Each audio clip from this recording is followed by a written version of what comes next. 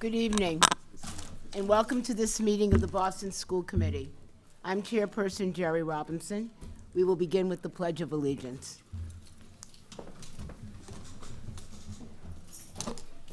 I pledge allegiance to the flag of the United States of America and to the republic for which it stands, one nation, under God, indivisible, with liberty and justice for all.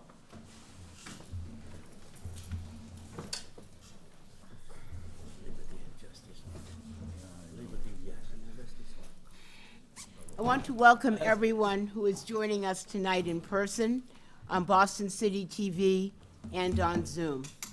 I'm going to ask everyone here in the chamber to please turn off the volume on your laptops or other devices so it does not interfere with the audio for tonight's meeting. Thank you for your cooperation. Tonight's meeting documents are posted on the committee's webpage, bostonpublicschools.org/school committee, under the November 19th meeting link. For those joining us in person, you can access the meeting documents by scanning the QR code that's posted by the doors. The meeting documents have been translated into all of the major BPS languages. Any translations that are not ready prior to the start of the meeting will be posted as soon as they are finalized. The meeting will be rebroadcast on Boston City TV and posted on the school committee's webpage and on YouTube. The committee is pleased to offer live simultaneous interpretation virtually in Spanish, Haitian Creole, Cape Verdean, Cantonese, Mandarin, Vietnamese, and American Sign Language. The Zoom interpretation feature has been activated. Zoom participants should click the globe icon at the bottom of your screen to select your language preference. I'd like to remind everyone to speak at a slower pace to assist our interpreters. We will begin the meeting with the approval of minutes. I will now entertain a motion to approve the minutes of the November 5th meeting. Is there a motion? So move. Thank you. Is there a second? Second. Thank you. Is there any discussion or objection to the motion? Is there any objection to approving the motion by unanimous consent? Hearing none, the minutes are approved. We will now move on to the superintendent's report. I present to you our superintendent, Mary Skipper. Thank you, Chair. Good evening to everyone in chamber and on Zoom. So first, I'd like to just take a few minutes to talk about a couple of items that I know are of top of mind to our school committee members. The first is transportation. At the conclusion of the systemic improvement plan with the Massachusetts Department of Education, the district committed to providing quarterly updates about transportation on-time percentage rates to the school committee. School committee members are in receipt of a memo from the BPS Transportation Department that provides an update on the district's first quarter on-time performance, of what we call OTP. We started the year off with 66% morning OTP and 75% afternoon OTP on the first day of school. These were both day one highs. Since then, the on-time performance of our transportation so far this year has continued to consistently achieve record highs. Through day 45 of the BPS school year, morning OTP has reached our goal of 95% or higher on 9 different days.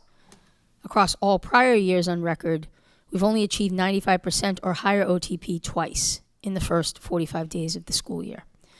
We're averaging 94% morning OTP so far in November and are committed to continuous improvement to increase the efficiency of our system and ensure high-quality transportation service for all students.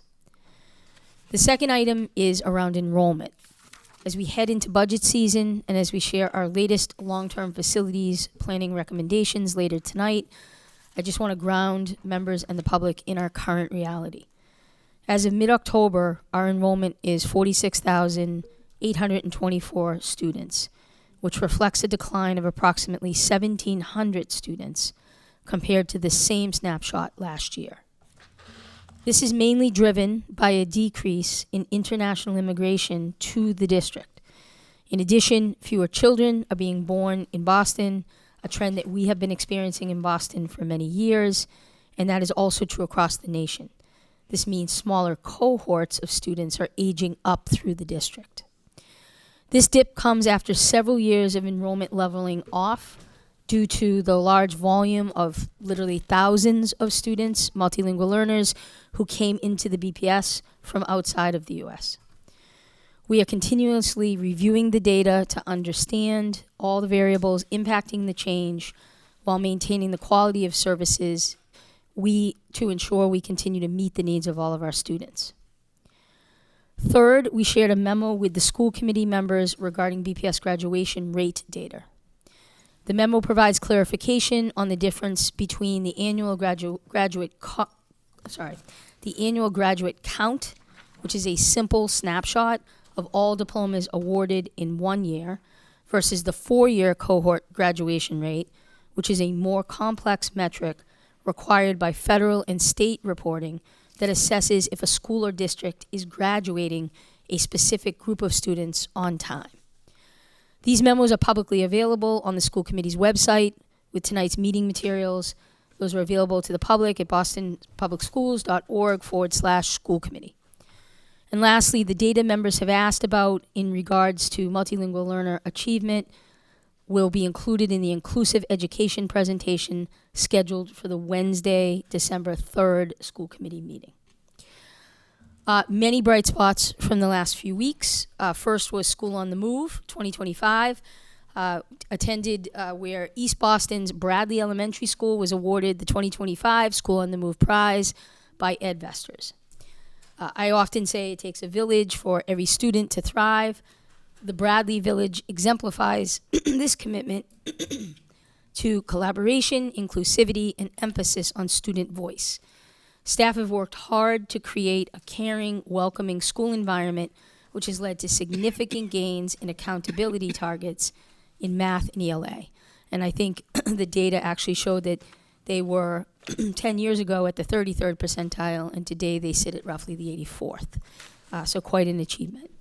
The other two finalists, the Dante Alighieri Montessori School and Up Academy Dorchester, these two schools and staff also work tremendously hard to drive improvement every day. Thanks to the generosity of two anonymous donors, both schools will receive a $20,000 prize, double what the runners-up usually receive. Ed Vesters itself as a partner has supported BPS for more than 2 decades now, including 20 years of the School on the Move prize. The district is so incredibly grateful for their continued support and partnership and for championing the hard work of our educators and school communities. Ed Vesters is a key partner to the district from their key roles in arts education, our racial equity work, our career pathways, to our newest partnership alongside Mayor Wu and the City of Boston, Wicked Math, which will provide advanced math instruction for students across our district. On Wednesday, November 12th, we had 71 schools participate in Principal Partners. This was a one-day event when leaders from the corporate, public, and nonprofit sectors joined principals at BPS schools, and they walked through a typical day of a school leader. Here are some of the photos from the day. Ronna Murphy, Senior Vice President at Eastern Bank, during a visit to the Warren Prescott. Chair Robinson and Head of School Nichelle Gordon at Excel High School. And Steph Cherry Winder, the Secondary Education Specialist and Strategic Initiatives Manager at National Grid at the Bates Elementary School with school leader Megan Harrington. Principal Partners generates support for the city's schools and provides our city leaders with an up-close look at what's happening on the ground in our schools. On this slide, there are some photos from the morning where I spent at Madison Park with Greater Boston Chamber of Commerce President and CEO Jim Rooney. It was an amazing visit. We went into the culinary area and we learned about a unique partnership of internship where students are at BC doing their culinary apprenticeship. Went into the carpentry area, as you can see. We went into the electrical, the HVAC, the plumbing. And the one on the right is where we went into the craft shop, their marketing and enterprise shop, where this is the Cardinal, the Madison Cardinal, that they've created for a T-shirt mascot. The kids were just, you could just tell, so proud of Madison Park, their school, all that was happening in it. And I know that CEO Jim Rooney learned a lot. He had a dialogue with a group of group of the students afterwards from the health pathway to talk about how students can get higher quality internships in the health career area. Last night, the district held its annual DLAC elections, what we call our District English Learner Advisory Committee, which brings together families committed to advocating for our multilingual learners. I want to recognize and thank these families for their leadership and partnership. Their voices are essential in shaping our programs, strengthening our services, and ensuring we continue to honor the language and cultural assets of every BPS student. I'm proud to share that a member of the BPS family is being honored tomorrow at the annual Henry L. Shattuck Awards. For the past 40 years, the Boston Municipal Research Bureau has presented the award to individuals for their dedicated service to the city of Boston and the greater community. Mattahunt Elementary School teacher and inclusion specialist Taylor McCoy is one of the 10 honorees being recognized as an everyday hero of public service. I'm so happy that one of our dedicated educators is being recognized in this way. As a new teacher developer, Taylor mentors new teachers during their first year at school. She also continues to carry a full caseload of inclusion students, providing both support in reading and helping them reach their behavioral goals. Taylor holds 2 master's degrees, one in special education and one in reading. And for the past 10 years, she has given her heart and soul to the Mattahunt students and school community every day. And we'll formally recognize Taylor at a future meeting here at the school committee. But for now, we just want to say congratulations to Taylor. Last week, I attended the SpedPAC Resource Fair at the Murphy K-8 School, which is an event designed for students, parents, and caregivers to learn more about the services available to them, including food, clothing, healthcare, housing, and legal support. It was great to see Chair Robinson, Member Scarrett, as well as SpedPAC Chair Edith Brazil at the event. I just want to publicly say thank you to Edith and to the SpedPAC leadership for their strong partnership with BPS. I also want to note that several BPS departments participated in the event, including our Food and Nutrition, BPS Eats, the Office of Family and Community Advancement, and Countdown to Kindergarten. I would also like to extend an invitation to the 2025 Showcase of Schools, scheduled for Saturday, December 13th, from 9 to 1 here at the Bowling Building. The Showcase, it's an annual career fair-styled event where all 109 schools present their communities to current and prospective families. It offers families a chance to meet school representatives, ask questions, and discover the distinctive programs, learning environments, and supports that each BPS school makes it unique. Our goal is for every family to feel welcomed, well-informed, and confident in selecting the learning community that best aligns with their child's strengths and aspirations. These are some of the pictures from last year's event. This is a tradition that our leaders and members of the school communities love to come out for. The school showcase marks the beginning of our 2026-2027 school year registration period. And this year, given our new registration platform, families have the opportunity to explore schools and complete the entire registration process online. They can do this from the comfort of their home on any device. This has been something that's been a request from families to be able to broaden access. We know that it makes it easier for families to learn about their options and take the next step in choosing the best fit for their child. You can go on to the bostonpublicschools.org and click Enroll at the top of the page to learn more. Before we close, I'd like to just share a short video from the BPS communications team highlighting the Madison Park Co-op Initiative, which is a partnership between Madison Park and the city's Office of Workforce Development. This initiative provides real-world hands-on employment opportunities, and the students in this video are putting their knowledge and skills to work at the City of Boston's Parks and Recreation Department. And this is one of 3 city departments employing our students.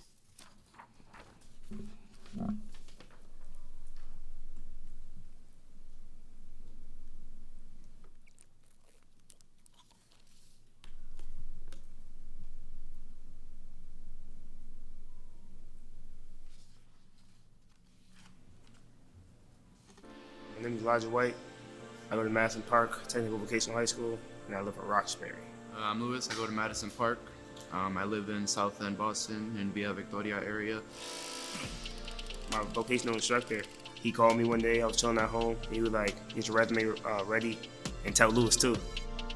We at Madison can do things that simply other high schools can't do.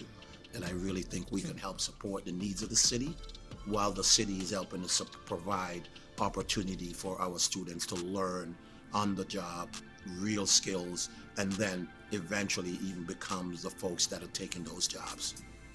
We got together a team here within the city of Boston to improve our placements in co-op. And what better place than to approach the various cities' departments? Why don't we put the lift down? My role here is to manage our parks and all their needs of equipment, which also involves the garage for equipment repair. During the summer, it's a full-time job. It's a full paid job. Then once school starts, we're still getting paid, but it's 1 week on working here and then 1 week going to school. We work on stand and sit down lawnmowers. We work on oil changes. We change the blades. If they pop a tire, we change those. With the weed whackers, we change the heads, carburetors if needed, filters. The leaf blower is the same thing, filters if needed, and things of that nature. I believe my most important role is to really make sure that our students are qualified and also have opportunities to go out and display the skills that they've learned here. I'm an immigrant from Jamaica, and when I came in, when we came in here, I really wasn't thinking about college. I was really thinking about helping my family. And so I went to a vocational school. It's one of the best things that I did. Back in 1978, I was a graduate of Brighton High School and also a part of this similar program of working 1 week and academic 1 week at school. And it's been very good to me, and I see that being very good to any other student that is interested in the future. I'm hoping after I graduate, I get hired here, and I'll work here for a couple years. And at some point, I want to move to Central Fleet, which is a part of the city of Boston, but it's more of the cars and trucks. I just want to say how important the co-op program is. It goes beyond earning money. It's a confidence builder. It's a validation of skills for our young people. It's opportunity that they deserve. And it benefits the community, the student, the employer. It's a win-win for everyone. Nice. Very nice. Very good. Just a thanks to the communications team. This is exactly what we're trying to do, which is go out into our schools and really bring to life and showcase all the amazing work that our educators, school leaders, staff, and students are doing. So to learn more about the program, you can visit boston.gov/Madison-co-op, C-O-O-P. With that, Chair, that is my superintendent's report, and I'll turn it back to you. Thank you, Superintendent. I'll now open the floor for questions and discussion. I have a question. The memos you talked about, are they coming or on transportation, in graduation? You're in the packet. I don't have it. Nor in my drive. I'm in my drive now. Okay, good. Okay. Maybe someone can get it for me. Ms. Parvex? They were sent by email, like 2 weeks ago, by email. Okay, well, we'll resend to you. Great. Member I don't have Cadet. it. So I'll look forward to reviewing that. I guess I'll ask questions then. I'm not seeing it. I do have a question on transportation, and maybe this is in the memo. We've read, I think a lot of people read the news, obviously, around the former director of Transdrab, the company that operates the bus fleet, and the sort of bribery kickback scheme. And then we're coming off of, obviously, like a bigger independent report on some of the lack of district oversight. So which led to uncertified drivers and obviously some really tragic situations here in the city. So I'm just curious, like, how are you thinking about the structure of that division, and what changes are being made, and what can we sort of anticipate from a policy level? Sure. And Dan may want, or Sam may want to add to this, but I guess I'll start and say that from our purposes, the last contract, we have incorporated in that an abundance of changes that we believe strengthen both the accountability and address issues of holes that may have allowed for what previously had happened. And I specifically spoke with both Dan and Sam and was assured, as was my understanding, that the current contract really does have a lot of meat in it in terms of the accountability pieces to assure that that would not happen going forward. That was a previous contract, and as you know, it was from 2010 to 2021.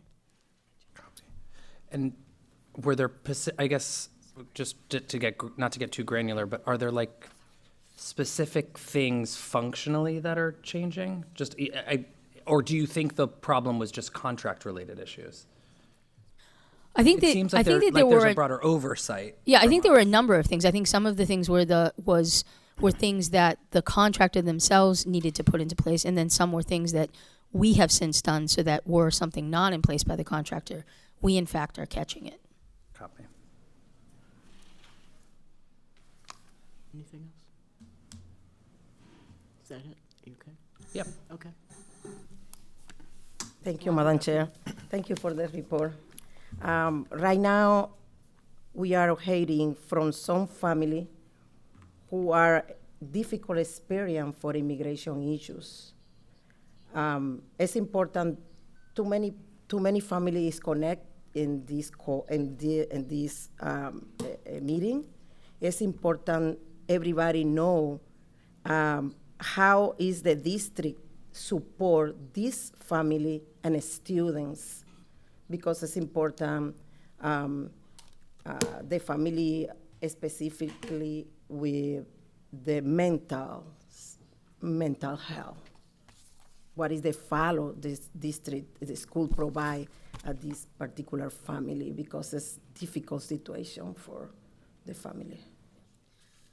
No, I think this is an important topic, Member Polanco Garcia. I think that since January, we have, with our social work division, and those any of our partners that are supporting the wellness and mental health of our students and our families, we have had a real concentrated effort, particularly in the areas of the city and or the schools in our city where we see issues happening or where things are reported.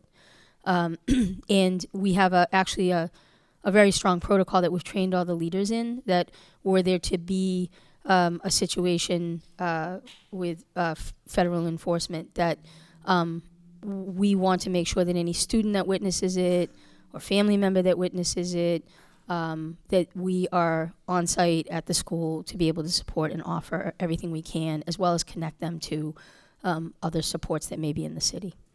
I think similarly with the SNAP benefits, we went into action right away, and I think this is just the role that schools have come to play in our society, is to fill these gaps, and they are important gaps. And I think even with the SNAP benefits, when we knew that there was to be a disruption, we immediately had task force in place that was operationalized. Our food and nutrition services went into full gear. We had 64 sites giving after school meals.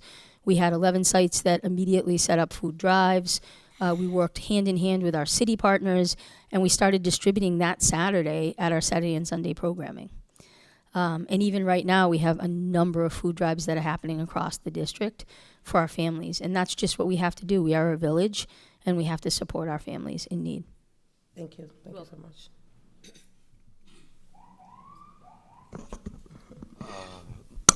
My question is going to be a little legalistic, but just to follow up on Member Hernandez's questions regarding TransDev. I presume that the Boston school system entering into all kind of contracts with different vendors. TransDev is one. Just for my self-edification, are we do those contracts have a provision where we are held harmless? You mean like an indemnification? In a sense, but let's say if like couple of months ago, there was a kid who, unfortunately, died at the at the bottom of the school bus. Yeah, Lens. And of course, we are part of the party that was sued. I hate to see our budget or the city budget is going to be part of those damage recovery. I'm pretty sure those are covered by the contractor, not by us. Yeah, I would actually, Member Tran, I would suggest that if committee members want a briefing on that, we would go through our legal office. I'm not equipped legally to answer that question one way or the other, so I think I would just, we can arrange that if that's an area that you'd like answer on, we can have our lawyers be able to do that. I wouldn't feel comfortable answering that. Thank you. Yeah, sure. Superintendent, just with a question around the graduation rate for clarification, just because in case not everyone has seen the memo, and just to continue to distinguish between the count, I think you called it, and the cohort rate. So the last year's seniors, class of 2025, graduated at a rate of 85.7%, which meant the students who were coded as 12th graders last year, 85.7% of them earned a diploma by October 1st. Yes, I can pull the memo up. And then what we're waiting for is the 4-year cohort, which is a more Correct. complicated algorithm involving all of the students who began 4 years ago, transfers in, transfers out, et cetera. And looking historically at the difference between the 4-year DESE cohort rate and the count, it looks like those are usually within a percentage point or two of one another. So are we reasonably hopeful that the cohort rate would also be improved over last year, since our senior count rate is 4 points higher than last year? Yes. I think one of the predictors of graduation increase is actually dropout stability. Having the dropout rate become stable and or decrease, because you're basically feeding more kids into the pipeline to graduate. That happened for us, where we stayed steady at our rate from the previous year, and were very intentional during last year and into the summer to offer our students who are seniors as many opportunities as possible to ensure the credits they needed to graduate. So this summer, we actually had far more participate in the summer graduation and the June graduation, which is why you're seeing that bump to 85.7. Monica, is there anything I said that you need to correct or add? No, I think just the clarification that the students who graduated in June did not necessarily graduate in that 4 years, so we don't necessarily know. I think in recent years it has been a closer percentage point gap, but you'll see in the memo a few of the years back it was more of a 7 percentage point gap. So I would just be cautious of trying to predict right now what that 4-year cohort rate is going to be based on that data. Because many of the students could have been overaged or a few years out from the cohort, which is wonderful that they're getting a diploma, Correct. but would not be a part of that 4-year cohort. Right, and sometimes we don't always know exactly when they entered 9th grade in another school across the state, and that's what the state uses to determine that 4-year cohort. Yeah, and similarly for us, we every student that hasn't graduated, we continue to reach back to. In fact, we reach back to students who have dropped out. If they drop out again, they actually count again as a dropout. But we continue to reach out if they're under the age of 22 because we want them to graduate. Mr. O'Neill? Thank you. Thank you, Superintendent, for your report. I want to dig a little bit deeper on something you talked about, which was enrollment. Mm-hmm. So you said through mid-October, we're down approximately 1,700 from the same point last year. And I'm sure during the long-term facilities plan presentation later on tonight, we're going to talk about enrollment projections and open number of seats. But I just want to spend a moment, if you would please, Superintendent, or you may want to call out Chief Financial Officer, be our call, but the impact of that enrollment. First of all, what had we projected versus what was actual? Because I know we had projected a decline for this year. And then what the actual impact is, I don't know the answer to what percent of our revenue is based upon the actual student number. I know a lot of the federal money and state money in particular that flows through the city is by actual students. So when we have 1,700 students less, or X number less than we had projected, that's less revenue for us. That, you know, there's an impact. I just want to spend a moment to understand the impact of that 1,700 down. And then I assume my third point of the question is, so one is, what was it versus what we projected? Two, what percent of our revenues are based upon students? So what's the actual dollar impact? And three, what is our, since some of the trends you talked about, particularly the lower birth rate in the city, we know how many students have been doing the past couple of years. What is our projection for next year on enrollment, if we may? All right, so I'll answer some and I'll defer to you on the spreadsheet side. In perspective, the last 3 years, we've seen fairly steady enrollment. That has been in part because we have seen a very steady flow of multilingual learners into our schools, particularly newcomers. And to the point that last year was the first year in real recent memory, that we had an increase, right, in enrollment. To have 1,700 students come out of that enrollment is a really large number for us. The last time we had a significant drop like that is like is the pandemic, like right after the pandemic. So it has huge ramifications across the schools. Where we saw probably the most significant was at the high school level, right? Grade 7 to 12. That's where we saw the highest. And the cost, which David can get into, it expresses itself different at the elementary than it does at the high. So for instance, at the elementary, you can close a classroom of learners in a grade, and that has a particular saving. At the high school, when you need to account for a group of kids, it's math, science, English, social studies, language. It's multiple educators.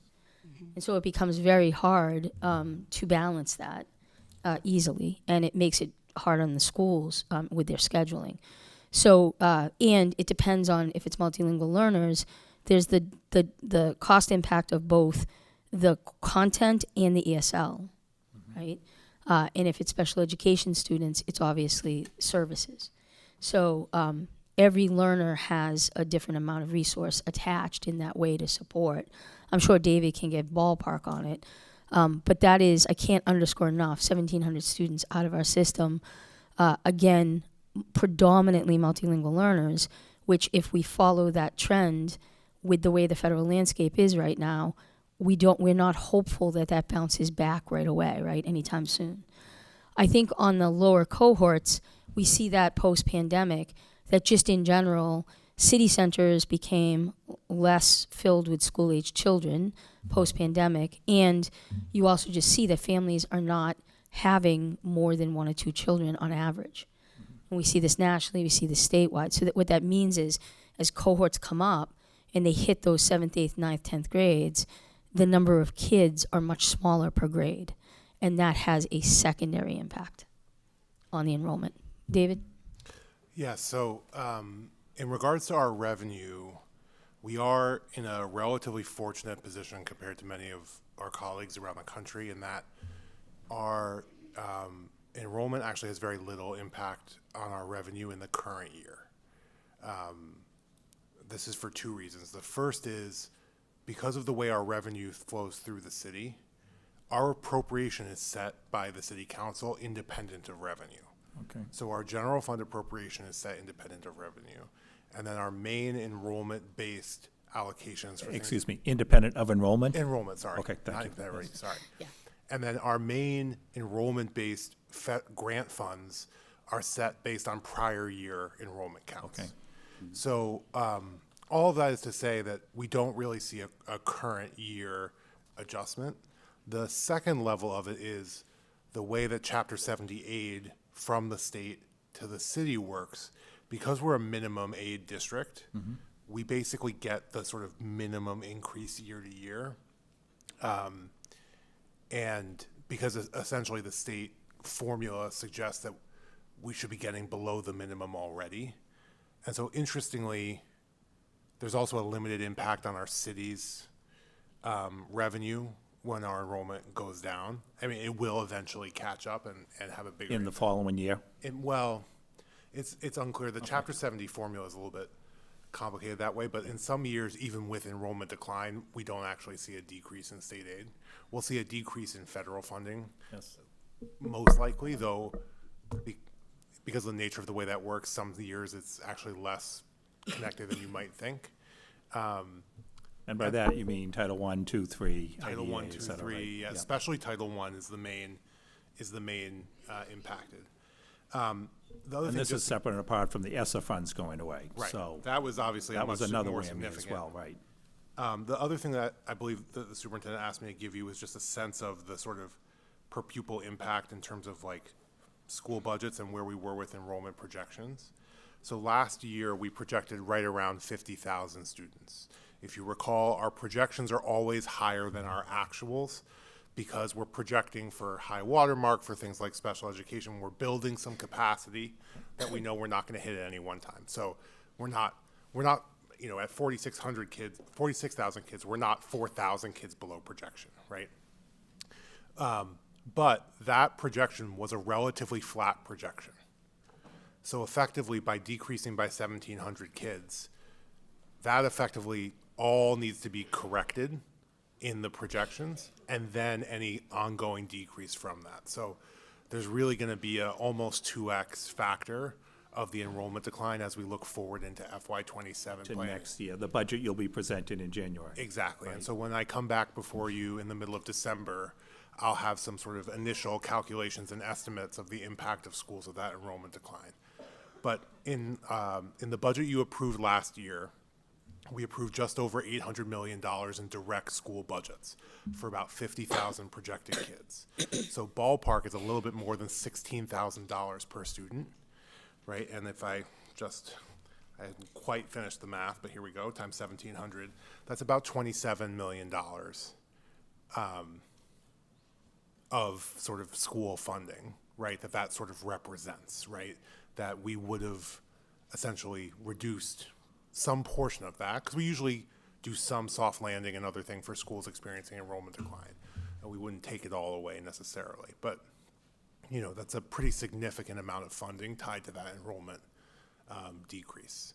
27 million that would not be flowing to our schools next year. Right. Because of less enrollment. And as the superintendent said, for example, at a high school level, if you have to have an English teacher, a math teacher for each of the cohorts, Yeah.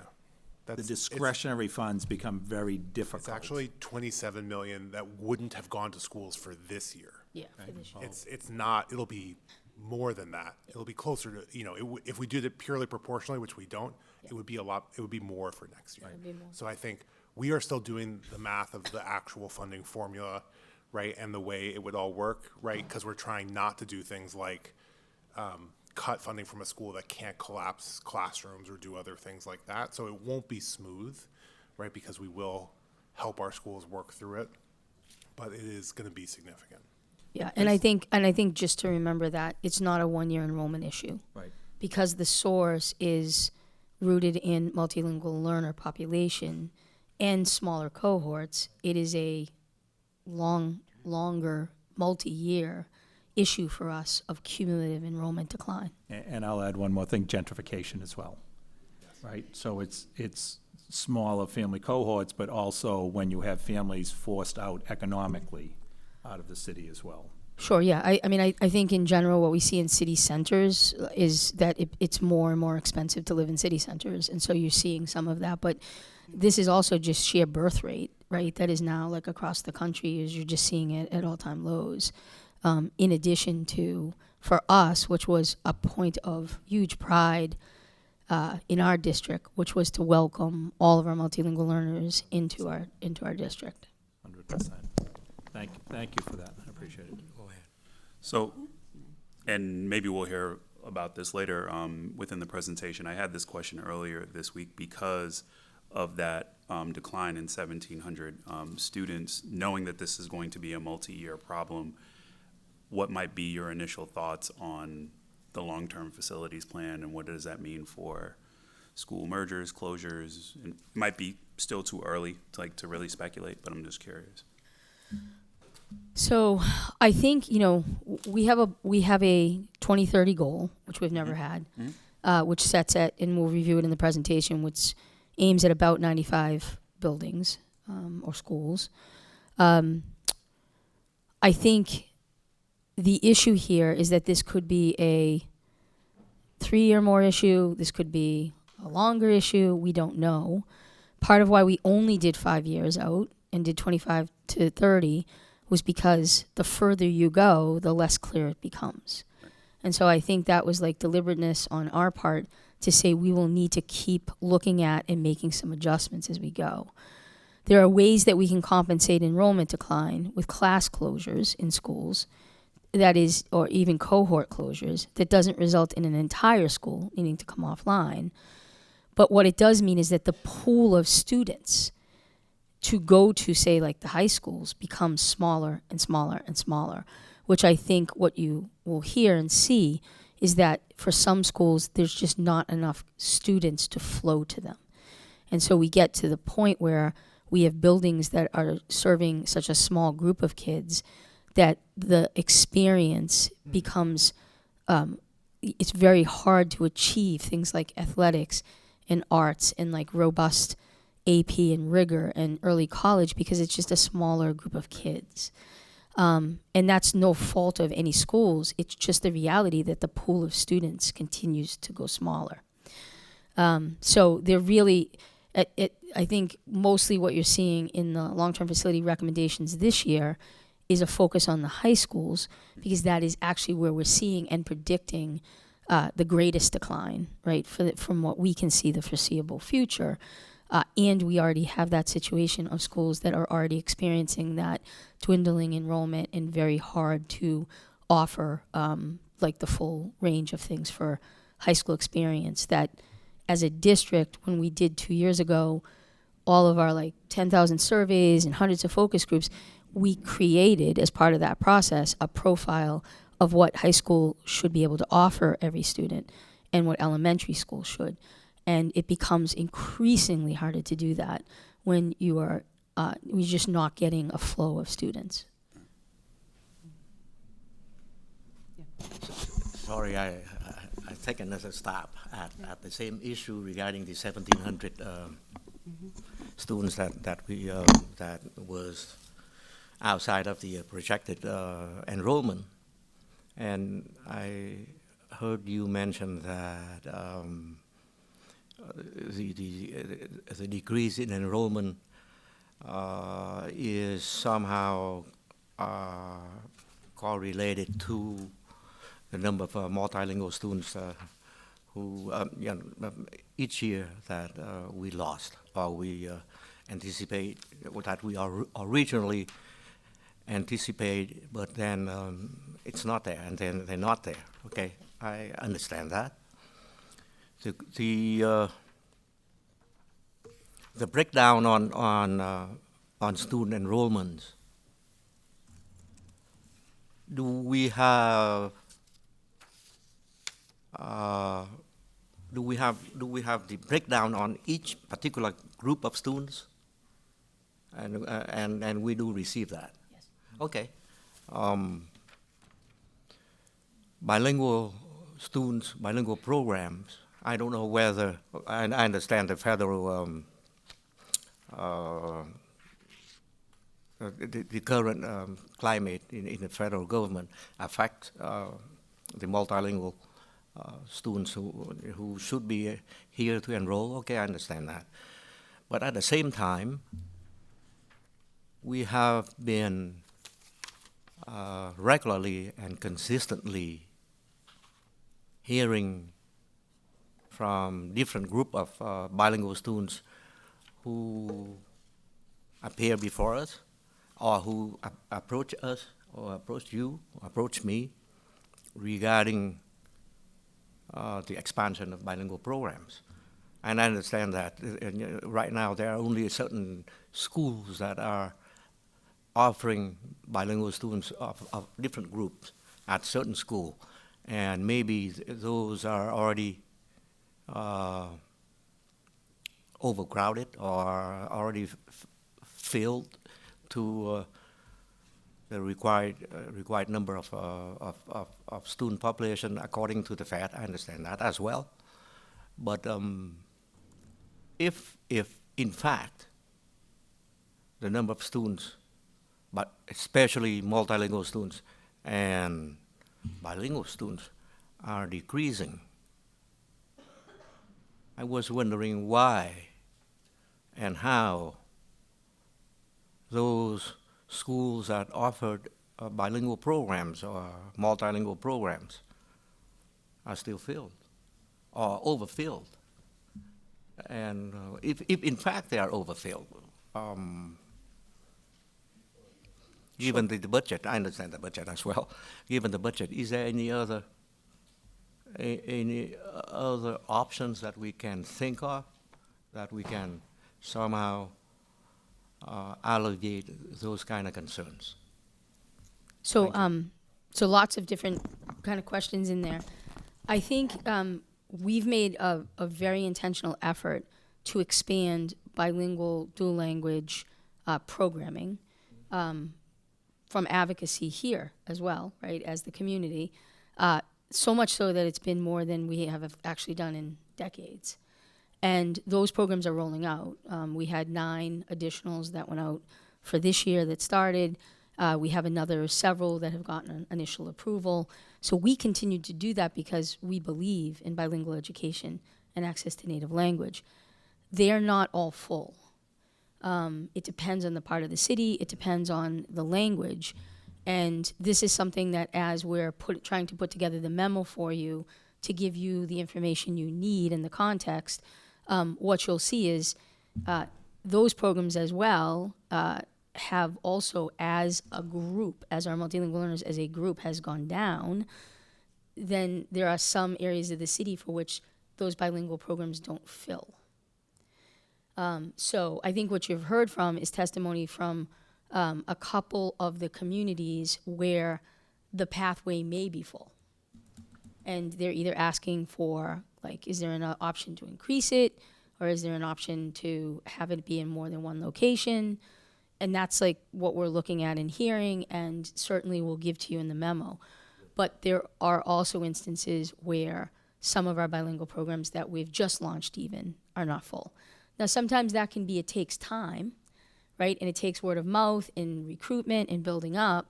And sometimes it is because there's just not a base enough in that area of the city because of everything that's going on. So I think when you get the memo and we talk on December 3rd, more of that information you'll have to then be able to kind of ask the next set of questions around it. I appreciate that. You're welcome. You're welcome. I'm coming back because my start was clunky, so I appreciate you letting me have a second round. First question, just going back on the buses and the broader TransDev issue. Here's my ask is, given how incredibly huge of a budget item this is for our system, and the safety and operation issues, I am wondering, and I really do trust that you've done the work to build in the sort of right checks and balances, but I think it would be helpful for us to hear more deeply, just given because of how large of our budget process it consumes. What are those sort of checks and balances, even if it's like not a exciting conversation? I think it would be I think it's a really important part of what we do. We have said this is such an incredible priority. It's operating at a third of what we spend. So I think that would be really helpful if we can make that happen. And 2 more questions. On the graduation rate, and I got the memo, thank you to my colleague for pointing out where it was. I want kids to graduate, and I don't care if it takes 4 years or 6 years. We're all on a different journey. So I'm 100% with you. And I am curious as we pull apart the data, and this is us getting really deep in being a student outcomes focused body. This is why I've been pushing on this so much. Like, this is actually interesting data for us to play with to understand the dynamics of the system. So as you give us the graduation rate that will include 5th year and 6-year students, which again is a success. Like, also someone taking 6 years to get through this in a non-typical way, like, you are winning in my eyes. But it would be helpful for us to understand what percentage of that is 4-year, what percentage do we see 5th year, what percentage do we see 6th year, and then where in that do we understand dropout rates, and how does that happen?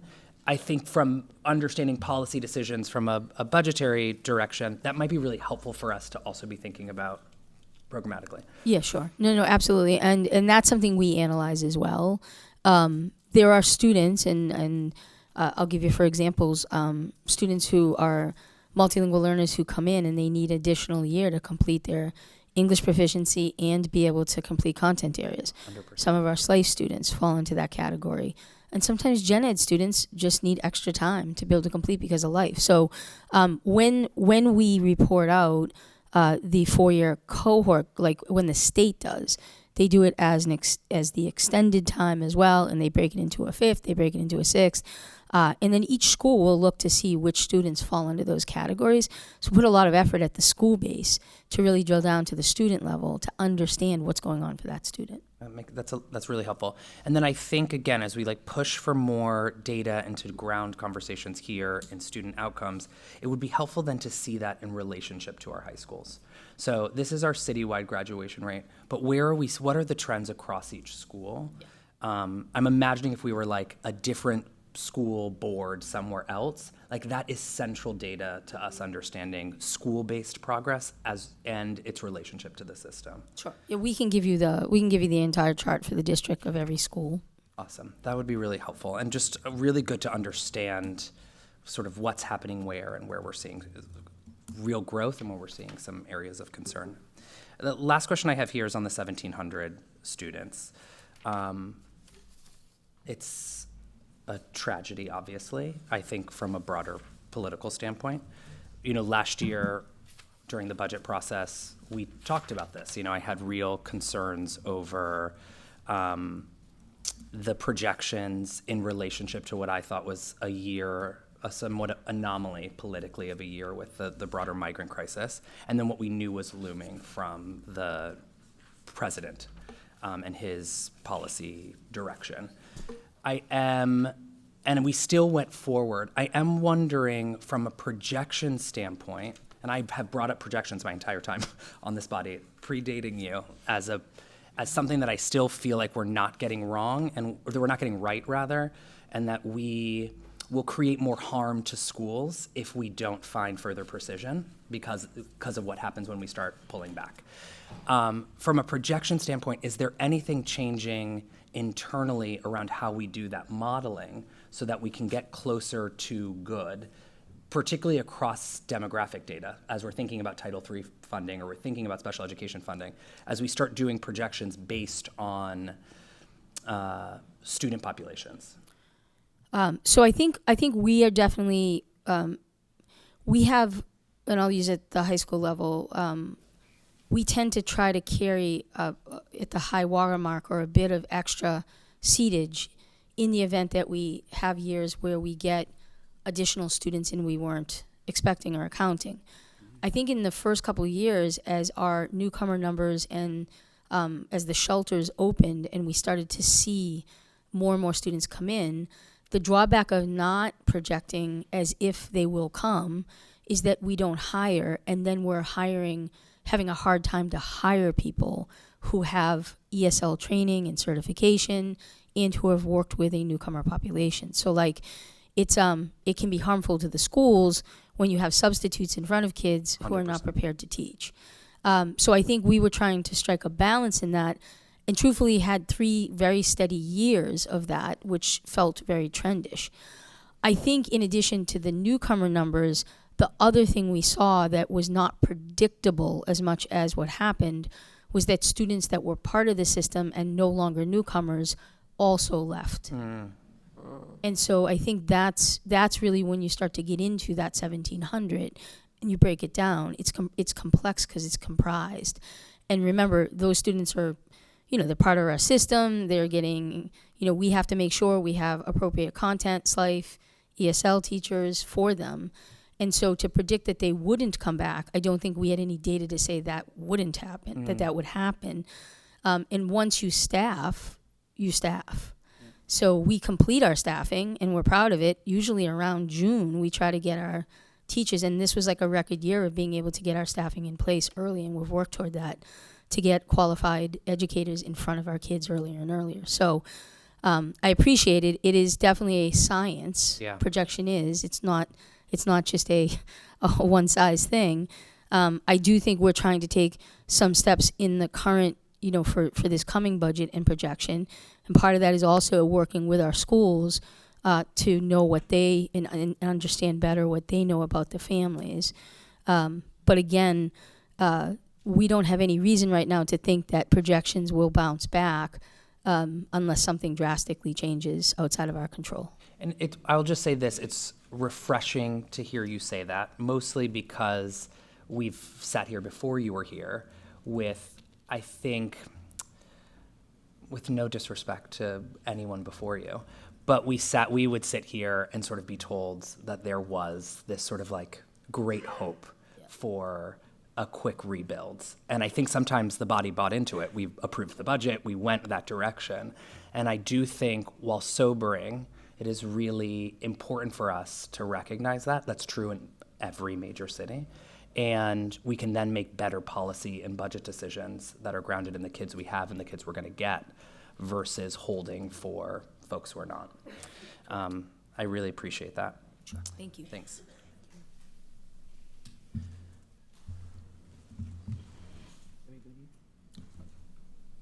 All right. Thank you. I think we've done a lot here, so I'm not going to ask any questions right now. But I will now entertain a motion to receive the superintendent's report. Is there a motion? So moved. Thank you. Is there a second? Second. Is there any discussion or objection to the motion? Is there any objection to approving the motion by unanimous consent? Hearing none, the superintendent's report is approved.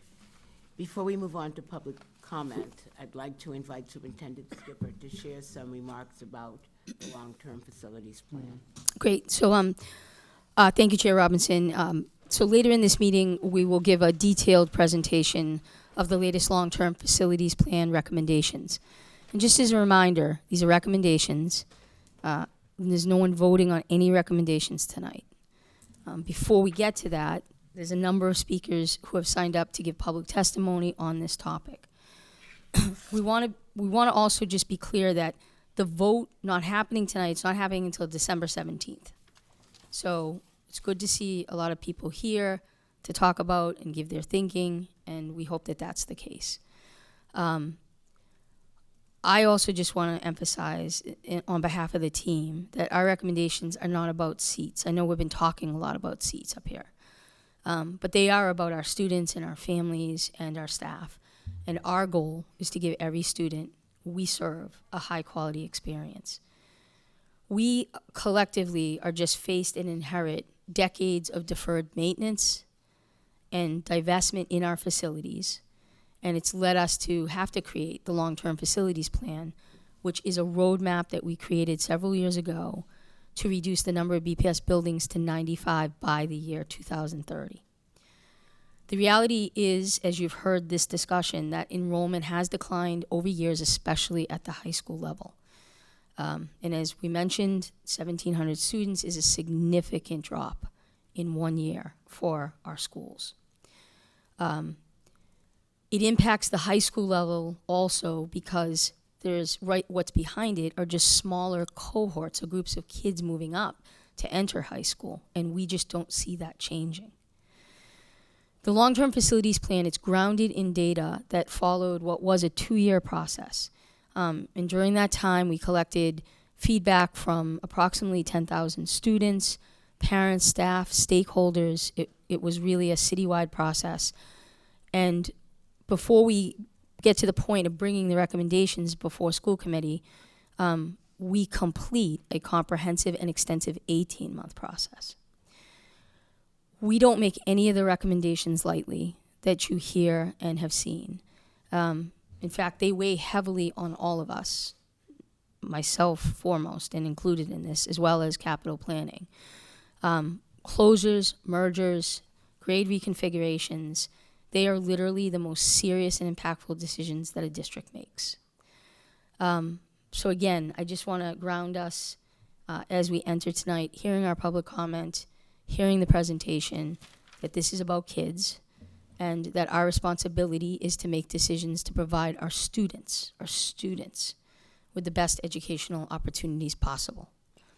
I also just want to thank everyone that's here tonight for coming out, and we will be taking extensive notes and listening to voices, ideas, experience, because we know this is just a critical decision. So thank you, Chair, for giving me an opportunity to say that at the beginning before we hear public comment. Great. Thank you. So we'll now move on to general public comment. And I just want to remind everyone, we have a number of people in person to speak. We will do 1 hour of public comment, and I believe we have approximately 30 people here. So please remember, each of you will get 2 minutes. And remember that we are going to have to stop at exactly 1 hour, so please don't go overtime because you'll be taking away the time from somebody else who is also sitting and waiting, and I would hate for them to have to wait till the end of the meeting if they're here to be able to do that. But we know it's going to be a long meeting, so we want to be respectful of your time, and also I want to be respectful of the members' time. So with that, Ms. Parvex. Thank you, Chair. The public comment period is an opportunity for individuals to address the school committee on school-related issues. Questions on specific school matters are referred to the superintendent. Questions on policy matters may be discussed by the committee later. The meeting will feature 2 public comment periods, with the first comment period limited to 1 hour. After 1 hour, anyone who hasn't testified will have the opportunity to do so at the end of the meeting. We have 61 speakers this evening. Each person will have 2 minutes to speak, and I will remind you when you have 30 seconds remaining. Please feel free to email your comments for distribution to the committee. Speakers may not reassign their time to others. The time that an interpreter uses for English interpretation will not be deducted from a speaker's allotted time. Please direct your comments to the chair and refrain from addressing individual school committee members or district staff. Please note that the comments of any public speaker do not represent the Boston Schools or the Boston School Committee. Please state your name, affiliation, and where you live before you begin. If you're on Zoom, please sign in using the name you registered with for public comment, and be ready to unmute and turn on your camera when it's your turn to speak. Please raise your virtual hand when I call your name. To support the interpretation, please speak slowly and clearly. We will start with our in-person speakers. The first group is Quan Nguyen, Liu Nguyen, Wong No, Chilo Storm, Collins Walker, and Nyat Min Din. Quan Nguyen. Good evening. My name is Nguyen Nguyen, and I am bilingual professional at the Vietnamese dual language program at the Mather Elementary School. As a bilingual teacher, I see every day how powerful dual language education can be. Research shows that this program improves academic outcomes for both English learner and native English speaker.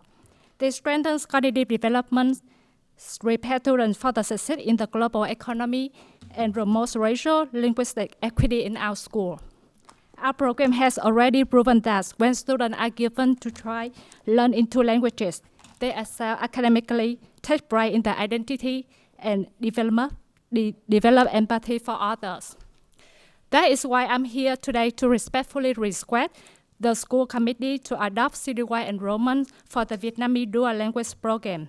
This will ensure that more Boston students can benefit from the opportunities and advantages that bilingual education provides. The next few public comments are all about the access to bilingual programs in which students can learn both their home language and English. We are eager to receive Independent Super Promise memo response to our community request for the citywide rather than home-based assignment. Thank you very much for the consideration. Thank you. Thank you. Next speaker is Liu Nguyen. Good evening, everyone.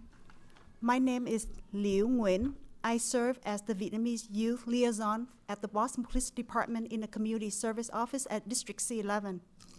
And as a proud member of the Vietnamese Dual Language Committee, I have worked with Vietnamese families and community members to advocate for the program since 2016.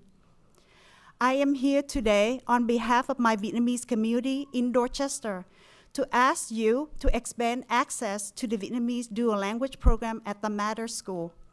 This is the only Vietnamese bilingual program in the entire state. As you heard from the children and teacher, this program does far more than teach 2 languages. It gives our kids a sense of belonging, of knowing that who they are and where they come from matters. For our community, this program is our pride. It keeps our language and culture alive. It gives us hope for the next generation of Vietnamese children growing up in Boston. Today, I am requesting the school committee to discuss this topic at your next meeting, to consider citywide enrollment for the Vietnamese dual language program and other bilingual programs in the district. Again, thank you for listening and for considering the future of our children. Thank you so much. Thank you. Our next speaker is Vuong Ngo.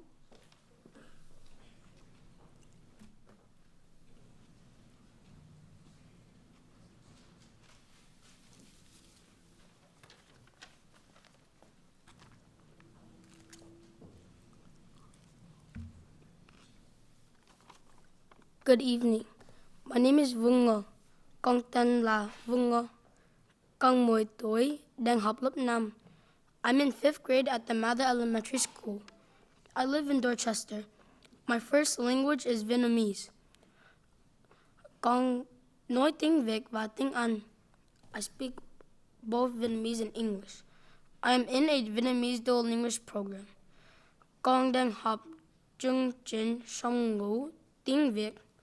I'm here today because my class and I wanted to tell you that you should allow more Vietnamese students, especially newcomers, to attend the Vietnamese dual language program since it helps kids that just came from Vietnam and might struggle in English classrooms.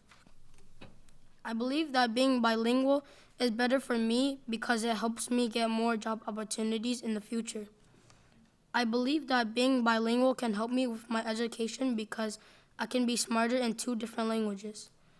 I believe making the Vietnamese dual language program accessible to all Vietnamese students in Boston can help the community. I just want you to know that bilingualism makes all students smarter and all students should become bilingual. Thank you very much.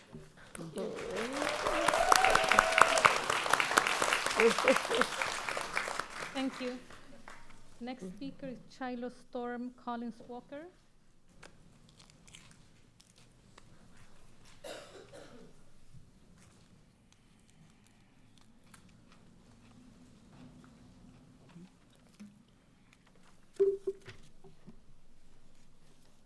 Good evening, everyone. My name is Shiloh Storm Collins Walker, also known as Stormy.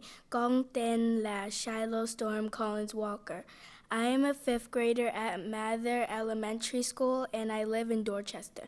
Con là học sinh lớp 5 tại trường tiểu học Mather và con sống ở Dorchester.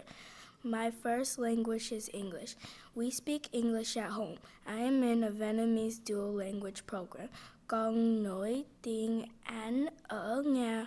Con đang theo học chương trình song ngữ tiếng Việt. I joined the dual language program when I was 4 years old because there was a lot of Vietnamese people in my neighborhood. My mom wants me to learn Vietnamese so I can speak to other people. Being bilingual is also important to me because it will help me with my education in the future. I want all kids to have an opportunity like I do to attend this awesome program. I also just want people to make more bilingual schools in Boston. I know that you are district leaders. You make important decisions. Please make more bilingual schools in Boston so more kids will attend. Thank you very much for listening to me. Cảm ơn.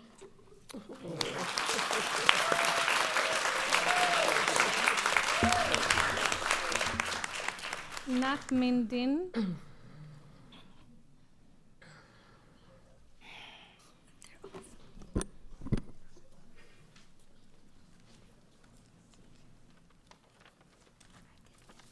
Xin chào mọi người, con tên là Đinh Cao Nhật Minh.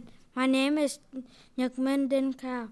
I am a fourth grader in the Vietnamese Dual Language Program, chương trình song ngữ tiếng Việt.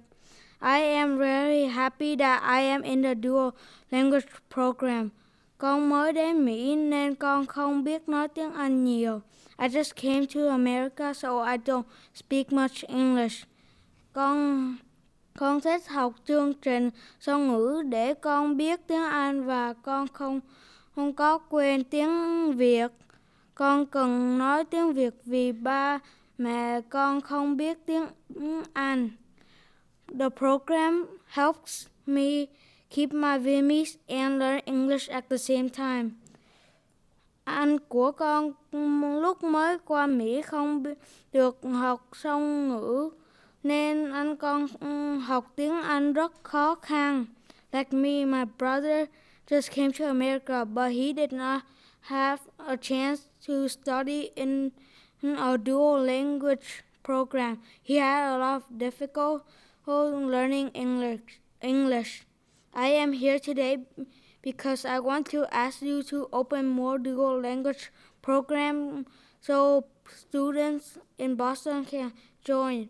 I want friends who just came to America to have a chance to 30 learn seconds. English and keep their languages. They should not lose their home languages. Con xin cảm ơn mọi người đã nghe con nói. Thank you very much for listening to me.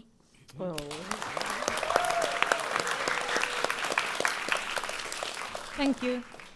The next speakers are Min Nut Lee, Tien Tu Thuy Nguyen, Odin Hao Nguyen, Nyla Hicks, and Angel Sosa. Min Nut Lee.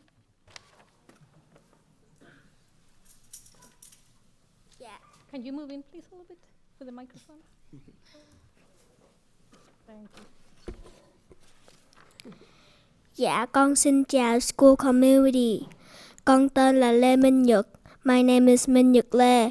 I am a fourth grader in the Dual Language Program, chương trình song ngữ tiếng Việt. I just came to America last year and I am learning English as a second language. I speak Vietnamese at home. Con thường trò chuyện với gia đình con bằng tiếng Việt. I like Vietnamese and I really miss Vietnam. Con thích nói tiếng Việt. Con cũng nhớ Việt Nam nữa. Being in the Vietnamese Dual Language Program helps me keep my Vietnamese and learn English. I get to have both. Bây giờ con có thể nói hai thứ tiếng. Con nghe mọi người nói nếu học tiếng Anh lâu sẽ quên tiếng Việt. Con không muốn quên tiếng Việt. People told me that if I learn only English, I will forget my Vietnamese. I don't want to forget Vietnamese. Today, I am here to ask if you can open the dual language program to more students. I want to have more friends to talk to and to play with. Con hy vọng chương trình tiếng Việt có nhiều bạn hơn. Con muốn có thêm nhiều bạn để chơi cùng. Thank you very much. Con cảm ơn mọi người.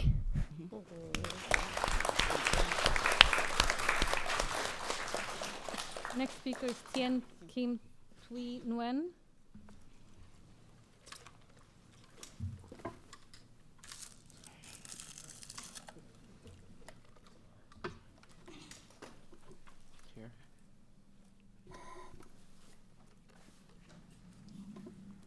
Xin chào mọi người, con tên là Nguyễn Thủy Kim Tiên. My name is Tiên Nguyễn. Con học lớp 4 trong trường Mather.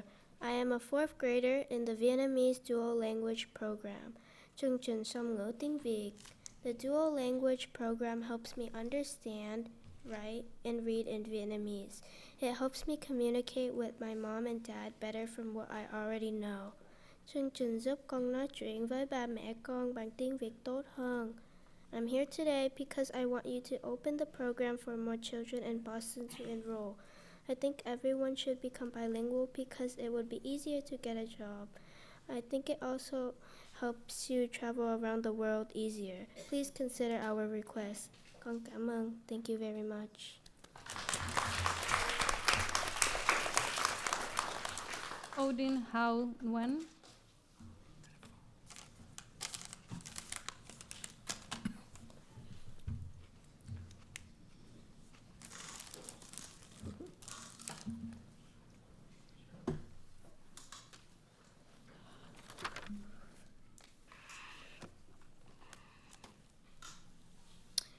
Chào mọi người. Tên con là Nguyễn Thiên Hạo. My name is Odin Hạo Nguyễn. I'm a 5th grader in the Mather School. I live in Dorchester. My first language is Vietnamese and I speak more Vietnamese at home. I am in the Vietnamese dual language program at the Mather.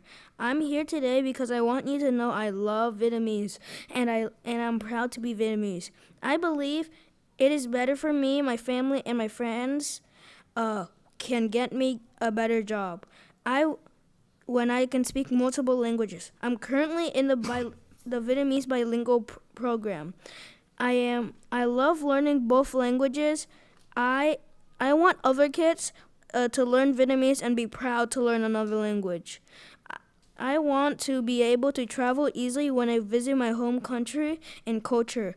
I am here to ask the school committee to expand the Vietnamese dual language program to include all children in Boston because I want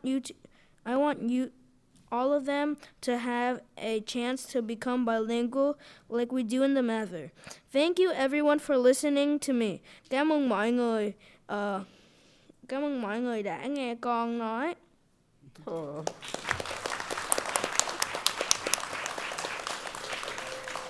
Nyla Hicks.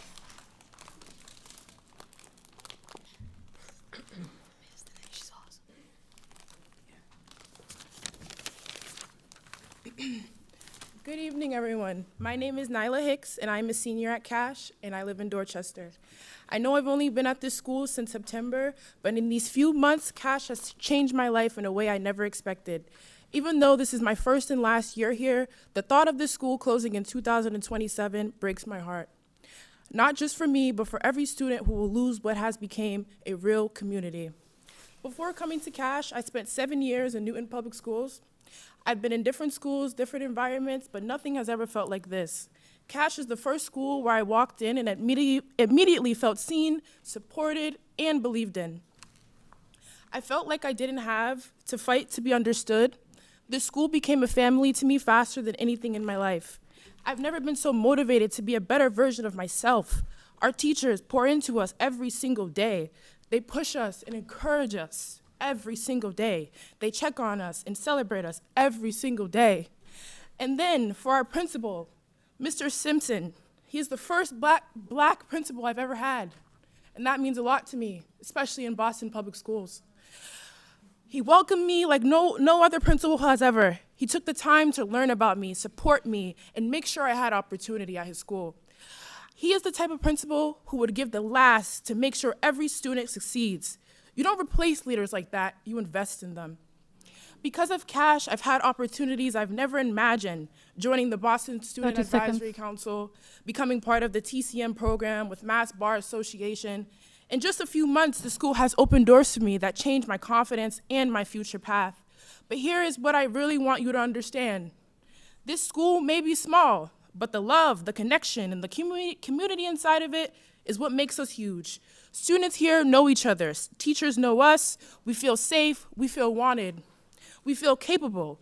Every hallway You walk in, someone is rooting for you. Thank you. Your time is up. Dang. Thank you. Thank you.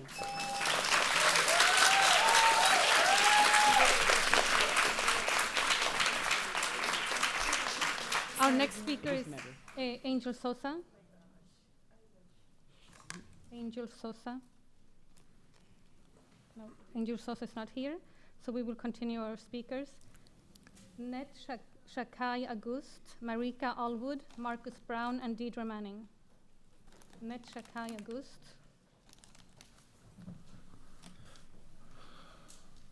No? Marika Allwood.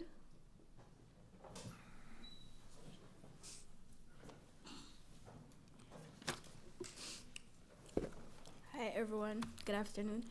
My name is Marika and I'm a junior at Cash. I moved here in 2024 from Jamaica. Starting Cash in September 2024 and going to Cash doesn't feel like a chore. It feels like somewhere I want to go to better myself and further my education. It's an alternative school for people who need a second chance, and other places might not accept them based on behavior and other things that are out of their control. I am not a number, and there's no price tag on me. I'm a real person, and shutting down my school will hurt me and others. Doing this will take away my experience. The Cash family sets a great representation. What if the population increases? Teachers might lose interest in teaching and might seek jobs elsewhere, which I think will decrease the numbers of teachers in school. What about parents who prefer small communities for their child or children? At Cash, we offer multiple opportunities to under-resourced students. I debate at Cash, and I think I do what I do well. If I move to a bigger school, I don't think I will get the recognition I deserve. I hope you take into consideration the effect this has on students, parents, and staff. Thank you. Thank you very much.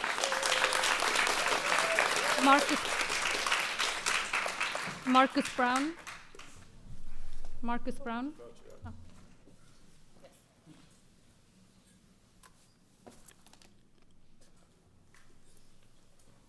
Good evening. My name is Marcus Brown. I'm the PE teacher and athletic coordinator at another Costa College High School, and I'm speaking against the closure. We were notified on November 17th that ACC would be recommended for closure, and 2 days later this proposal is being presented.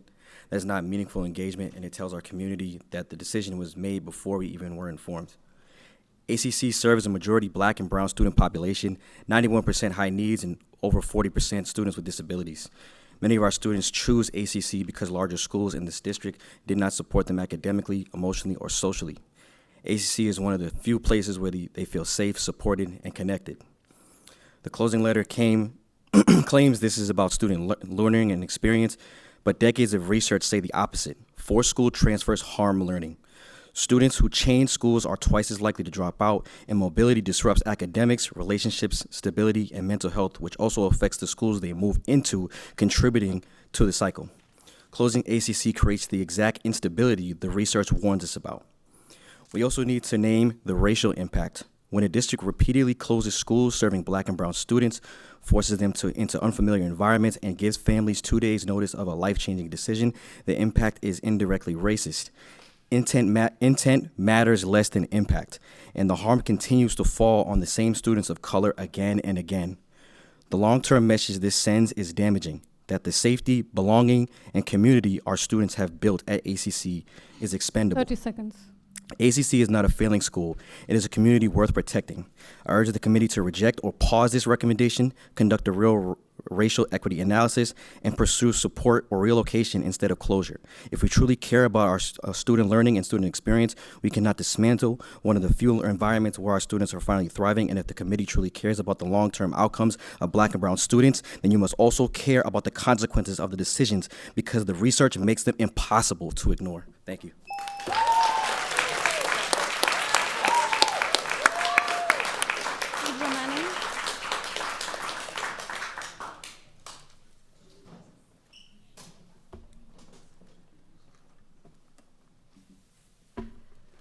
Good evening. My name is Deirdre Manning. I'm a resident of Dorchester and a single parent of 2 public school students. I wanted to bring to the attention of the school committee that there's an organization called the Boston Compact, and Dr. Ana Tavares and Dr. Granger are people who participate in this collaborative effort to sort of foster, I guess, better opportunities for members of our community. I've testified many times about the wildly biased testing conditions that favor Boston Public School students. I feel like this whole process is sort of like a welcoming party for BPS, but makes it very difficult for students who are not in BPS to be admitted to exam schools. I wanted to bring to your attention that there are very many charter schools that have a huge number of Black, in terms of percentage, Black and brown students. And if the school committee in the district is really serious about increasing the number of applicants to exam schools, they need to find a way to make it easier for these students to apply.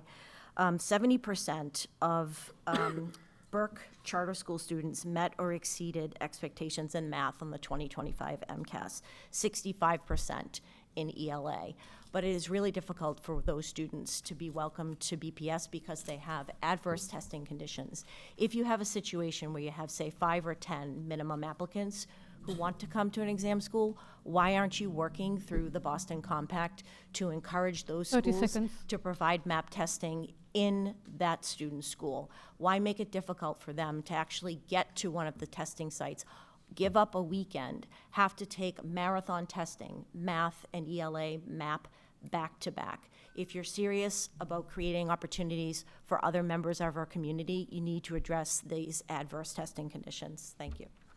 Thank you very much. The next group of speakers are Shamila Lloyd, Dorothy Humphrey, Amanda Roberto, Megan Despond, and Julie Tran. Shamila Lloyd.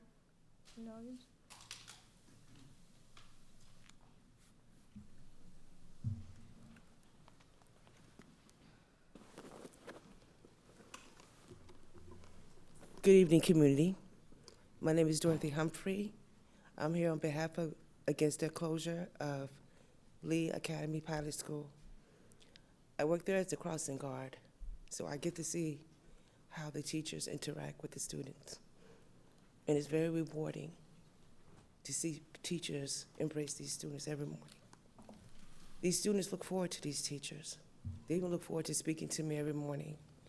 It's refreshing. And I remember when I wanted my children to come and attend Boston Public School, one of the things that I looked for was a small school, and small settings for my children to learn. And this school has that. And to take that away is a disgrace to the community.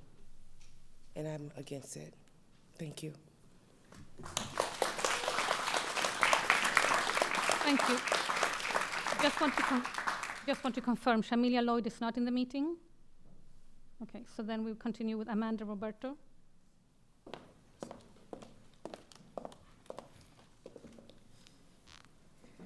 My name is Amanda Roberto. I live in Hyde Park with my husband and 3 children, 2 of which have IEPs and need an inclusion setting classroom. My son CJ is a sophomore at another Costa college. I am deeply concerned about the news to close ACC. Given my son's diagnosis of autism and muscular dystrophy, that school is perfect for both my boys. The proximity to home, the size of the building, and the inclusion setting classroom checked all of our boxes. I keep hearing that inclusion settings will be rolling out, but never give an exact answer as to when all schools will have an inclusion model. You have now left my family, along with many others, without a clear route of how to complete high school, which brings an enormous amount of stress trying to figure out where to send my children. Now there will be no options for inclusion schools for my boys or many others within a reasonable distance. You can't expect kids to sit in traffic for over an hour to get back and forth from school. Without having a solid school choice, inclusion or not, it is not only an inconvenience but disrupts our daily lives as a whole. We can't be expected to sell our homes, move out of the city to find a decent school for our child, because that's a ridiculous notion for families to uproot their entire life for a decent school within a reasonable distance to their home. Some families can't even leave the city due to their jobs because most Boston City employees have to live within the city. Also, it's not fair that families in Hyde Park, Rosendale, and West Roxbury are left with no viable options for public schooling, especially for kids in the inclusion setting. I also know there needs to be at least one inclusion SPED program in each district by law. We all know that high school holds many memories for students, and to end these memories so abruptly is heartbreaking. The email that we received stated 2 reasons to close. 30 seconds. One, because there was no gym, which New Mission is right across the street and is perfectly accessible. And the other reason is because of the size of the school. The school district knew full well how big that school was when they signed up to make it a high school. Having a small school was one of the reasons we loved ACC. One reason we love this school is because of the size, both physically and because it gives the kids more face time with their teachers and helps foster a better homeschool relationship with families. Please keep Thank you, the school Thomas. open. Thank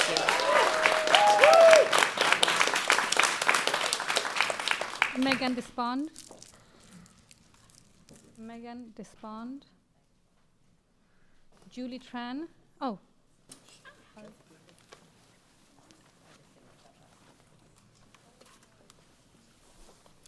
Hi everyone, my name is Megan Desmond and I am an ESL teacher at Another Course to College in Hyde Park. Again, I know that you all have done a lot of research, spent a lot of time making these decisions, and I hear all of that. And I also believe that we follow different trends. 20 years ago, we were moving towards smaller community schools, and that's why we exist. And now we're being told that that data is no longer valid. We found new data, and now we're deciding to close schools. I personally don't know when I've ever heard closing schools was good for kids, good for communities, good for families. Seeing kids who I would have never expected to have shown any emotions in school were heartbroken. This is literally in our face, the school to prison pipeline that you guys are doing by making these decisions. Multiple students have faced multiple closures and moving ahead of time in order to try and make sure that they are getting less interrupted schooling, and now they're being faced with it again. I don't know what to tell my students. We don't know what to tell our students. Our students don't know what is happening to them next. And these are decisions that are being made, and we're finding out less than 48 hours later that we need to come and fight for our schools, and we're all here willing to do that, but we need your guys' help 30 to make seconds. better decisions, because this isn't it. Thank you. Next speaker is Julie Tran.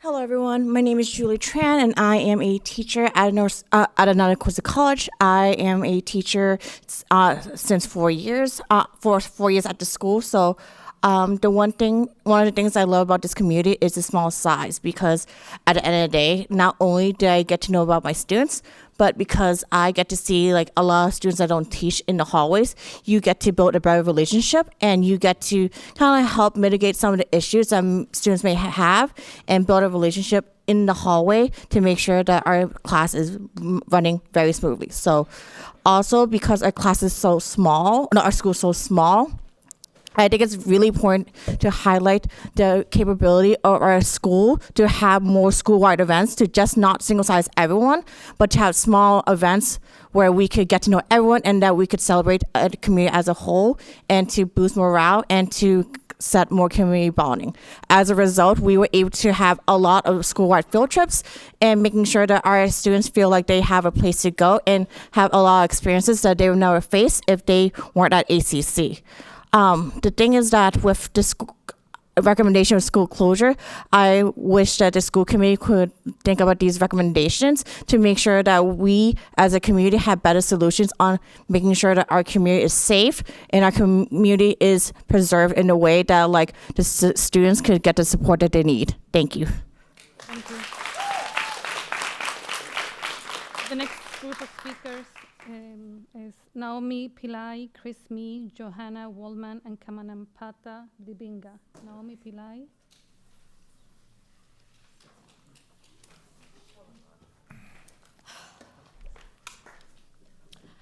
Good evening. My name is Naomi Pillai. I have the privilege of teaching visual arts at ACC.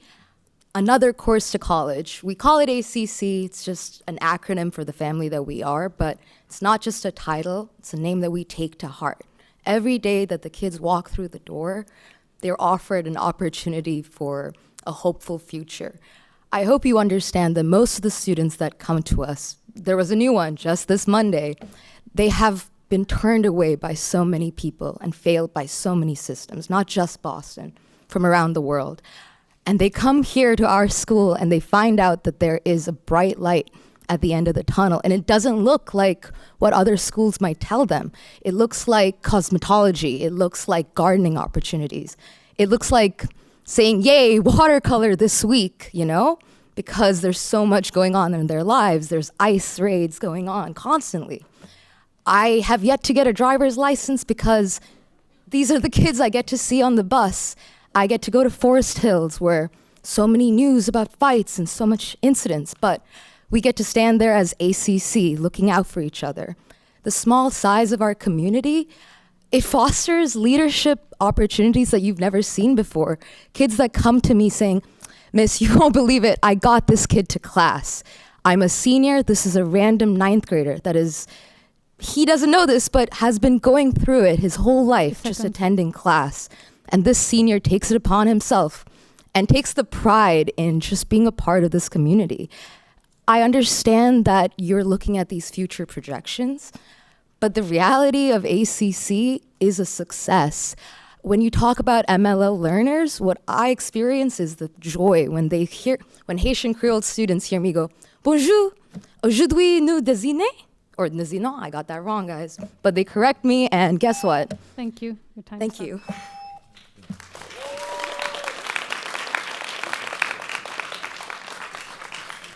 Chris Mee.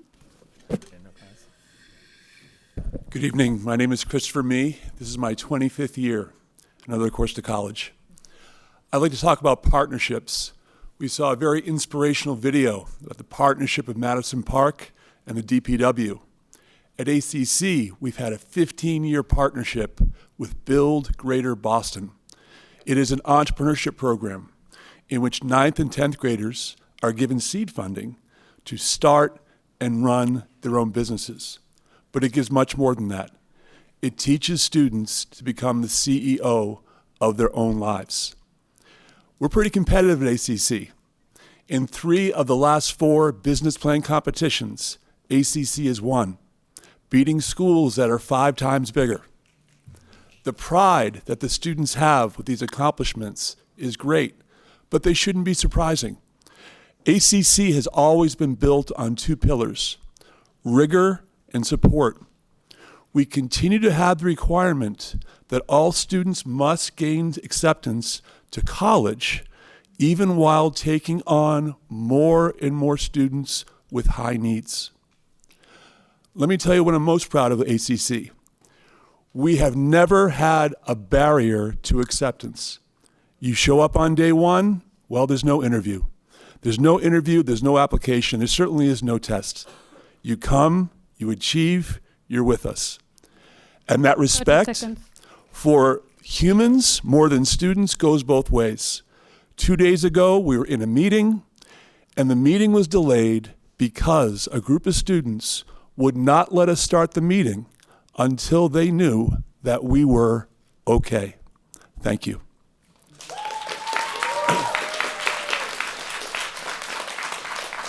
Johanna Waldman. Johanna Waldman.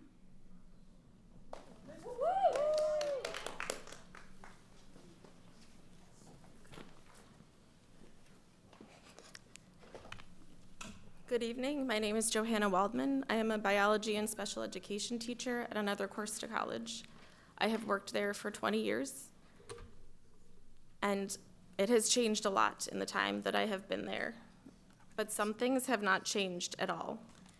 And when we think about a student's experience, I do wonder if small community is on that survey, that what we can offer students and that we see them all day long in the hallways, maybe when they don't want to see us, but we're talking to them anyways, after school, all the time. Also, thinking about the experience, while we are small, we still offer and are constantly trying to offer students the best, right? My colleagues are constantly thinking about curriculum and opportunities. The students behind me many of whom are in my very full 10th grade classes, right, which are at and sometimes over the class maximum right now, with many different types of learners, have participated in the Aspen Challenge, have been in those build programs, are receiving new curriculum that some of it's from the district, some of it is because colleagues are developing new things. We have staff at ACC that present at PD, both for social, emotional, and belongingness, that are part of leaders in the AP community. I 30 participate seconds. in science teacher leadership programs.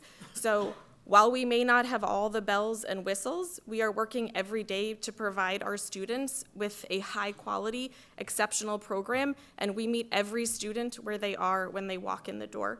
So I urge you to reconsider and also to think that while you have to face these very real drops in enrollment, that doesn't have to mean that you cut small communities. They could stay as an option, and we could think about ways to make sure that they offer all the things that students need. Thank you. Thank you.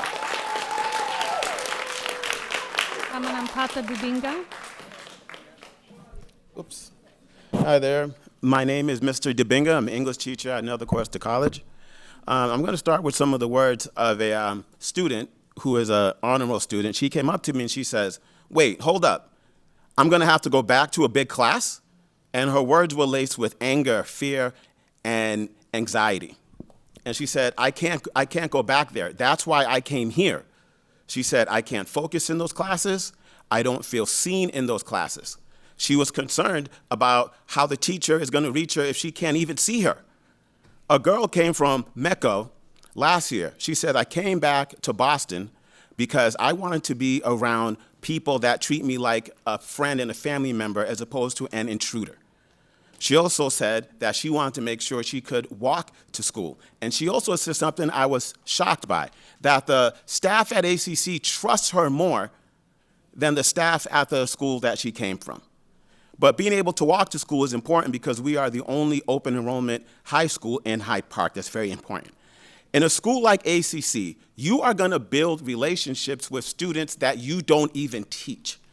The population of the school is a population I come from as a BPS grad. And we all know that relationships are crucial in order to build a productive, harmonious teaching environment. At ACC, a kid who's looking upset can't walk 20 feet without 3 or 4 adults stopping them and checking in on them. A kid who's absent a couple days gets adults asking, where were you, even if they don't know them that well. I've taught for 23 years, 10 years in middle school, 13 years in high school, 8 years at ACC. There's only one other place I worked that had a school-wide vibe that ACC does, and that was the Irving School under Jamila Smith, but that's now closed. Instead of cutting out, we need to carve in, support, and create spaces for kids to achieve the visions that we want them to. And if we want to do that, we have to make sure they're seen first. And ACC does that very well. Thank you.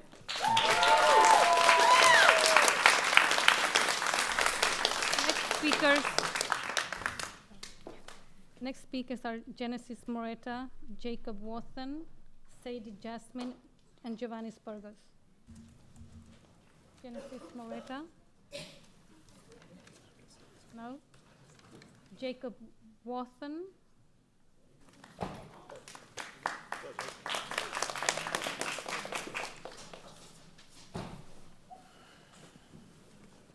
Hello, my name is Jacob Wathen. I work at ACC, like many of the amazing people behind me. I'm new to ACC. I've been working there like 2.5 months now. I'm a baby teacher, only been a teacher for a couple of years. And the sense of community that I've seen at ACC is amazing. So when I, like many others at this school, received the news of the upcoming closure, it crushed me. And then I thought about it and I realized just how awful it's going to be for so many people in that school. Many other people have a lot better points about it than I do. So I'll just focus on the fact that the commute times for students who will have to go to new schools instead of ACC is going to be almost cataclysmic for their learning. I can't even begin to use this mic, first of all. I can't even begin to explain how that transition from knowing you have a 5.5 minute commute to an hour plus could change your view of school, of learning, of homework, etc. Everything is going to be worse for these kids if this goes through. Please think about that. Thank you.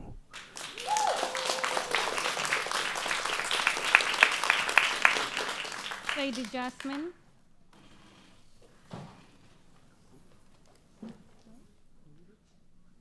Sadie Jasmine. Sadie Jasmine.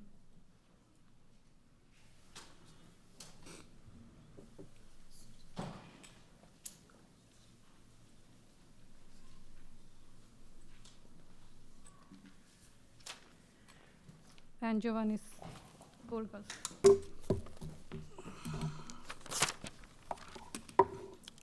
Good evening. My name is Sadie Jasmine. I am a bus monitor, and I am the president of the Local 2936. I am here today to respectfully inform you that it is an incident occur on the school buses. My monitor should not be held accountable or charged under the following superintendent circulars: child abuse and neglect, physical restraint policy, discipline of student with disabilities, special education law IEP requirement. I am making this speech because I have repeatedly reported serious safety concerns to management, particularly regarding an assigned monitor who has documented several incidents involving a student who requires a one-to-one support was never assigned by management. Management has stated that BPS has qualified staffs who are paid significantly higher wages, whose job is to respond to these situations. Yet monitors earn $19.76 per hour are being asked to take on additional one-to-one responsibilities, saving the district substantial money, while those funds allegedly being spent on other purposes, such as expensive city vehicles. At the same time, we are told there is no money to provide monitors with a fair wage increase. Meanwhile, many city officials, including the mayor, superintendent, and management, continues to receive cost of living raises. Respectfully, BPS need additional monitors. However, it is unrealistic to expect qualified individuals to apply for positions that offers Your time is up. low wages, high responsibility. Time is up. Okay. Okay. Okay, now I will speak for Giovanni Burgos. Mistreated, disrespect from management. As a result, many senior monitors have resigned and others has transferred into driver's roles who remains are being requirement, takes the duties far beyond their jobs. Until this symptomatic issue is addressed, the burden will continue to fall on every student and families who depends on us for safe and appropriate transportation. To formally report several serious concerns regarding dual roles assignment to executive directors, yard management, and supervisors who have instructed school principals, monitors, even union representatives to follow it being stated by Mayor Wu, the superintendent, are allegedly aware of this practice. One significant example is the school bus, Wilbus 49943, which transports some of the most medically fragile and vulnerable students in the district. This bus has 4 students with one-to-one requirement. However, for an extended period, only 1 monitor was assigned to manage all of them. What happened if multiple students experience seizure, medical emergencies at the same time, while only 1 person is responsible for all of them? If this happened, who will be blamed for neglect? The monitor in the impossible situation to manage that create unsafe condition? The Carter School students must be treated with the highest priority due to their complex medical behavior and needs. Additional examples include HS 511 to the Perry School has 9 monitor required students and 1 1-to-1 and 1 monitor. And there are many more buses that way. And it's unfair. Thank you. Thank you. And thank you for having us speak.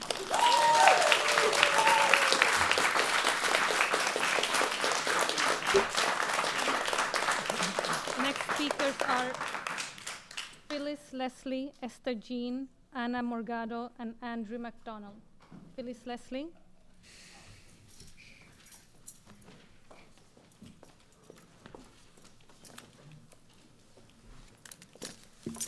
Good evening. My name is Phyllis Leslie, and I work at the Henderson School. I'm proud of that.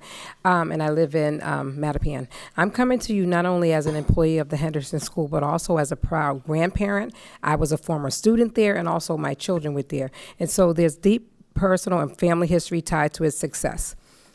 Okay, when I began my journey at the Henderson, I was a volunteer, and because I was a stay-at-home mom. So encouraged by Dr. Henderson, I applied for a paraprofessional position. Then eventually, I served many other positions. I'm currently a social worker. So this marks my 25th year of service at the O'Hearn/Henderson School.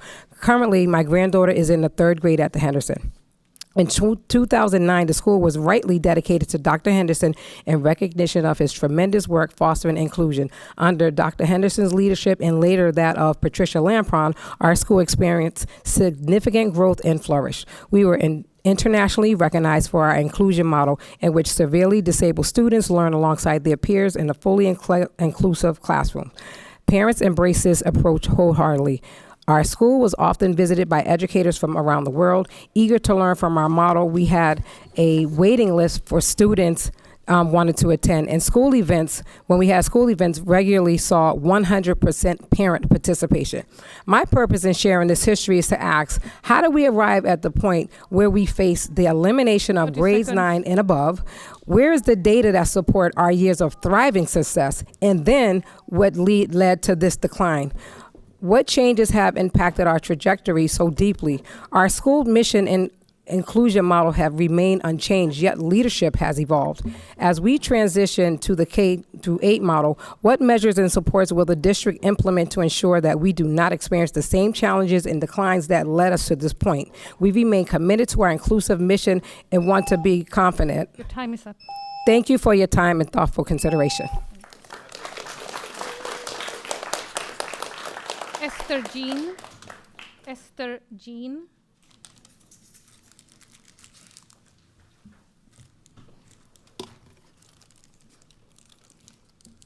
Okay.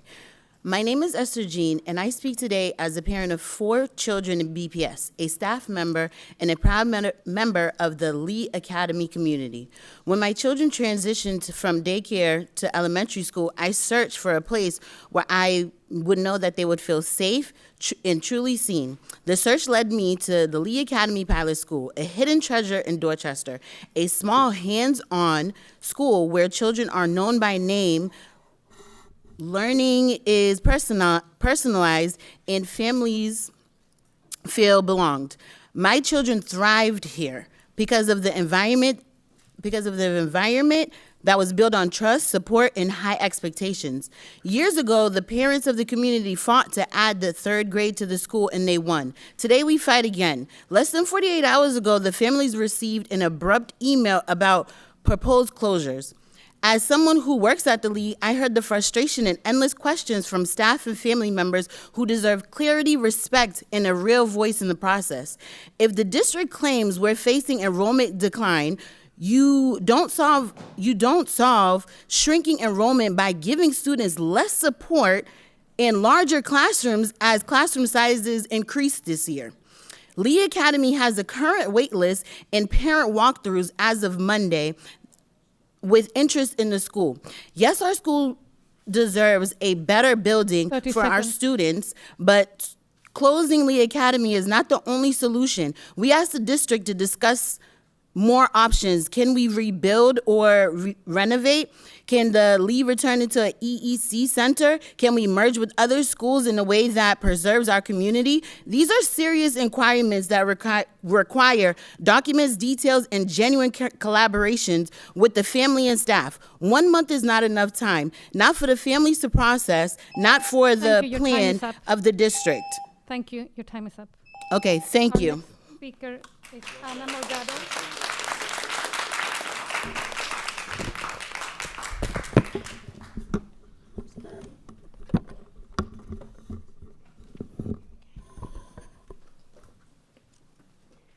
Good evening. My name is Ana Paula Morgado, and I am an ESL teacher at the Lee Academy Pilot School. This is my 9th year serving our students and families, and my 19th year in the Boston Public Schools. I am also a Hyde Park resident and a BPS parent. I'm here tonight to ask you to truly consider what closing Lee Academy would mean, especially for the multilingual families I serve. Of our 201 students, 81 are multilingual learners. That's more than a third of our school. Many of our families have left their homelands because of political unrest, natural disasters, economic hardship, or a need for better educational support. As a child of immigrants and an English language learner myself, I know what these families sacrifice to build a life here. At Lee Academy, we work intentionally to make every family feel welcome and valued.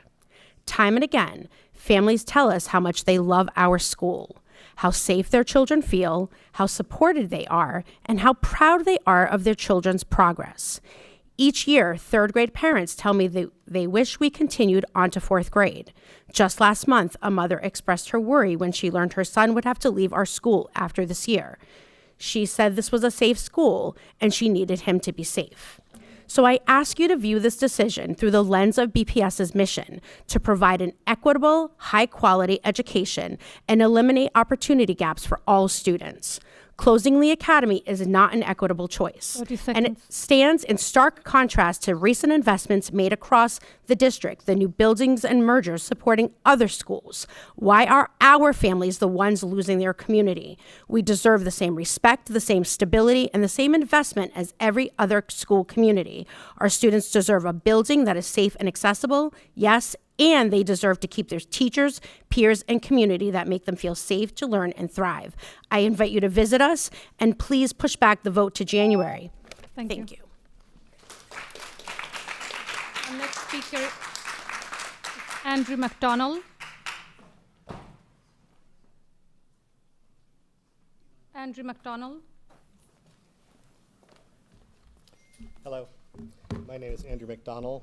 I live in Dorchester, and I'm the parent of a second grader at the Lee Academy Pilot School. My son has been there for his entire public school career since K1, and I hope to send my daughter to K1 there in a few years.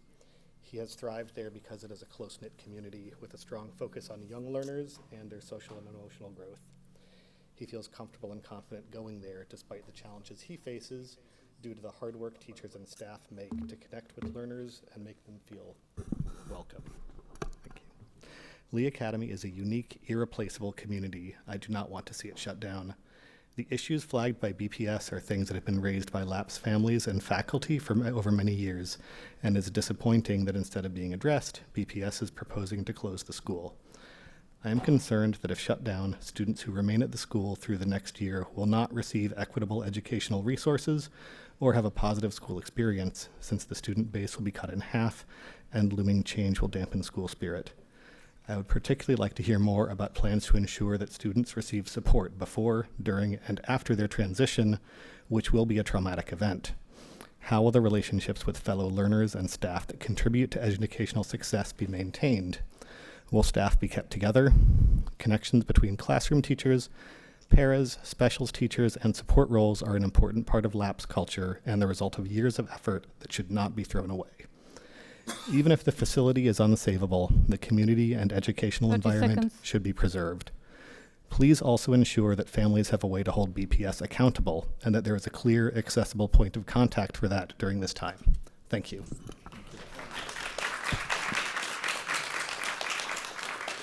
Chair, that concludes public comment for the first hour. Thank you, Ms. Parvex. And thank you to those of you who spoke this evening and shared your perspectives. Your testimony is very important to us. Can I say something? We have one student from ACC who hasn't spoken and has been working really hard on a speech. Would it be possible for them to have a little bit of time? Is everyone okay with that? That's fine. That's fine. For a student.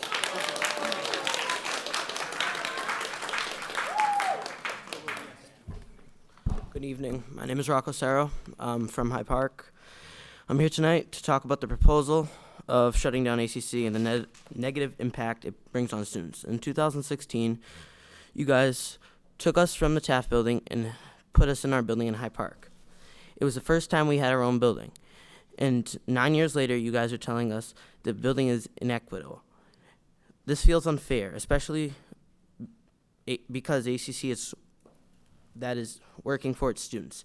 Even though we are a smaller school, we have meaningful opportunities. We can enjoy lunch in the courtyard, and we still participate in athletics and other programs. The building itself is in good condition, so the issue is not the space. It's that the attention has been focused on closing ACC rather than supporting it. As a student in an emotional impairment class, my option for other schools are extremely limited. And for others that live in Hyde Park area, New Mission requires an application and an interview to go, which means ACC is the only realistic option in Hyde Park. I actually learned about the closure proposal through a text from another student. As someone who is new to the community, I feel disappointed ACC has been welcoming, supportive, and helpful, a place where I can succeed. Large schools are overwhelming for me, and I struggle to manage the environment. ACC's smaller setting and the support I receive in the EI program have allowed me to make real progress, 30 seconds. including joining general education classes as I become more independent. If ACC closes, I will lose the environment that helped me grow. I'd have to start over socially and academically, and that would set me back on the progress I have worked so hard to make at ACC. All I'm asking is that BPS works with ACC instead of shutting us down and give us a chance to serve the students and not put us to other places. Thank you.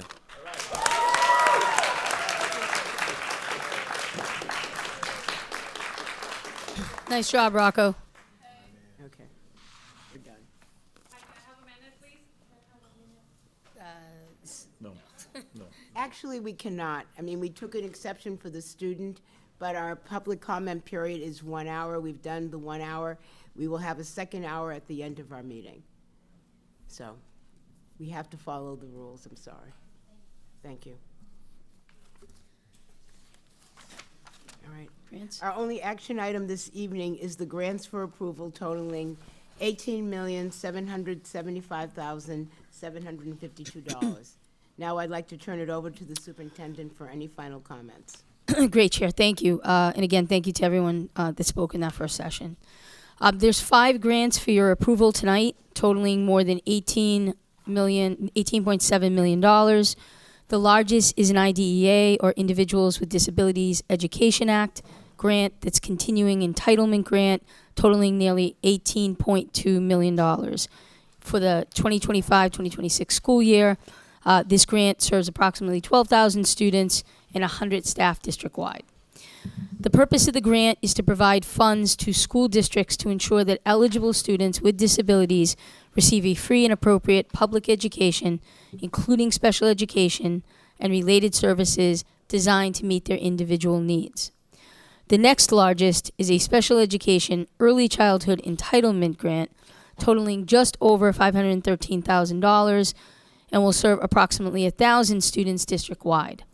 The purpose of this grant is to provide funds to school districts to ensure that eligible 3-, 4-, and 5-year-old children receive developmentally appropriate special education and related services designed to meet their individual needs in accordance with the Individuals with Disabilities Education Act.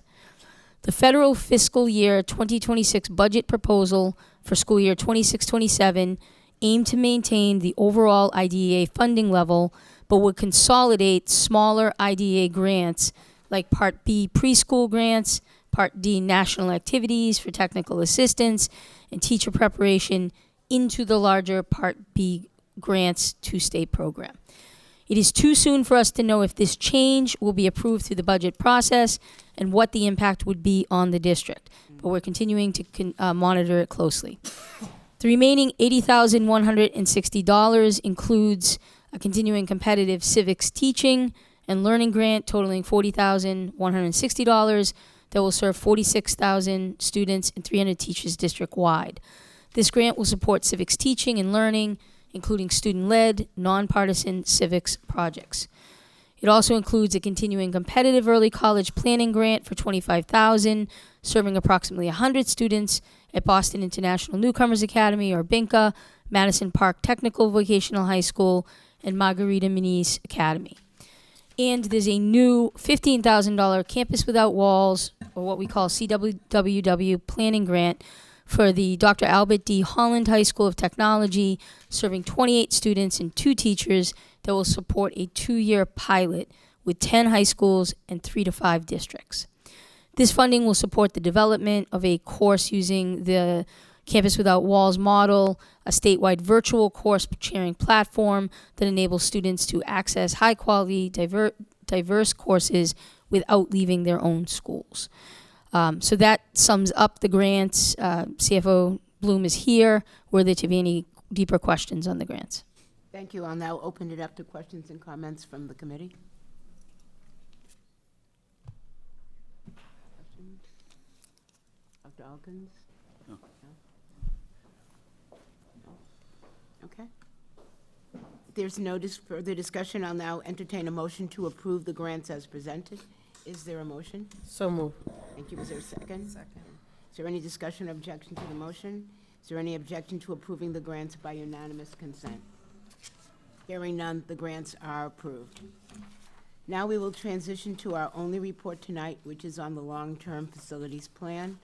I'd like to remind our presenters to speak at a slower pace to assist our interpreters. And Superintendent, I invite you to give introductory remarks.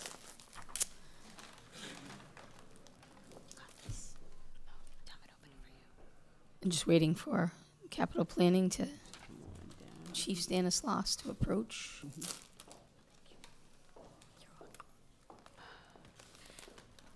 And actually, my remarks will come in the presentation. Dell's actually let me have a few slides, so. Turn it over to Dell. No, I get the first 4. Okay. Let me know, Dell, when you're ready. You can go ahead. We're ready. Okay, thank you. So as I said earlier tonight, we're here to present the latest recommendations for updating the district's footprint as part of the district's long-term facilities plan. This plan reflects our efforts to engage the community to build a definition for the future district we want for our students, one that is optimized to match our student body while offering high-quality choices for all BPS students and families across our neighborhoods. As I outlined earlier in the meeting, the long-term facilities plan provides a blueprint for us to reduce the number of schools to 95 by 2030. And we'll get there by following a comprehensive 18-month cycle that repeats itself each year. Our primary focus is expanding access to safe, healthy, and inspiring learning spaces for every BPS student. In a few minutes, I'll turn the presentation over to Chief Stanislaus, who will walk you through our recommendations. We will answer follow-up questions after the presentation. Tonight's presentation will give us an opportunity to discuss where we are, what we've accomplished, and how we are making progress toward the 2030 goal. This is a lengthy presentation, so I will try to be brief. First, we'll spend a few minutes on our vision for the type of experience we want every student in the district to have. We'll provide a quick update on our implementation of the long-term facilities plan, focusing on projects approved by the school committee last year, which we refer to as Cycle 2. We will briefly go over enrollment data and our vision for 2030. We'll spend most of our time presenting our Cycle 3 recommendations in detail. We will then share how we will be supporting students, families, and staff through these transitions. We'll close with next steps, and we'll open up the floor for questions from the committee. So just to ground us in the vision, our long-term facilities planning strategy is one way we're aligning our work to the vision. This definition of a high-quality student experience came directly from BPS students, families, educators, alumni, and partners through some 10,000 surveys, focus groups, meetings, and listening sessions, and it drives everything we do. As I noted earlier, this work is embedded in our commitment to providing this high-quality experience for every student in a Boston Public School. Every one of our students deserves to learn in buildings that are safe and inspiring, buildings that can support the full range of experiences that foster a love of learning and make schools great. We know that today we cannot say that is the case across the BPS. We understand that these recommended changes are difficult to hear and think about and cause a range of emotions for students, families, and staff. And as I've said before, these are not just seats that we're talking about. We are talking about children and families, staff, and school communities. The goal is to get our students into better experiences, ones that will fulfill our commitment to them. Not just the students that are in the seats today, but the students who are to come up through the BPS. We want students to learn in school buildings that support rigor, culturally affirming learning experiences, wellness and enrichment, and a supportive network of caring adults. We believe that, next slide. We believe that every one of our schools should provide the types of high-quality experiences that every student should have. We have more projects in the pipeline today than we've had over the past 4 decades. We're making steady progress, but we still have work to do, and we're committed to staying the course. For our district, this involves, bless you, a 3-pronged strategy, which you'll see in this slide. First, we're investing in capital and infrastructure projects and aligning our portfolio of schools with enrollment demands and the needs of the district. We're making progress, but we're certainly not there. We recently celebrated significant milestones, included ribbon cuttings at the new Carter School in the South End, the new Sarah Roberts Elementary in Roslindale, and the renovated P.J. Kennedy School in East Boston. Secondly, in the middle, we are developing and creating and improving our academic programs. And this happens by developing early college and career pathways at the secondary level, ensuring that our schools support a continuum of services, such as the NEXT program, which is intended for our special education students 18 to 22, and BADA East to serve post-secondary students 18 to 22 multilingual learners, and creating and improving academic programs such as 6 new bilingual education programs this year. And third, on the right, we're making the structural changes necessary for sustainable improvement by minimizing transitions and creating more predictable pathways, as well as restructuring alternative ed. And that, again, is the alignment to pre-K to 6 and 7-12. This is a continuous process over the last several years that's deeply entwined with our inclusive education work. It involves our work on college and career pathways and other aspects of our academic vision. We'll be coming back to school committee to ask for a vote on this on Wednesday, the 17th of December. Based on significant feedback from impacted schools in the last cycle and communities in the last cycle, we prioritize providing families with the most up-to-date information about their school choices before the first round of school registration, which begins on January 5th, 2026. This timeline allows us to meet the registration deadlines which they asked us for last year. Before I turn it over to Chief Stanislaus, I also just want to thank the members of the Internal Advising Working Group. This is a very large cross-functional committee that really looks at all of the data from all different sides in order to inform decision-making.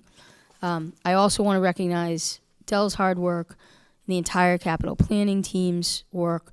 This is difficult work. It's not work anyone wants to do. It's work we've been tasked with. It's work that is necessary in our system, just given where we are with enrollment and given where we are with our buildings being so aged. But it's just really, it's work that is strategic, it's data-driven, it has to be transparent, which is why everything we do, we put up and make sure the public can see, and have done that for multiple years. And it's also remaining thoughtful and listening on impact on our students, families, and school communities, and looking for ways that we can lessen that impact by working collaboratively. So at this time, I'll turn it over to Dell. And again, Dell, thank you for your leadership and your work. Thank you, Superintendent, and good evening, school committee members. I wanted to start tonight's conversation by acknowledging that conversations about school closures are never easy. They reach far beyond buildings and budgets. They touch our students' daily lives, our staff's sense of stability, and the identity and history of neighborhoods they serve. I know that many who have joined us in person in this room and virtually tonight are worried, frustrated, or grieving the possibility of losing a place that has meant so much to them. Those feelings are real and they matter. My goal this evening is to share information and to do so with transparency, humility, and respect.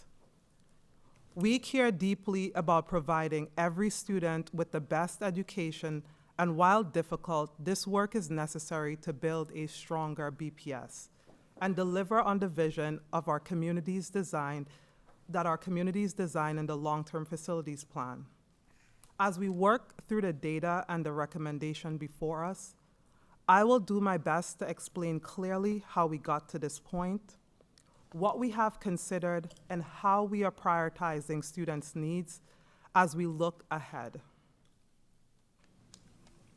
Before we discuss tonight's proposed closures and reconfigurations, it is important to remember that the long-term facilities work is about increasing access to high-quality student experience across all BPS schools. The superintendent shared the vision of this work. I want to share some real examples of how we are bringing that vision into reality. Closures, mergers, and reconfigurations are one part of this work. With the partnership of the mayor and the city departments, the MSBA, and many others, we have more projects completed or in progress in the last 4 years than in the past 40 years. Each ribbon cutting and newly created school community provides opportunities to invest in the rigorous and culturally affirming programming for all students in the district, including traditionally underserved populations. We are proud of our programmatic investments. Here are just a few. At the Carter School, we were able to make it a full K-12 school, adding more high-quality seats in a new state-of-the-art building that serves as a national model for inclusive school design for students who are medically fragile and have complex needs. At the new Sarah Roberts Elementary School, we started a new Spanish dual language program, increasing access to bilingual education for more students. We were also able to add more capacity for pre-K students. There's more that I would love to share in detail, but for the sake of time, you can see them on the slide here. We are committed to continuing this work as we create the school buildings our students deserve.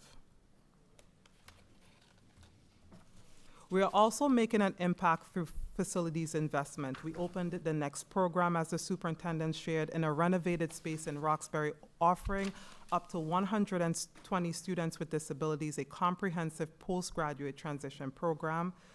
We renovated the Lincoln building last summer to accommodate an expanded EMK school community while we work with the city to find a long-term home for the school. We've continued our extensive bathroom renovation work, and we are continuing to partner with the MSBA on various accelerated repair projects at schools across our district. All of this work contributes to more high-quality seats in BPS and is made possible because of the thoughtful planning as a result of hard decisions.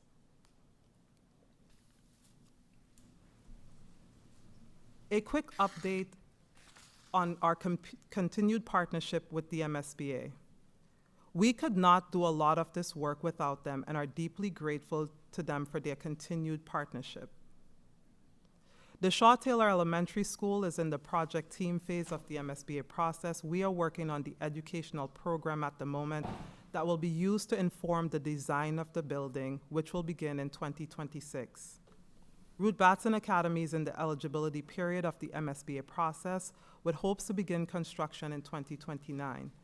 We submitted a statement of interest for Madison Park in April. We anticipate hearing if the project will move to the next phase in early December. Now I want to share a brief update on last year's approved recommendations and how implementation is going.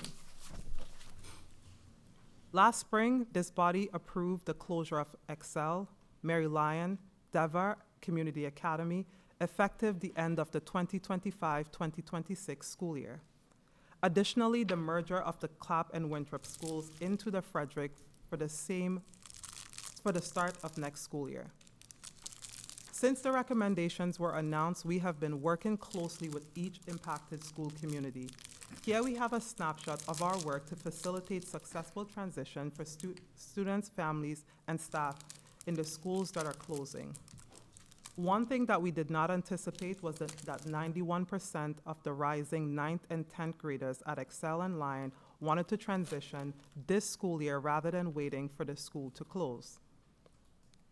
This is important data for us to understand because we need to be ready to immediately support students who want to transition early and at the same time continue the work I mentioned at the beginning of the presentation to ensure high-quality options exist for students.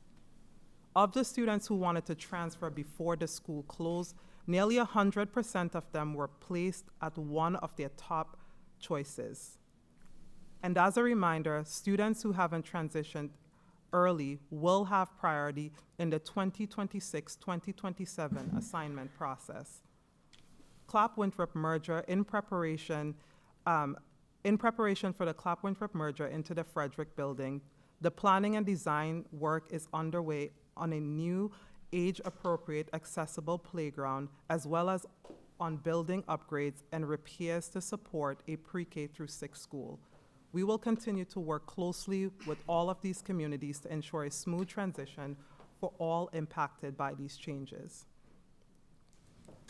Now let's talk about enrollment and how it impacts the future of our district.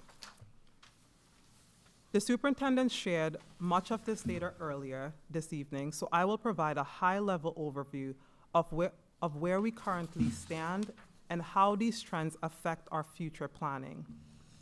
Like many districts across the state and country, BPS has continued to experience a decline in student enrollment as shown on this slide.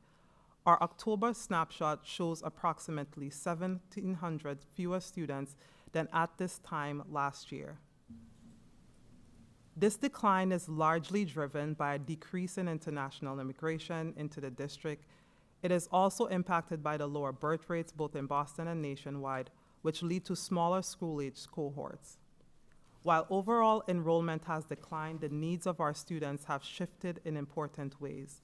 We now serve a higher percentage of students with disabilities and multilingual learners than we did 7 years ago. This means we are educating fewer students overall by a greater number who required specialized services and support. As we plan for our future, especially programming, staffing, and building use, these shifts require thoughtful alignment of our resources to ensure every student receives a high-quality, equitable educational experience. Our district footprint must match our enrollment and provide enough flexibility to adjust and adapt to changing student needs. Based on the best information available today, we are planning a district portfolio of approximately 95 schools by 2030. With fewer students overall, we need to operate fewer schools and ensure that the schools we operate provide high-quality seats that meets the needs of all BPS learners. This approach allows more schools to reach ideal size ranges aligned with our enrollment projections and better position us to provide the programs, services, and the physical spaces required to support students with changing needs. We have laid out a roadmap towards this 2030 vision, and we are steadily making progress. If the recommendations presented this year are approved, BPS will operate 100 schools by the end of the current school year. By 2030, our portfolio will include approximately 95 schools, with a stronger concentration of resources and a greater emphasis on delivering a high-quality student experience. This is how we ensure richer, more comprehensive learning opportunities for every student across the district.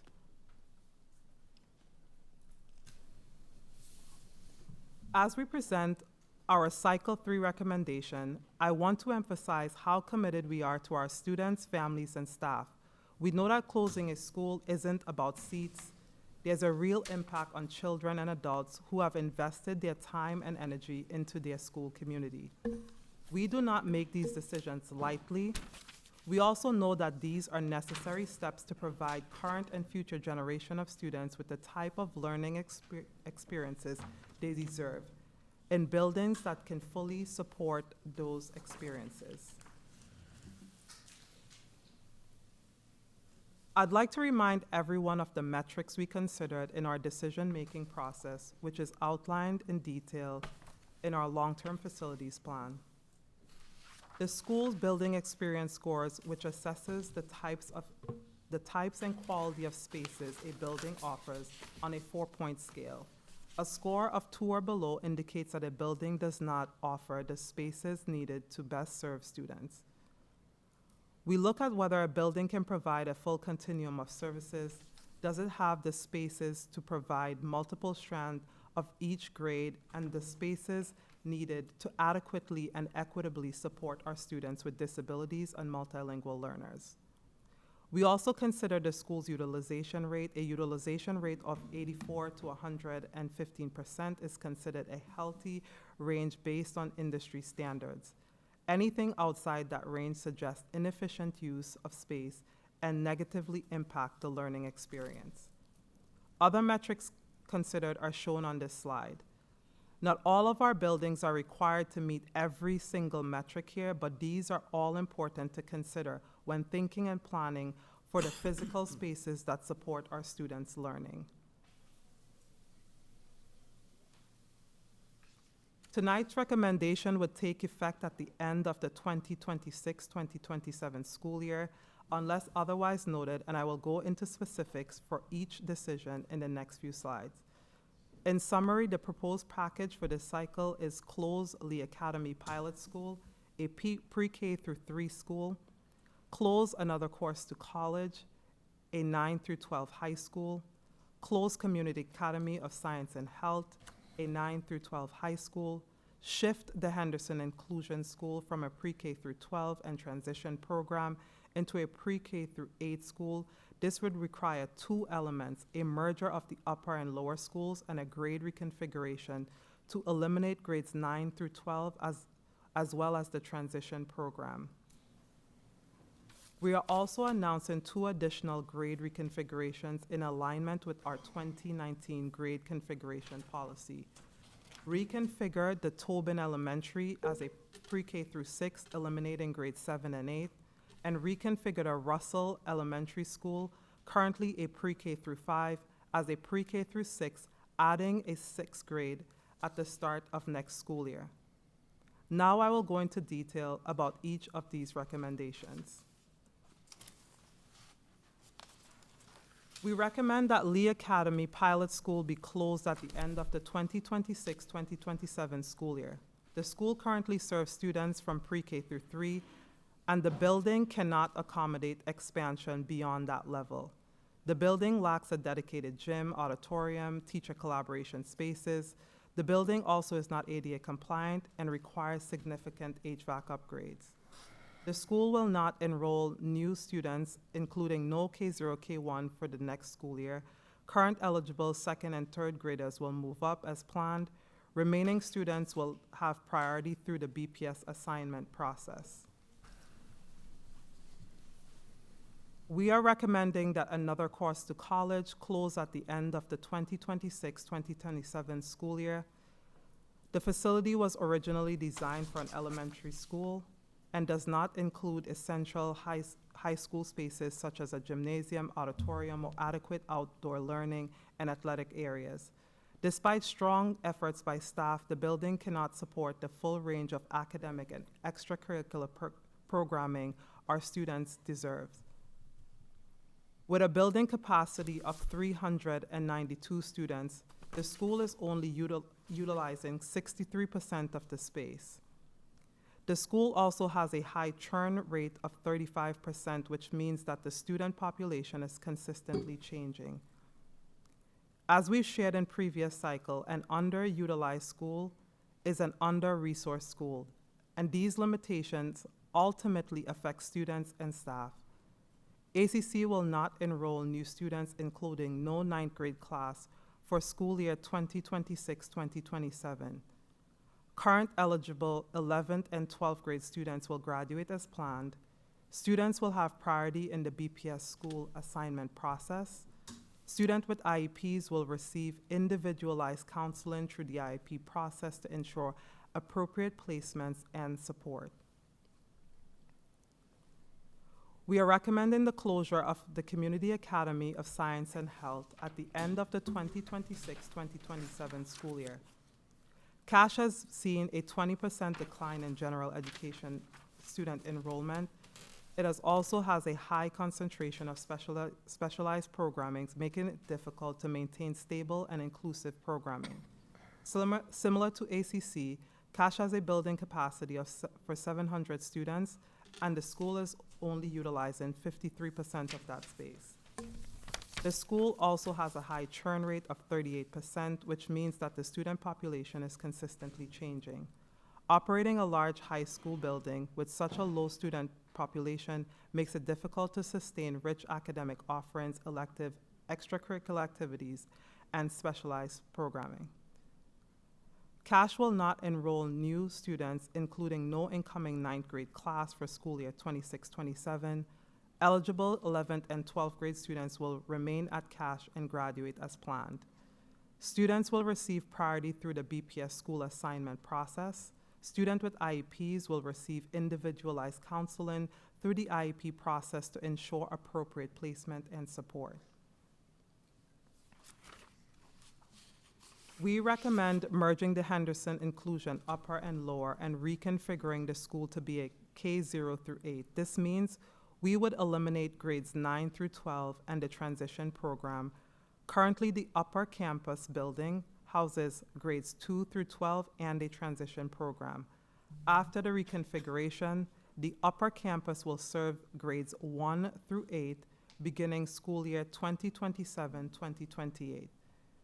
Grades 1 will move from the lower campus, strengthening the overall experience for students in grade 1 through 8, and expanding pre-K seats in the lower campus. The building was originally designed for an elementary/middle school. As a result, it limits programming for high school students.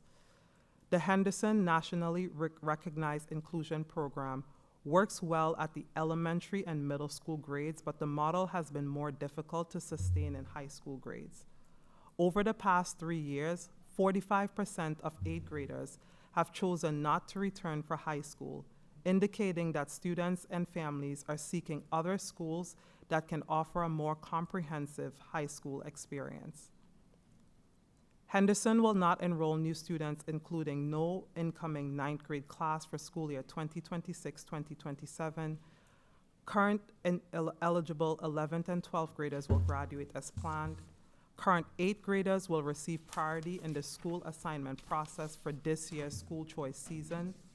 Current 9th and 10th graders will receive priority in the school assignment process for 2027-2028. Next, I will review our reconfiguration plans. We will reconfigure the Tobin from a K0 through 8 school to a K through 6 school at the end of the 2026-2027 school year. Current eligible 7th and 8th graders will graduate as planned.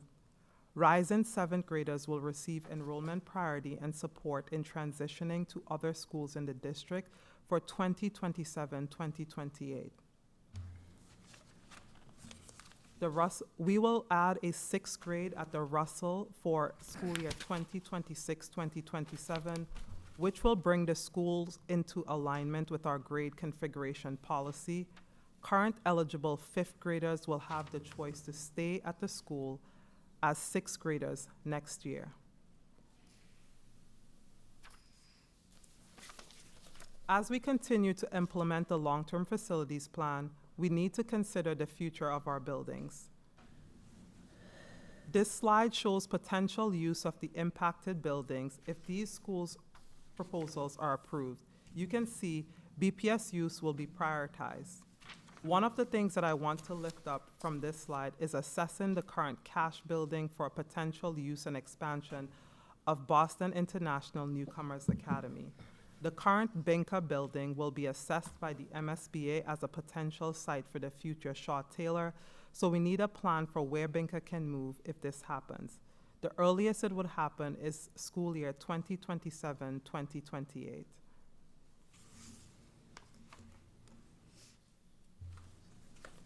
I want to lift up something the superintendent has said multiple times. This is not just about seats. Real students and families are impacted by these decisions. We have a responsibility to successfully support the impacted students and families as a result of a school closure, merger, or configuration. Every school in our district needs to be able to serve every student. Too often in the past, students with disabilities in substantially separate programs haven't had the same choices as their peers. Our students and families deserve equal choice, and the district has been working with school leaders and staff to ensure all of our schools are inclusive.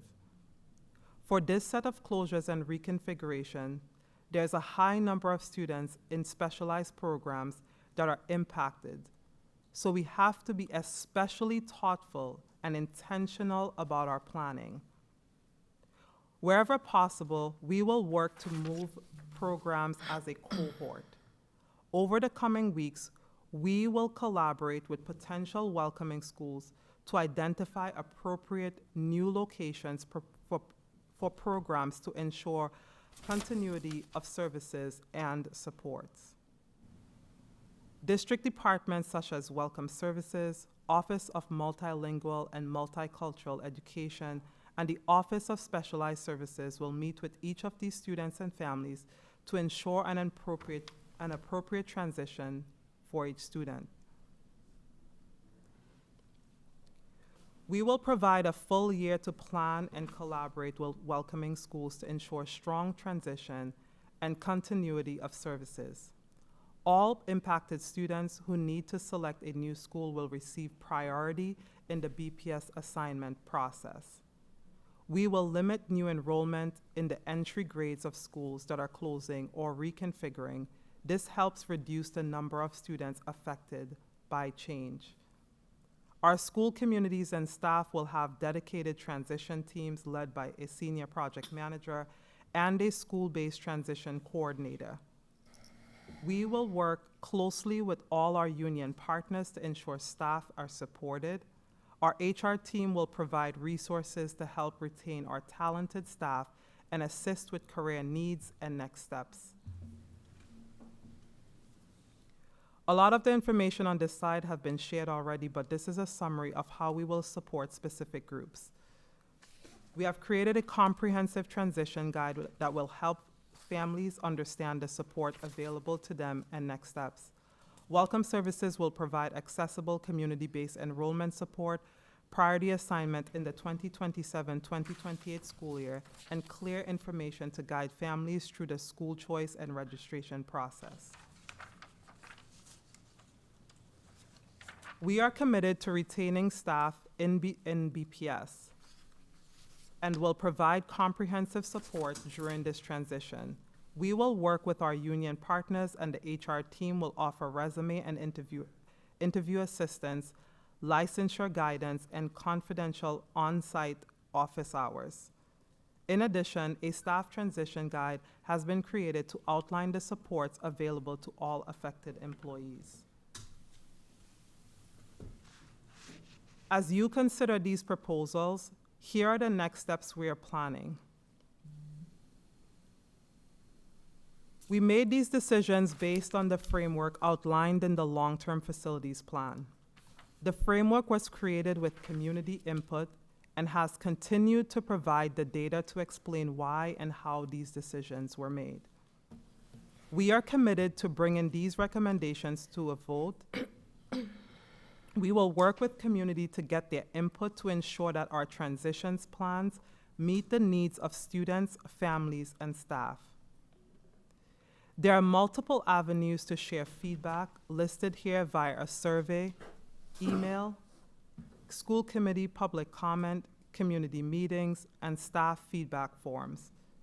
We invite the BPS community to engage with us over the coming weeks before the vote on December 17th. Survey feedback will be summarized and shared publicly, including with school committee members prior to the vote. Community meetings will also be held for each impacted school by virtual and in person, ensuring students, families, and staff are informed and are supported. Before I turn it back to the committee, I want to acknowledge that these decisions are difficult and affect real people. At the same time, our students cannot wait.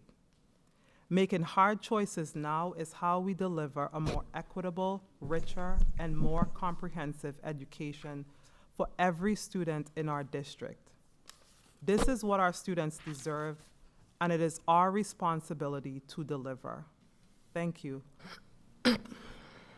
Thank you, Chief Stanislav. And before I open up questions to the whole committee, I'm hoping you'll allow me to do this. I'd like to have our student go first because she needs to leave at 9 o'clock, and I know she has prepared some questions. So Yep. I'd like Ma to go first. First of all, thank you so much for this presentation and giving me the opportunity to ask questions on the behalf of other BPS students.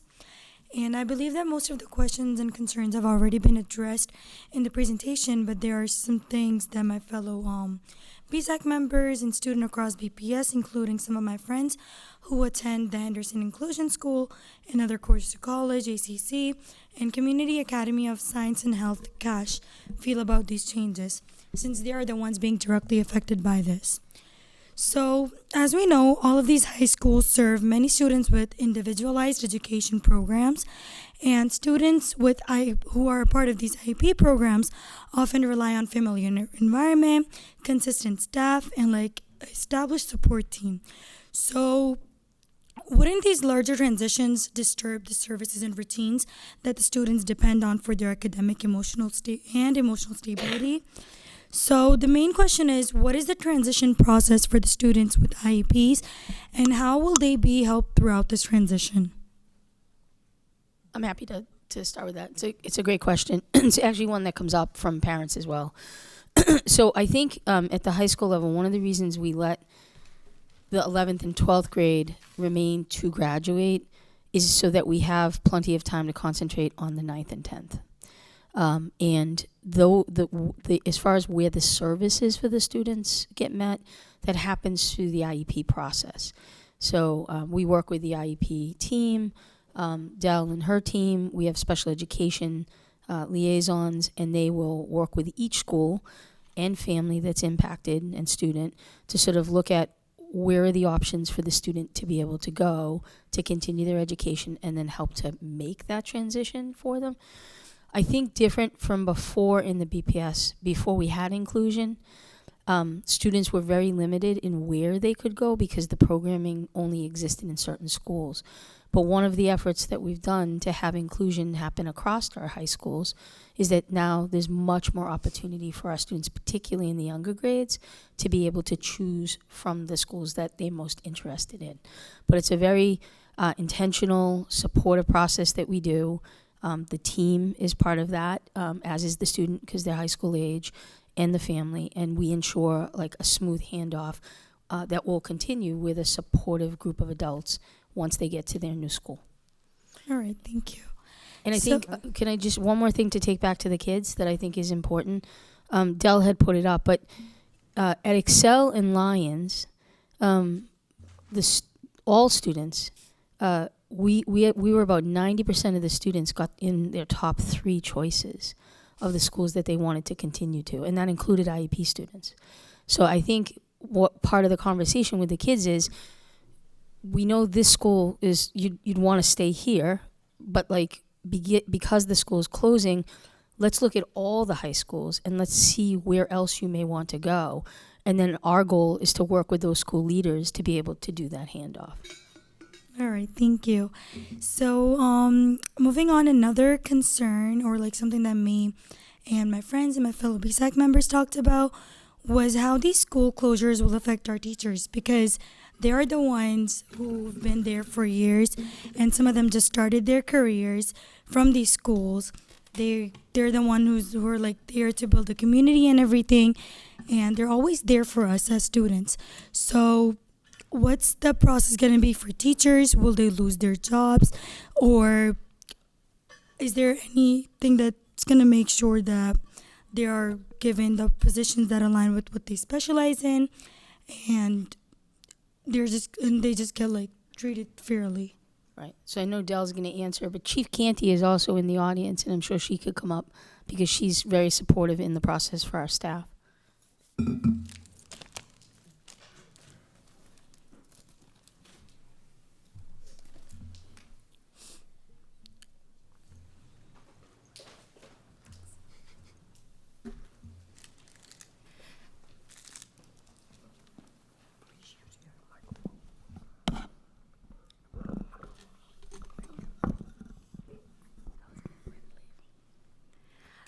Good evening. My name is Frances Canty. I'm the Chief of Human Resources for the Boston Public Schools.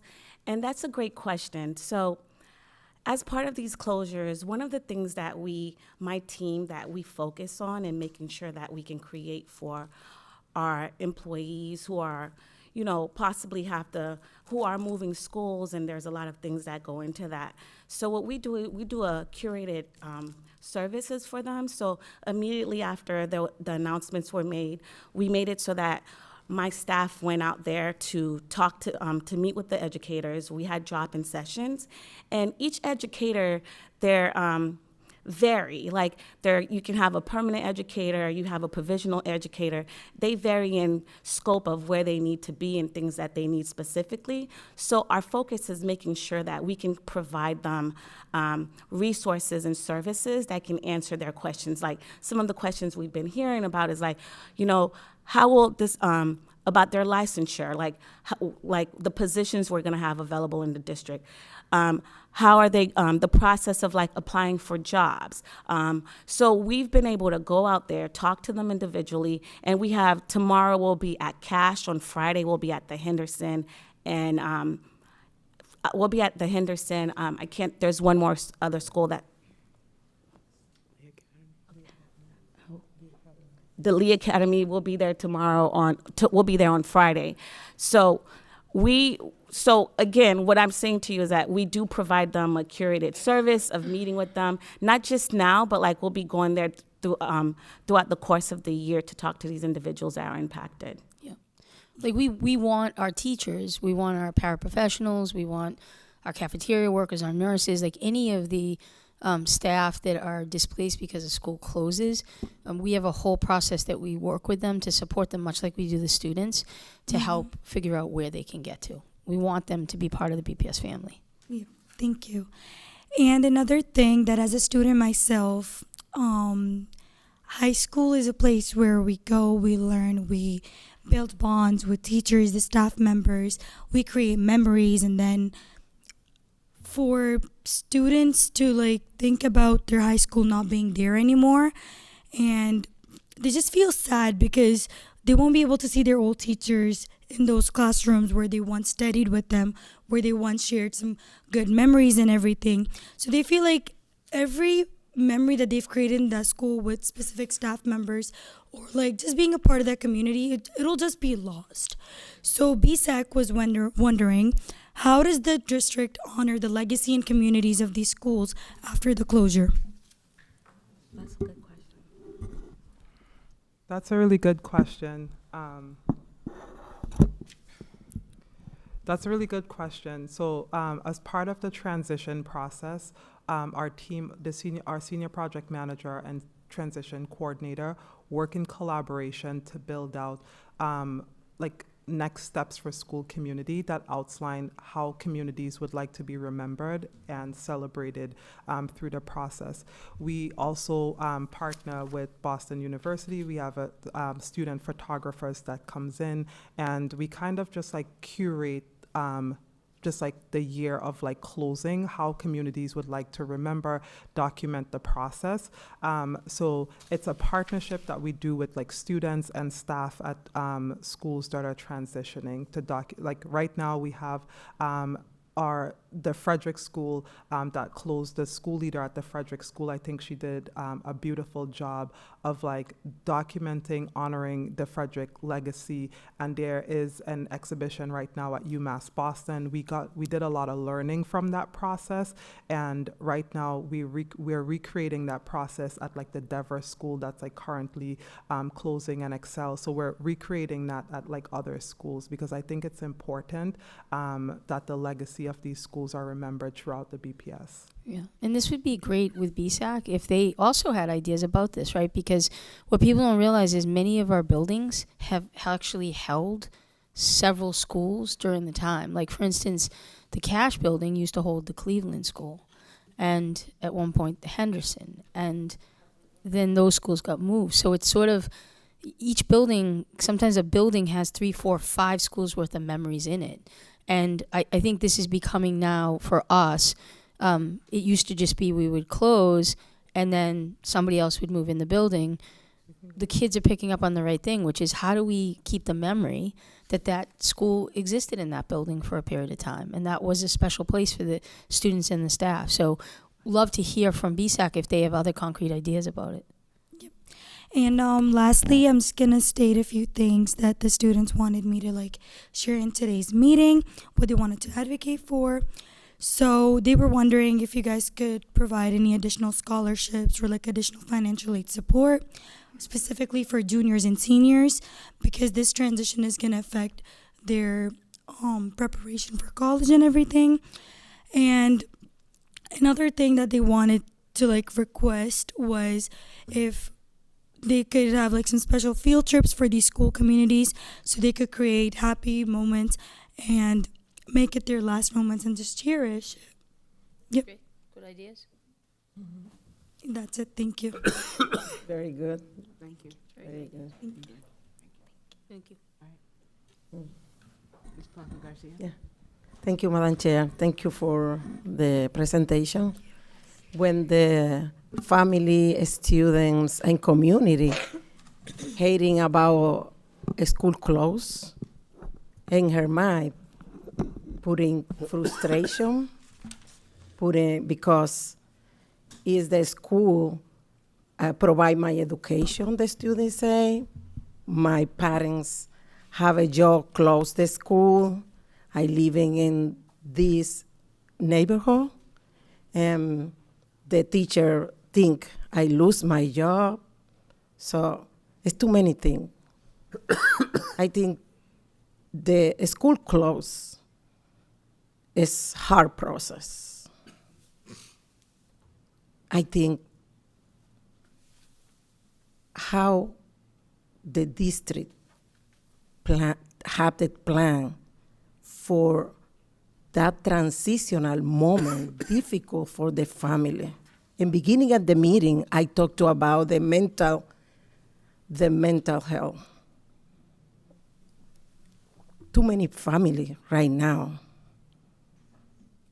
have difficult situation for immigrant issues, for economy.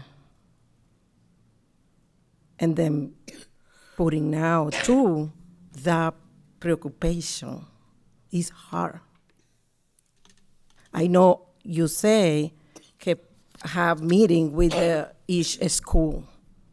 How many meeting? What is the process for the meeting?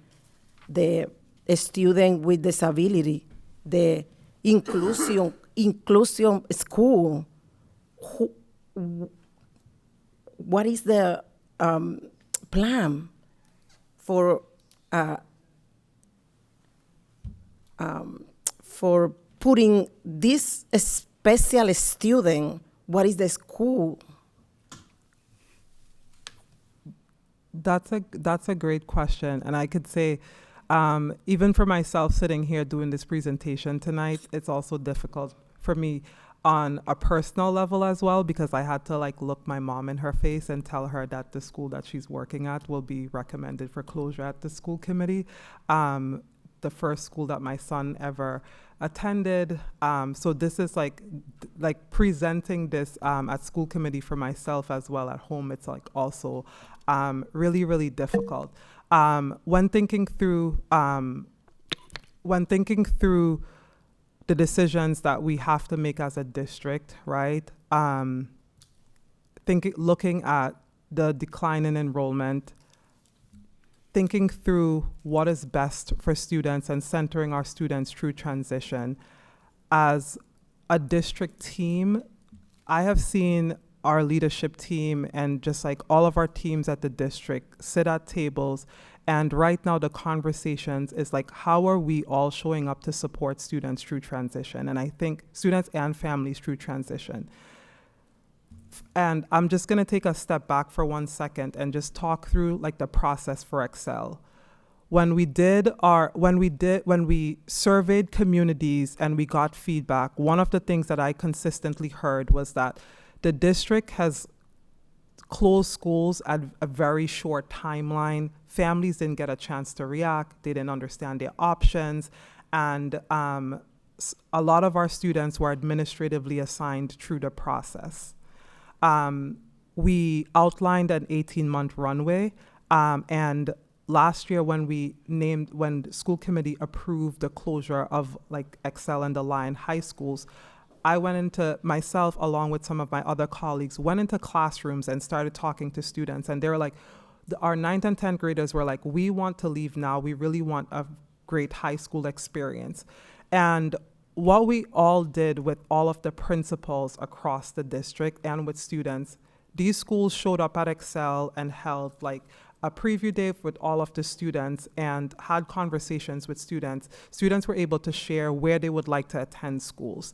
And as students were registering and sharing their assignment pieces back to these schools, we got that information, and myself and colleagues, the chief of schools and members of the assignment team, weekly we were able to sit down with other welcoming school communities and work through their assignment process to get these students assigned.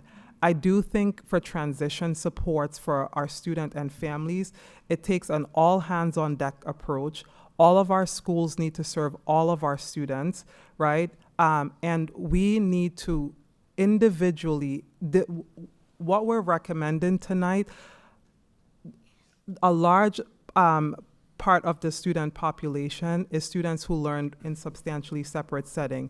The same hands-on approach we took with this round of closures, we have to take the same hands-on approach with these students who are that are going to be impacted if the school committee votes on it, to transition these students to new high-quality seats. So I think I would take the same approach, right, with our special education team, with our Office of Multilingual Education, with our schools team, and with our assignment team, to do a hands-on approach with our parents and families and our students, because our high school students especially have voice in this process, to transition them. Yeah, definitely I have too many questions about it. The process is, I think the most important part is involve the community, involve the family. The family voice need to stay in the table. Is that in the decision, make it together, family and district too. Rafa, mírate hablando en English. Se me olvidó el I intérprete. see you. Good work. Thank you. Well, thank you for the presentation, and I appreciate the vulnerability around this particular issue, because yes, hearing it is not easy by any stretch. I also want to call out that in the same way that you've done a lot of work to develop what is the high quality school experience, I do think we owe it to ourselves to be doing the same level of data gathering around the transitions and thinking about how families are faring after the transitions and really hearing either during the process what that was like, or now that they are in different school communities, how they are being supported or not being supported, because that helps us understand that the experience of transition is also like necessary, but it's working. The data that was quoted earlier around the disruption, that is very real data. Also, what we know is that it falls short when we know that students are moving into better, higher performing situations and higher quality school experiences. So we need to be data driven, at least on that, in order to be able to feel confident while we're assessing these decisions. Second, I also heard in one testimony about schools, I think it was the Lee School that was actually doing parent visits sort of right before this. So I'm curious about the timeline, particularly for notifying school communities and thinking about the rollout of that. In your team, are you including folks like family liaisons as part of that discussion? Are you including even, to go as far as to say, even the individual school leaders?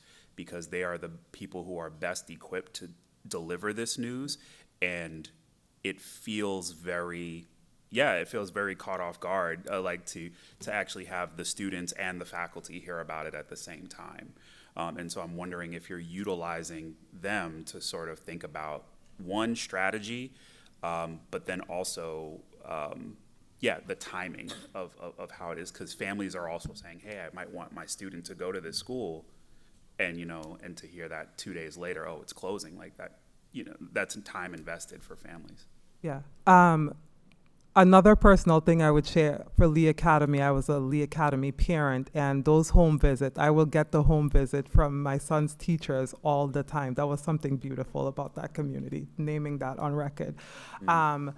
But one of the things in terms of like timeline, one of the things that we consistently heard, I feel like once the school committee vote happened last year, actually even before the school committee vote happened, the virtual and in-person meetings, families and staff stressed the importance of like doing this a lot earlier because of like the school choice season. So that's one of the reasons why like our team kind of just like pivoted quickly and pushed the timeline up a lot earlier, so that we can tend to like, we make sure that we would make a decision so that families are aware before Showcase for Schools and before like the round one for enrollment starts, right? They know like what's happening, if a school is gonna be there or not. The other thing is how do we include schools in this process? One of the things is that we build out sort of like a school transition support team that includes school leaders, a school-based transition coordinator. So we work with the school leader to work with like staff who would be part of a transition team. So some schools appoint one person, some schools appoint 2 or 3 people. It's a stipended position that, and they work with the senior project manager from capital planning team.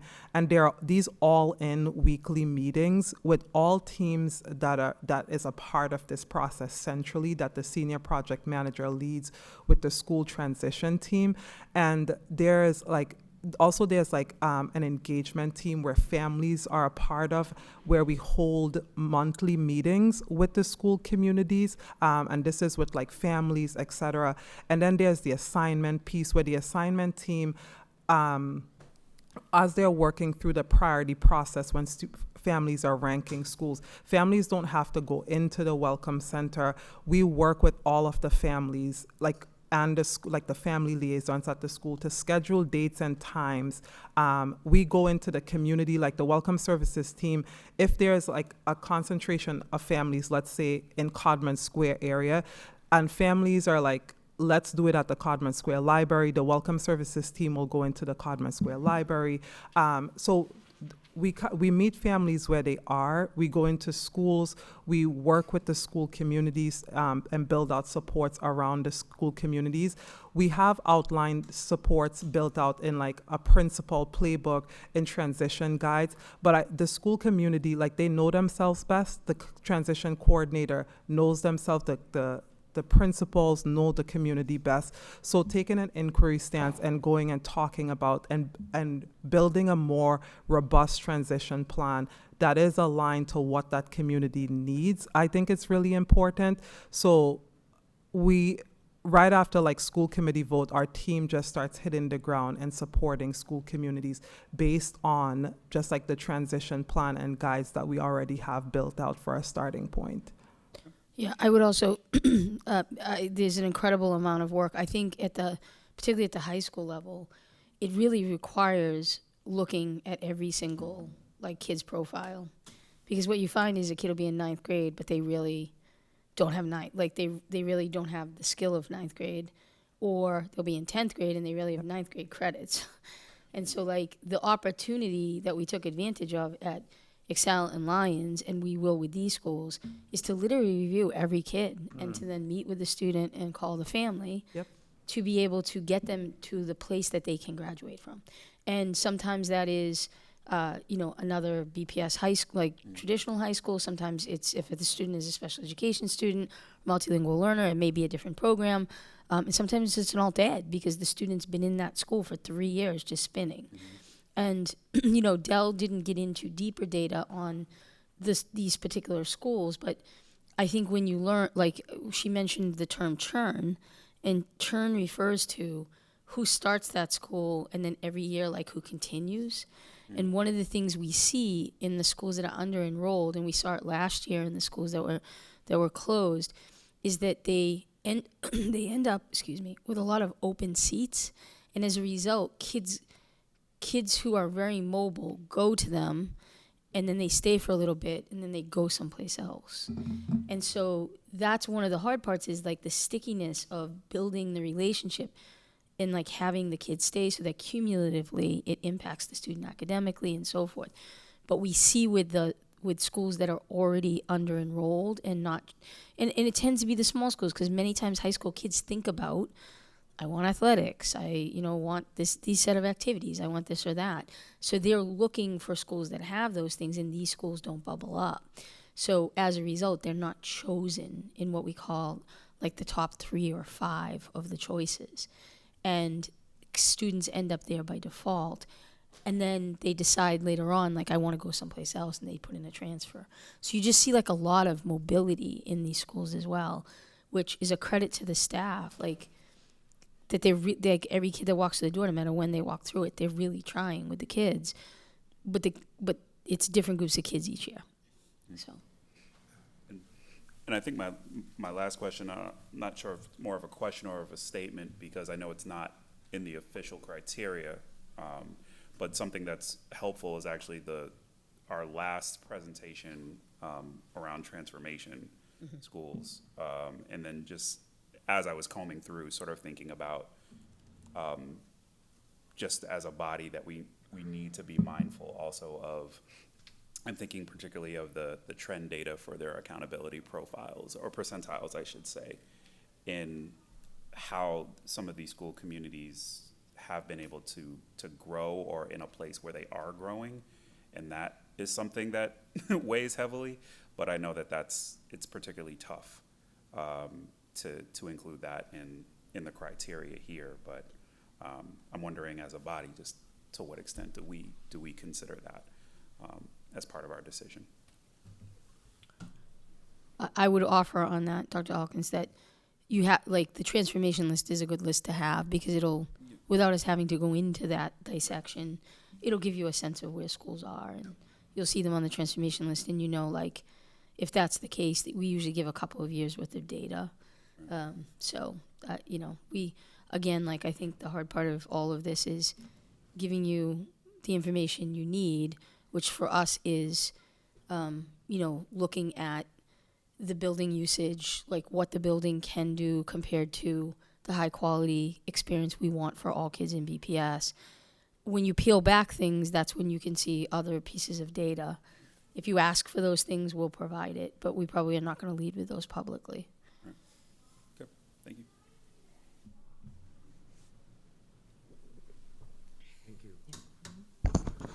Hi, Dale. How are you? Hi, good. How are you? Not a big question. It's just regarding students' transition. I know it's going to be pretty tough. Cash is in Phil's corner, but according to the chart that you have here, the mild intellectual impairment may choose schools that are Brighton High School, Charlestown High School, or East Boston High School. There are mild intellectual impairment. That's pretty rough. That's a pretty long drive. Are those schools just recommendation? It's not set in stone that the students will be. That's a good question, and I think one important thing that's like not represented on this slide tonight that I think I touched really briefly on, this superintendent shared this, and she's shared a few times and has met with all of our high schools, that all of our high schools need to serve all of our students. One of the things that we're currently working on with our special education team, we are working in collaboration with high schools, right? So some of our high schools are going to stand up new programs. So that's work that, and this is why we need the runway, just like the timeline, right? Because we're gonna have to stand up new programming. We're gonna have to do things different than we did in the past. One of the things that we see for substantially separate programs, right? About half of our high schools have substantially separate programs, and of the half, about 6 of our high schools serve students higher than the district average. And what we need to do right now is work across all of our schools, stand up really strong programs and open classrooms. So these are the schools that have the programs right now, but our team is doing work in the background in collaboration with other high schools across the district. So that list is gonna look different as we're working to transition students and families. Yeah, and I would also add that we believe that there's an opportunity, particularly for our multilingual learners. We don't have special education programs that are specific to our multilingual learners, particularly our newcomer students. They actually have the challenge of being in a program for special ed and learning the language, but not necessarily through that program. And so there's an opportunity to be able to actually create some new programming that can take both things into account. And so that's one of the opportunities that we see here to be able to do. And so the list of this will grow. The ABA, which is, again, like our students with autism, ABA is a particular model, but our students with autism are a continuum. And so we are, as a district, need to speak more like that, and we need to think more like that in terms of accessibility for our students with autism. That is the fastest growing population at the high school level, because it was the fastest growing programming at the K-6. So that is a tension point everywhere in the district. And so that capacity is one we will be working this year and next year to develop out everywhere.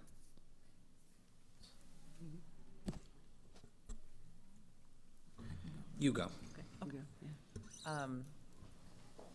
Chief Stanislaus, thank you so much. I know it's a difficult content and a lot to carry, and there was quite a bit of data and information provided, so appreciate that.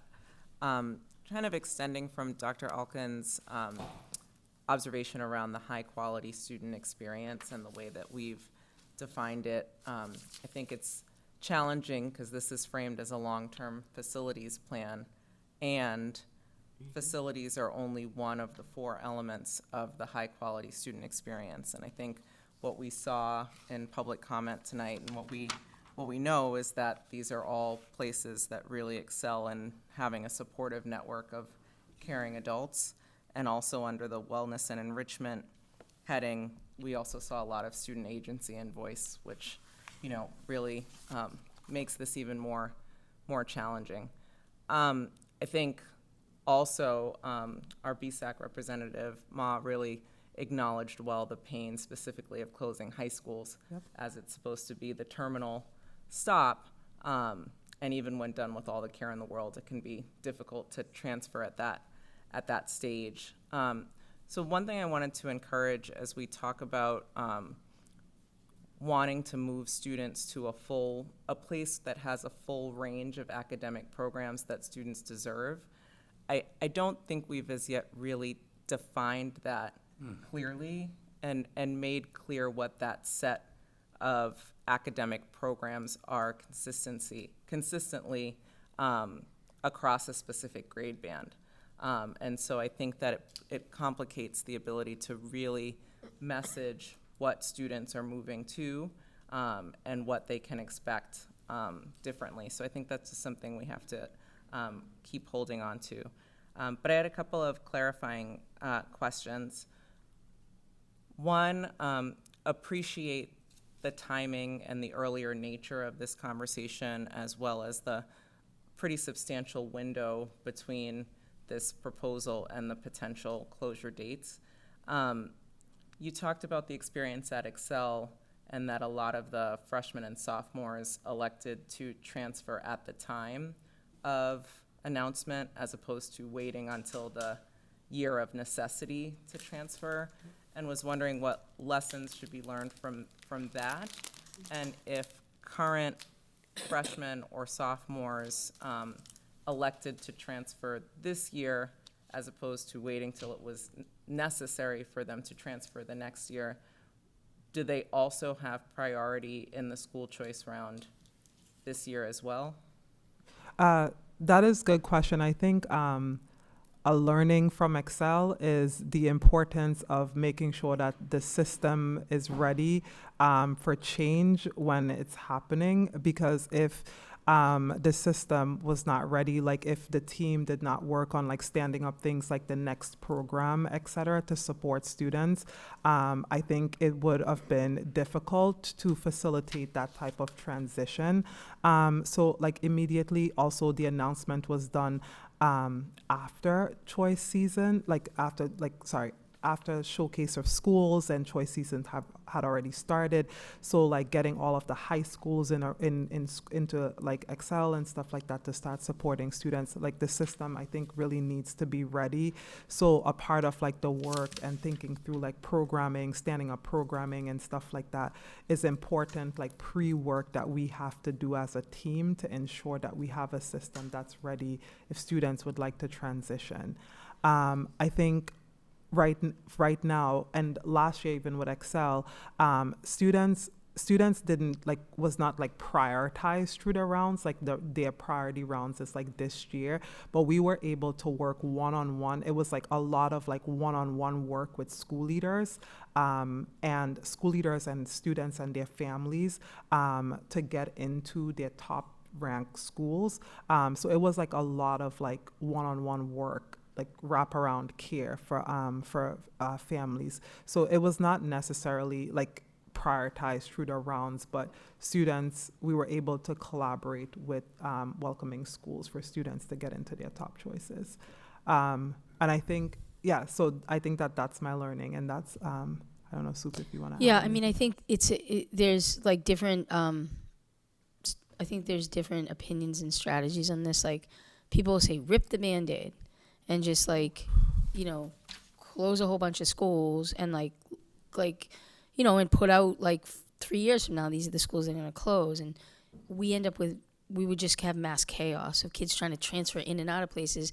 And most importantly, sometimes we don't yet have the program or programs enough prevalent like throughout the regions to let kids closer to home go to that program, or we don't have the program. And like we have to create it like we did with Next. And like, so that's why the 18 months, it allows the 11th and 12th graders to graduate. And what we've seen is in most cases, both the 11th and 12th graders want to graduate. Mm-hmm. The 11th graders sometimes will take other options, but I think they've spent enough time in that school that they want that. So it allows that to happen and them to have enough peer interaction that it feels like high school. But it also just allows us to work with the 9th and 10th graders or other grades, like as quickly as we have the programming and the seats of high quality and the kids want it.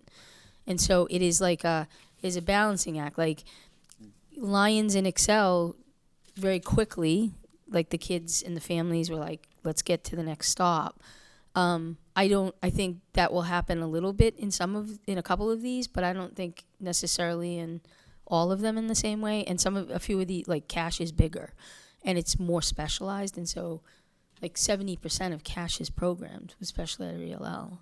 And so like, it's going to take us, Understood. right? So like, this is like I don't think there's one right kind of way. I think the only way we see as right is we can only move as fast as we can create the high quality seats for students. So when we say to families and kids, like, we're closing this to get you into a better situation, we can actually honor that.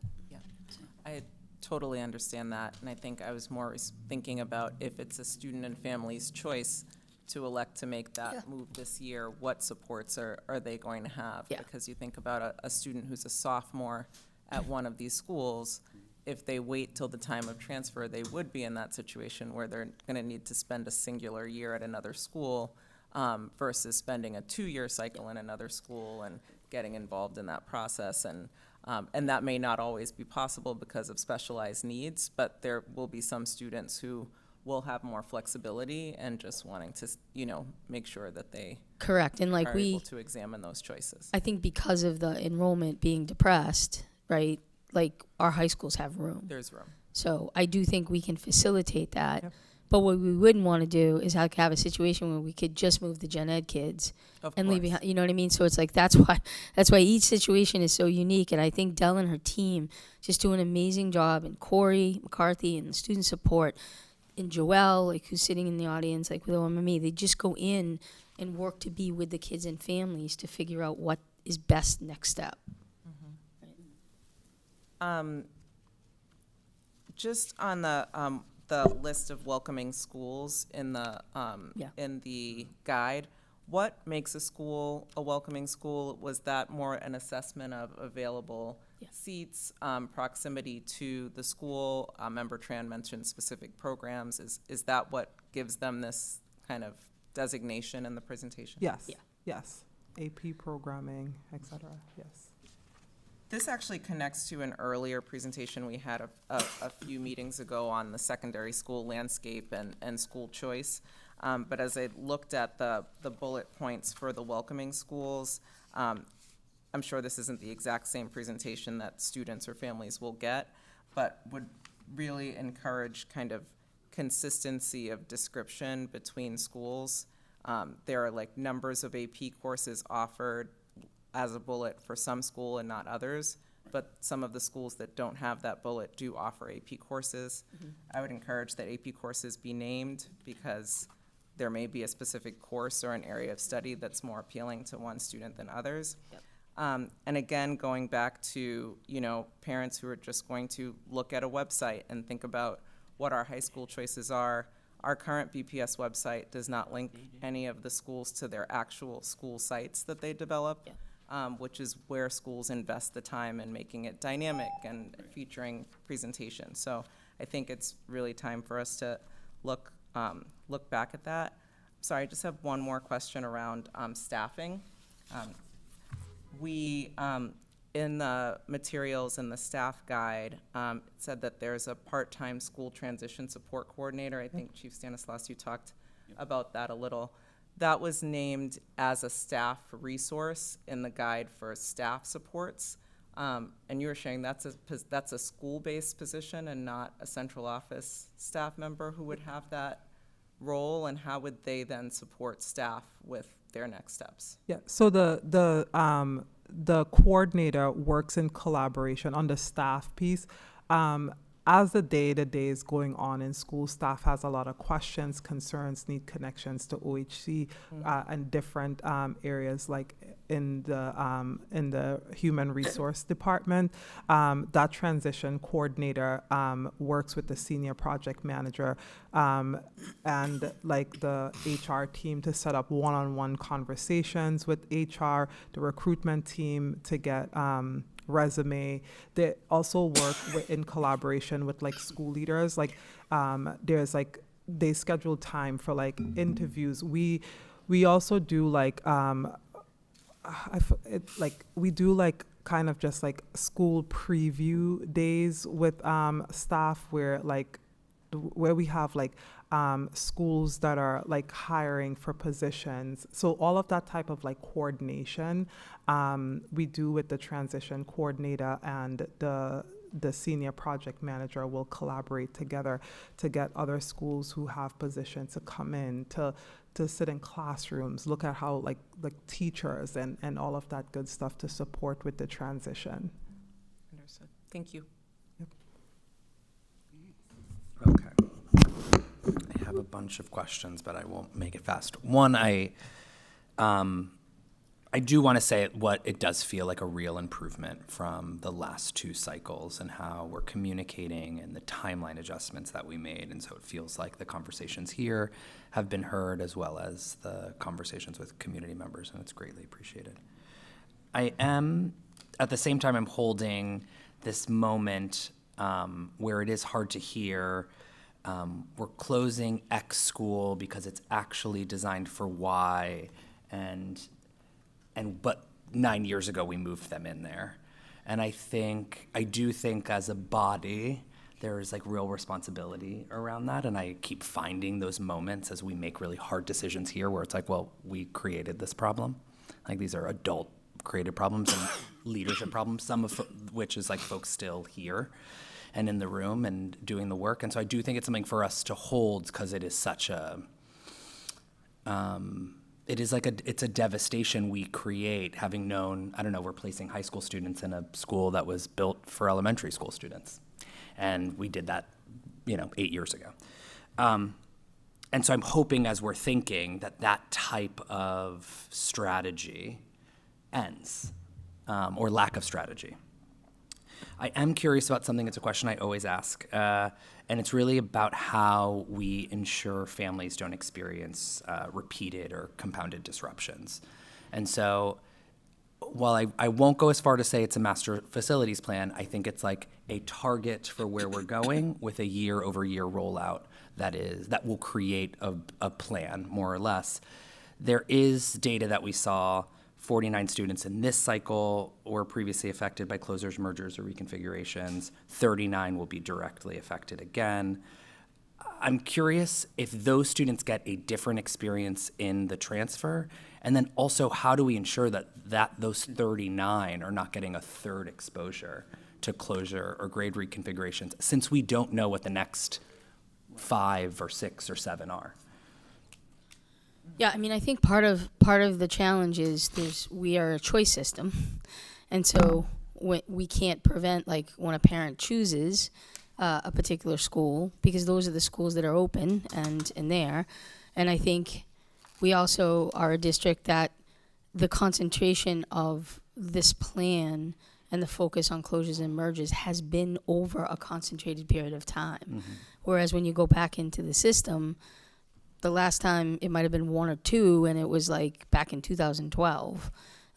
So I think the nature of that kind of rapid, plus the choice, plus there being, in particular areas of the city, a bigger impact of enrollment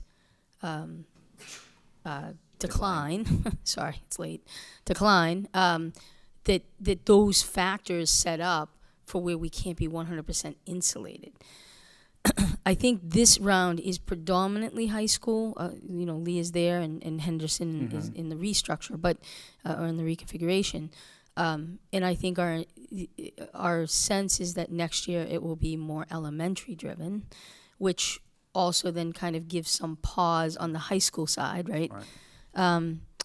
But I think you're right. Like we're thinking of like what is the best way to be able to reach out to the families who were at an elementary that closed or merged, and now they're like going to a high school where that's the case, because it is that dual impact.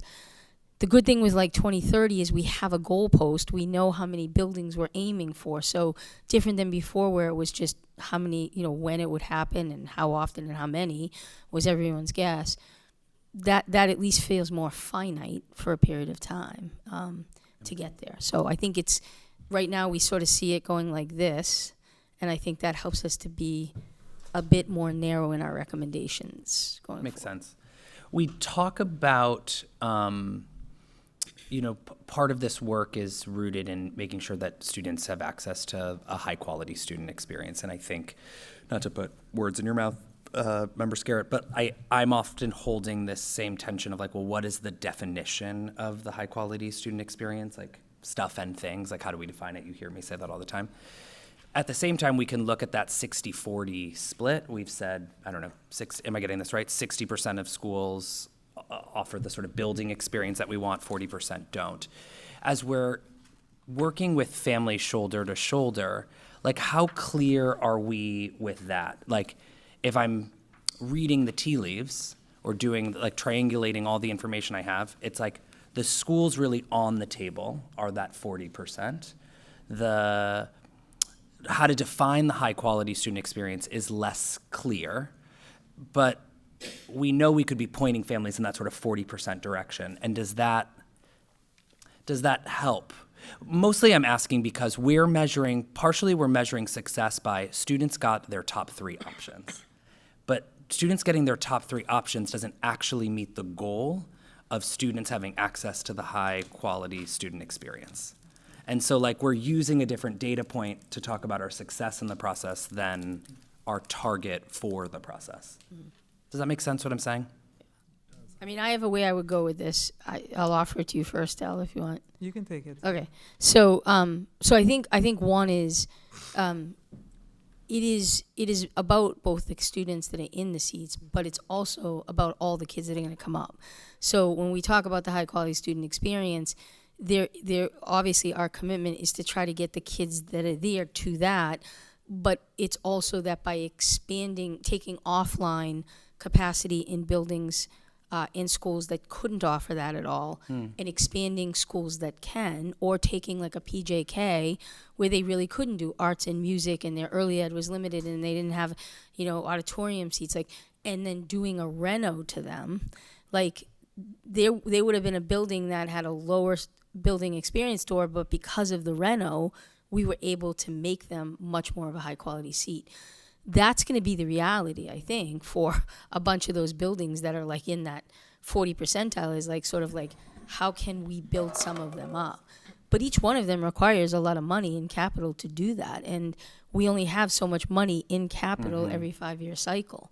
So that's the reason why I think next year we will see much more concentration of mergers where we can take a building, improve it, and then get 2 or 3 communities to be able to become part of that building at the elementary. That is much harder to do at the high school level. That makes sense. Is there a plan in this, given a shift in intentionality around how we're thinking about the broader district vision, is there a plan to also hold data around the outcomes of students specifically impacted by grade configurations and closures? Like there's a case study here for us that we can really lean on later, where this might happen in a decade again, right? To really lean on later. And how are we doing that? What is our vision for making sure we're collecting the right data so we know what worked and what didn't? And closures as a strategy or reconfigurations as a strategy specifically. Our team is currently doing that work in collaboration with some students from Harvard.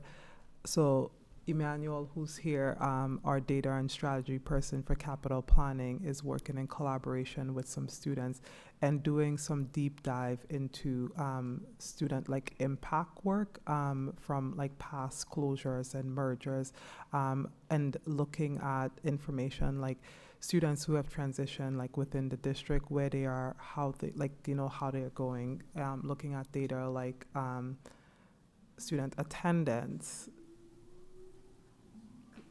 Come on. Sorry, I'm going to ask Emmanuel to join us to share all of the data information and all of the data that we're actually looking at as part of this process. And it's the data now, but also long-term data implications. Okay, great. Yes, the plan is to every year track all our students who have gone through a transition and look at all kinds of data for them. Academics, how are they adapting to their new schools, looking at climate survey data, school choice, making sure that we are prioritizing these students, attendance rates, things like that. But then as Del had mentioned, we have partnered with a group of students at the Harvard Kennedy School to also look at the human side of this project. So what they're doing is they're developing materials for us to go into schools and do interviews with students, interviews with staff and family, doing focus groups to really understand how these students have felt through these transitions and going forward. And so this is work that we are not only just doing right now and working towards, but we're going to be continuing year over year. That's helpful, thanks. I'm curious, as we're looking at programs that have ABA strands, mild intellectual impairment strands, moderate intellectual impairment programs, I'm thinking about CASH and some other places. How are you assessing, or was it assessed, that there isn't a tipping point for this high concentration of vulnerable students in receiving schools? Like we've mentioned Next and we've mentioned Carter. Yeah. Like, is there real seat availability as these programs fade? Yeah, I mean, this is why and Del works, this is that cross-functional team works so closely, but like, this is why I was saying sometimes it's creating programs in capacity, because what we don't want to do is exactly what happened to some of these schools. I mean, you guys brought it up earlier, and that is sort of like adult-created issues, district-created issues. I firmly believe that everybody that sat in my seat before me and sat in all of our staff seats before them tried to make the best decisions at the time they made them. But like, I couldn't tell you why we put a high school in an elementary building, or why it probably was like, we're going to put them there temporarily and then find a building. And it didn't happen, right? We're trying not to do that. Like, we're really trying to go only as fast as we can make good strokes. I appreciate that. And while I agree, probably best intentions, I think the issue in urban education has been the sort of political nature that has caused so much harm to kids. So sure. I want to always go, good people, good hearts, but lots of bad decisions. Last question. For the Russell specifically, this is one I've just been sort of curious about. It has a building score of 1 out of 4, and yet it's up for the grade expansion. Help me pull that apart and then make it make sense for a community who has a higher building score and now is experiencing closure instead of growth. Yep. When we look at, another thing that we look at is where a school is located, and so last year, as part of last round of proposal, we proposed closing the Dever School. That was approved by school committee. And also the merger of the Clapp and the Winthrop School, right? So that leaves the Russell School as one of the only elementary school in the North Dorchester area. And as we name, a part of this work is not only closures and mergers, it also the conversation about renovation, renovations, et cetera. So the Russell is one of the only elementary school in the North Dorchester area. And with the building experience score, this is where as a district we have to look at investments as well, right? But looking at those students need for transition, we also took the 6th grade at the Dearborn offline, where those students would usually transition for a 6th grade. So one of the immediate next steps was ensuring that 5th graders got the opportunity to transition to a 6th grade, since that 6th grade is gone, but also as a district looking at seats in that North Dorchester area and how to ensure that families within that proximity have a school within walking distance of their home. Yeah, and I think like the Russell's a case where investment would make sense in that school. The enrollment is good and strong, and the sixth grade is something that they have been wanting because it was leaving, like we do have these like odd schools that end at a particular grade, and as a result it leaves the parent without any option. We're trying again to do less and less of that. So there's still a couple, and you see it impact enrollment. So I think this helps stand the Russell up to keep their strand, and that would be a building that's pretty full, and it has some, I think, easier ways that we could get them within the building with some investment. Area for music, right? Area for arts, like the things that they're getting tagged on. Yes. So I think the superintendent is sharing, also looking at getting teachers like off carts and areas for like music, and looking for like how to invest in the building. Correct. Appreciate it. Thank you. Yeah, just a couple of points, Madam Chair, because our colleagues have made so many good points. First of all, Chief, thank you for you and your entire team, that your work that you do. This is not easy work. It is critical work, and I thank you. Particularly the learnings, as other members have pointed out. You know, we've seen the iterations of this over the past couple of years, and you have been learning and adapting. And just hearing now about the work with Harvard, about looking at the emotional impact to the students, is very helpful to hear. So thank you for that. You know, Superintendent, you have laid out a goal that all students are in high-quality building experiences, and that is a goal this committee has enthusiastically endorsed. And it's always great in theory, and then when you talk to parents, they're often willing to sacrifice that for a small building experience. Right? And yet we've looked at over the years the budget implications of that. It was interesting to me in the last go-around how, you know, many years ago, this committee considered closing the CLAP, and we had a large outcry, and we did not do it. And in this most recent go-around, when parents saw that they were getting the Frederick as an opportunity, it became real about that high-quality building experience versus the limitations of the CLAP. I'm just using that as one example. We have a lot of small schools, and yet we always hear repeatedly that people are willing to make that trade-off until they understand the alternative. And I think the Sarah Roberts, the work that we did this year to turn that into a beautiful elementary school with two communities together, was excellent work. Chief, you made one quick point in here, but I think it's a huge impact to potential work in the future, and that is we're expecting an answer from MSBA preliminary indication of interest on Madison Park. And that's a huge dollar impact for us, because, Superintendent, as you said, we have limited dollars available for capital outside of MSBA. Madison Park is a potentially very, very big project. If MSBA gets interested, we think that could be what, potentially 200 million, 250 million? That their portion would be? No, I think for us it may be a swing in our capital of around 150. Okay.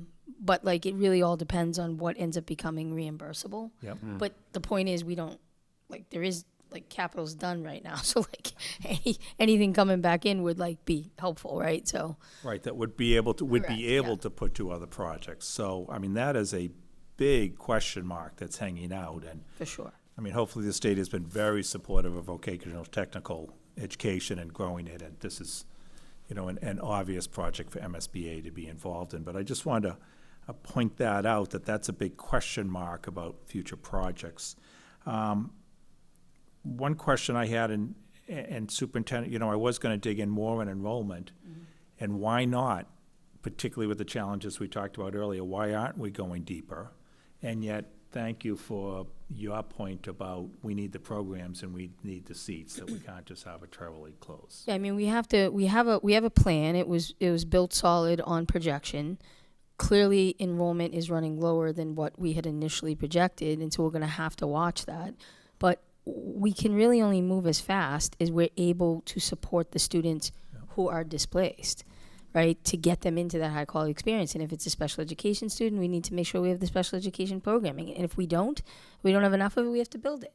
And same thing with our multilingual learners. So as a district, that is our responsibility, which is different than how it's been done before, which is things were closed. And like, I can tell you at Tech Boston, I took 4 different schools in during my time as leader at Tech Boston, and kids just showed up.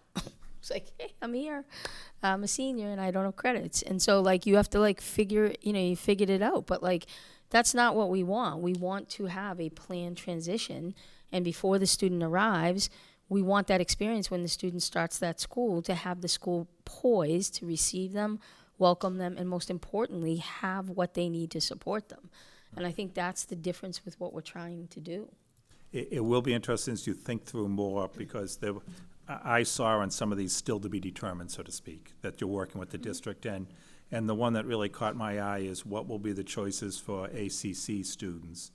Because even though New Mission is literally right across the street, it is, an application process, et cetera. And so what is open enrollment choices for the ACC students? And I know we have some work to do in figuring out what would be the right, particularly programmatically, what would be the right welcoming schools. Yeah, and I have great faith in our secondary school leaders, because in this last go-around, they raised their hand constantly to take students.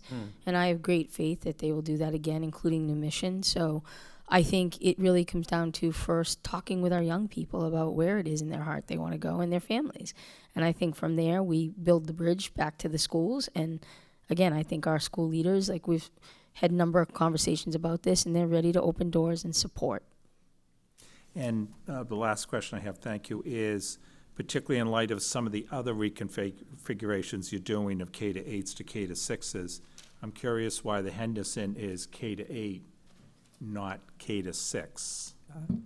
That's a good question. And I know there's an inclusion piece there, but we also have 7th and 8th for Lions, right? Aren't they? Isn't Lions K-8, even though 7-8 is in the old high school building across the street? Yep. And the Lion reconfigured, so they lost their 7 and 8, so they're K-6. So they're K-6, yeah, right. But to share about the Henderson specifically, one of the things that we look at when we're talking grade reconfiguration, right? We look at like our K-6, and then and the data around what happens after the 6th grade, right? Like how many students are we losing after the 6th grade? When we look at the Henderson, we see a big drop at the 8th grade, right? So we see 45% of the students leave the Henderson at the 8th grade instead of the large drop off at the 6th grade that we see at other schools. So a lot of our other schools, when we're looking at reconfiguration, we see a significant drop in enrollment at the 6th grade, like a lot of students transition off to exam schools or just like other schools looking for that 7-12 experience. And what then happens in some of our schools as we're looking to reconfigure is that we see larger pockets of either students with this, like a high concentration of students with disabilities, or we see just like a new cohort of students that are coming in to make up that 7th and 8th grade. So that 7th and 8th grade is not like students who have started within some of our schools. So those are the schools that we look closely at, right? And these are the schools that we propose for reconfiguration. Whereas the Henderson, you see a big drop specifically at the 8th grade. So it's a 45% drop of students at the 8th grade. 8th to 9th, you mean? Yes. They stay through 8 and then into 9th grade. Yes. Correct, okay. Yes. Thank you. Yeah, and the only other thing I would just say is like, I think as a district we have to have a menu and a range of school sizes, programs offered, etc. And it is true that some parents pick a small school because they want their students seen, known, like supported. But small doesn't guarantee that. What guarantees it is leadership and culture and staff that build that. And you can have that in a bigger school. Oh, yeah. And at the same time, have many of these things that students have told us and families have told us they want. And so that's what we really should strive for, is having all of our schools have that, regardless of their size, but making sure that our schools that are 650 or 750 or 850 as high schools or at the exam schools, that every student feels known and seen, and they have a trusted adult or two that they can name and it has the opportunity to offer programming that's going to challenge and stretch and support each kid. And we're not there yet, but this is part of the plan and steps toward getting there. Great. Thank you. Thank you, Madam Chair. Thank you. I want to thank you. I know this has been incredibly hard work for you and your team, and we really gratefully appreciate all that you've done this year, but all you've done over the whole course of this, and realizing the many changes. Yeah, we're at a very different place than the first time we told a school that they were going to close, and the preparation that's doing, and it's still, no matter when anybody hears those words, it's still very hard, and it's harsh. And I think the pieces that are resonating for me at this moment is that we don't know what our financial situation is going to be next year. We have been very fortunate and somewhat protected over the last several years through lots of very strong work about making it through and not having a lot of the issues that we see our colleagues around the country. But we're probably not going to be able to do that next year because of what's going on nationally, et cetera, and the critical change in our pieces. So the question for me is more, how are we talking beyond the work that is being put in place to talk with school communities, but how are we helping our whole community understand? We get lots of criticism from advocates and from the public, the newspapers, et cetera. Everybody will have something to say about whatever the decisions are that are made. How are we helping them to understand the reality of what we are about to face and the desire to continue to move along a path of delayed decisions over many years to begin to get our students to situations that are better for them, not only physically, but the pieces that we're not talking about often still is that we still have a number of transformation schools, which means the quality of day-to-day teaching experiences aren't always up to par either. How we're not just pointing fingers at, if we fix the building, all will be well. Well, really not necessarily. So how are we getting to those underlying issues around our educators and their credentials and experience, et cetera? How are we helping families to think about, as you said, I heard a lot about that small school, intimate experience, and if somebody who went to a very small elementary school and loved it and hated when I went to a 6th grade that was a big school for 1 year, and it still traumatizes me to this day. I mean, I know those issues are really real for people, but there's also a real budget number at the end of the day. So how can we both afford the both and? How do we help find it or help people find it where they need it?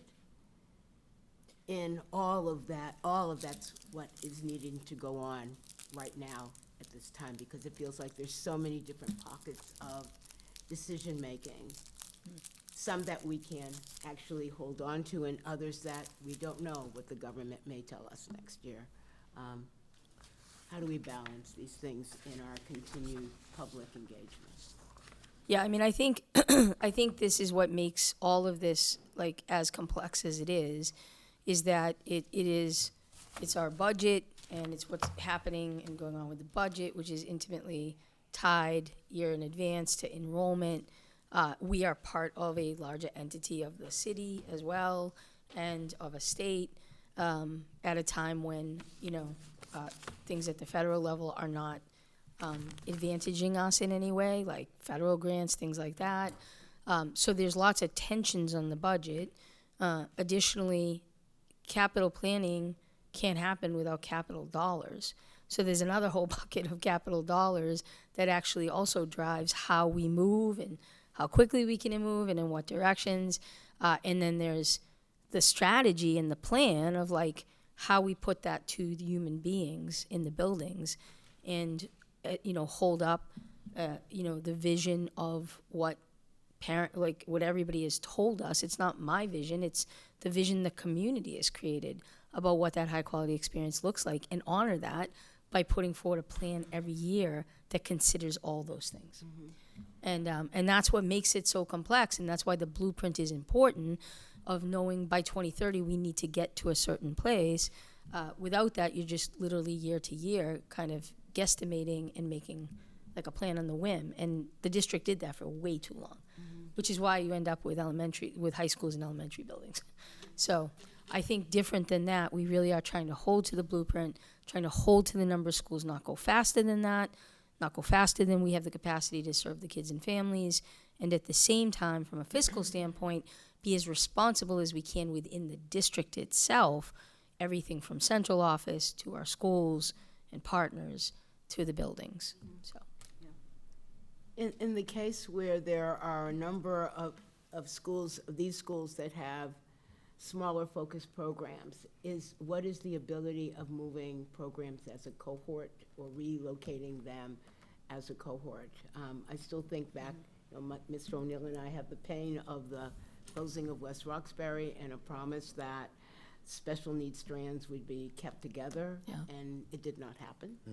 And we continue to ask about the outcomes of those students, and we're glad that you're keeping that now, but that wasn't happening then. So again, we're sort of sensitive to how are we really thinking about particularly those most vulnerable cohorts of kids. Yeah. So, I mean, I think we always try to go in thinking about how can we have groups of kids be able to go together. At the high school level, it becomes kind of tough because kids have choice and they use it, right? Like they have different feelings about where they want to go and what they want to do. But we're always trying to balance that. But I think to Member Scarrett's point, like we also have to be very cognizant of not creating tipping points. Or actually, maybe you said that, right? Mr.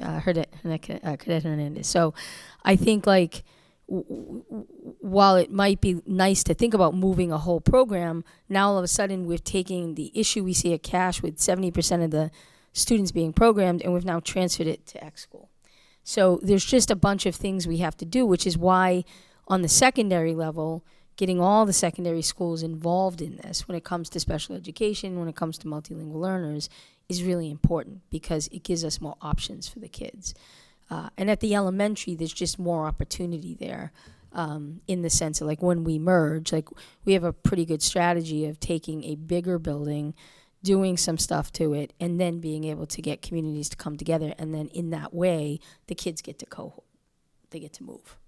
Thank you. I think my last question is really more of an acknowledgement to acknowledge the work that both the Henderson and the Lions did in terms of leading the way in this district for students with special needs and creating, programs that were renowned across the country and are now seeing those things get reconfigured, to some degree because there's been change and there now are more opportunities for students as well, but don't want to lose absolutely that leadership or the recognition that they have played as even we are talking about next. Yeah, no, fully, and I think it's very much alive in Lions K-6 and will be very much alive in pre-K to 8, at Henderson.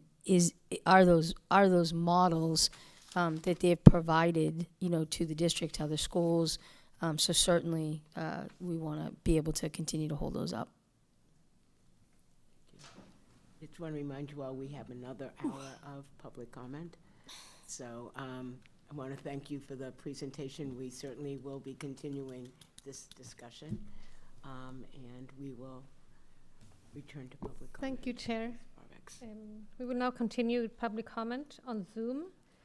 Please remember to raise your virtual hand when I call your name. Our first 3 speakers are not in the meeting, so we will continue with Cheryl Buckman, Edith Bazil, Sequoia Craig, and Johnny McInnes. Cheryl Buckman. I'm sorry.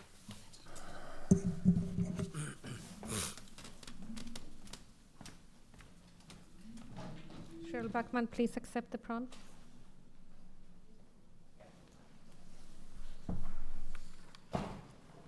You can start. My name is Cheryl Buckman, and I'm a parent of a 7th grader at the Ruth Batson Academy and the lead for the Dever. I'm a long life resident of South Boston. I'm here to speak about the recommendations regarding the long-term facilities plan. We understand that optimizing the district to match shifting enrollment projections is a challenging task, and we appreciate the goal of creating a sustainable district with high-quality options for all families. As a parent, advocate, and former student, I recognize the emotions families at the affected schools are feeling right now. However, closures and reconfigurations will deeply disrupt students, teachers, and families. As I said in a recent Boston Globe article, BPS must prioritize equity, protect all student well-being, and ensure meaningful community input before any decision is made. The proposed changes include reducing the numbers of schools and closing 3, will impact hundreds of families. And these are just not numbers, they represent communities and children's futures. While I appreciate the effort to share this information ahead of school choice season, the timeline for community input must be more than just briefing on decisions already made. We need clarity on 30 how seconds. these are selected. I hope the committee and BPS have learned from past closures and improve on how information is shared and feedback is handled. We must approach this process with transparency and care. We all want sustainability in the district that serves our students well, but we cannot come at a cost of equity and quality for students losing their school communities. Thank you. I Your time urge is you up. to Thank you very much. Our next speaker is Edith Bazil.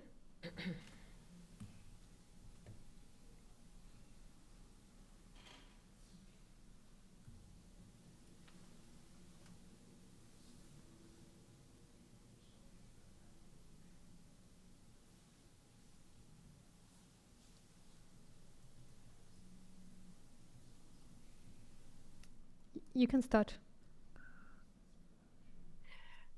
The Henderson represents the innovation of visionary district leaders and deep, consistent work of exceptional teachers.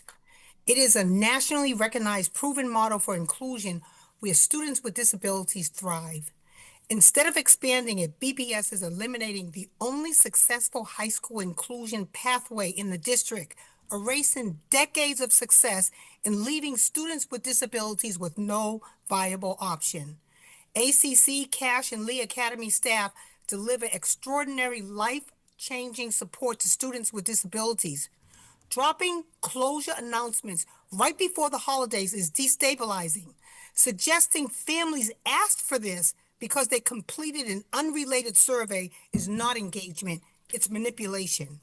Families are asking, how does this align with the city's $50 million inclusion investment when your facilities plan dismantles inclusion instead of protecting it?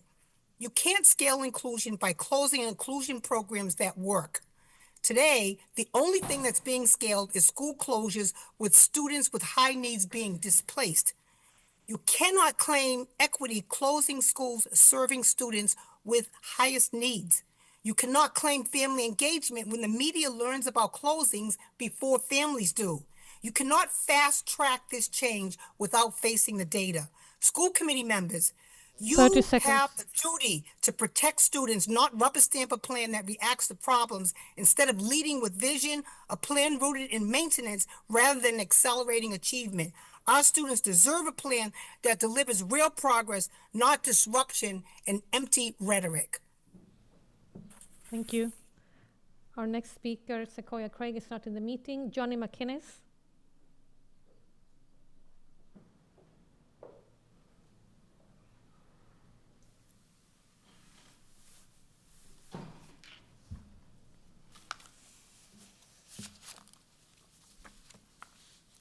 Okay, here I go. Greetings, Chair Robinson, Superintendent Skipper, and members of the Boston School Committee. My name is Johnny McInnes, the Political Director for the Boston Teachers Union. We are requesting that the vote on the school closures that are being discussed this evening be postponed until next year. As a parent of a BPS graduate, I know firsthand how school closures have long-term effects on children. My daughter lived through 3 school closures during her years of education in BPS. She attended the Rogers Middle School, which closed after her first year while she was attending, then went on to the Timothy Middle School. She then attended Dorchester High, which closed while she was after the first year, then attended Boston Excel High, where she graduated. The effects of those disruptions while trying to receive a high-quality education did not allow her any consistency with the educators who taught her with the district prescribed school curriculum and weakened the social experiences with educational friendships she had developed. Any decisions about our school buildings must put the voices of educators, students, and families at the center. Furthermore, to hold a vote of the school committee less than a month after the recommendation is submitted in the midst of the holiday season is no way to allow for school communities to respond to the devastating news of their closure. The BTU has a comprehensive facilities resolution. Through this resolution, which was developed with member and community input, we urge 30 BPS seconds. to prioritize new construction and renovations. We call on BPS to prioritize the stability and preservation of communities. We ask for a clear plan that shows how students impacted by closures and mergers will end up at schools with better facilities and programs. And we urge the city and district leaders to ensure that any proposals are transparent, community-driven, and truly in the best interest of Boston students. Including all voices will ensure that decisions about our schools are deliberate, transparent, Thank you. Your and time is grounded up. in the voice of the families and educators who know our students best. Thank you.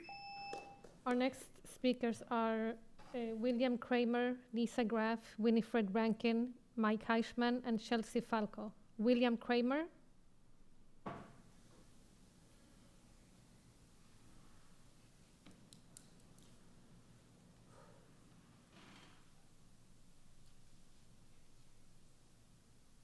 Can I start? You can start, yes. My name is William Kramer. I'm an ESL teacher at Cash. I respect the work that you guys do, but this is a bad decision. You need to understand who my students are and who this is going to impact. My students are Haitian. They are running away from their country because it's been taken over by gangs, and a lot of their families have unfortunately been killed. They have finally found a home here in Cash. They have found a community, and they have found a community because they understand what the other students in the class have gone through too. And so what you're going to do is rip that community apart. You are going to destroy the stability that they have found. You are going to destroy the community that we have found at Cash. You think these students are going to be able to find these connections that they finally found a home in this school building, and now you're going to rip it away from them. So you can talk about transitions, and you can say these euphemisms for these what's going to happen to these students. But what you are doing is you are taking the most vulnerable population in BPS, and you are ripping apart their community. So school committee members, think about that. Think about what you're doing to these kids. And you can use lots of fancy terms to talk about what you're doing to them, but you're taking a community and a home that they have, that they finally found after running their entire lives away from 30 seconds. These conflicts, and you are giving them extreme displacement again. You are once again putting them on the run, and you are destroying the stability that they've finally found. So please take that to heart, the real impact that you're going to have on these kids, and think about that before you make this decision. Thank you. Your time is up. Thank you. Our next speaker is Lisa Graff.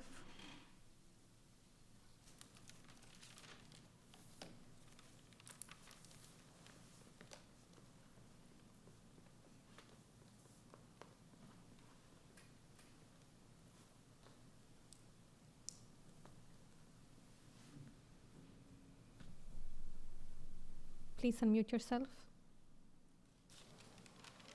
Sorry about that. Thank you for giving me this opportunity to testify today. My name is Lisa Jane Graff. I'm a 2023 Len Fellow and a Boston SPEDPAC board member. Today, I will speak as an individual with the lived experience of an autistic person.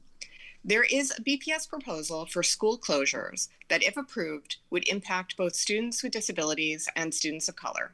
I will make the following requests of the district. First, to share the data and analysis that gives the reasoning behind each school closure that has been proposed.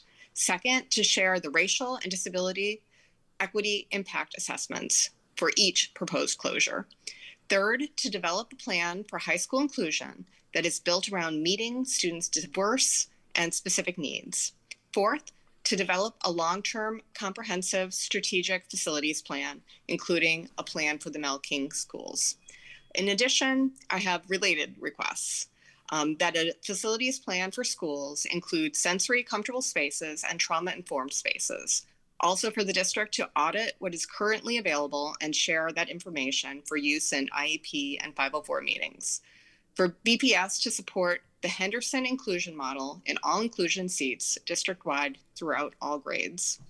For BPS to reach out to all SPEDPAC caregivers and their children for true community engagement about what they are looking for and need regarding supports and services for BPS students. 30 seconds. This would allow the district to learn the effectiveness and preferences of services, but also see where there are unmet needs. For BPS, fourth is for BPS to offer substantially separate and inclusion classrooms for autistic students that are neurodiversity affirming and don't embed ABA practices. One approach would be to open more multiple disability classrooms with sensory comfortable spaces. If schools are closed, please offer more options for students, Your time not is up. less. Thank you very Thank much. you. Our next speaker is Winifred Rankin.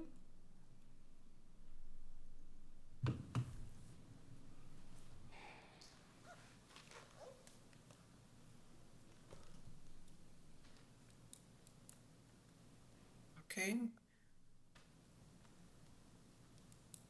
You can start. All right, so my name is Winifred Rankin. My son is a living testament to the transformative power of the community of Academy of Science and Health. When he first joined CASH, he was struggling to advocate for himself, struggling in all academic subjects, and was only expected to receive a certificate of attendance. However, thanks to CASH's dedication and detailed attention to each student's needs, he's now thriving. Today, he has successfully passed MCAS and is on the cusp of earning his high school diploma. For families like mine, CASH represents more than just a school. It is a beacon of hope and a pathway to success.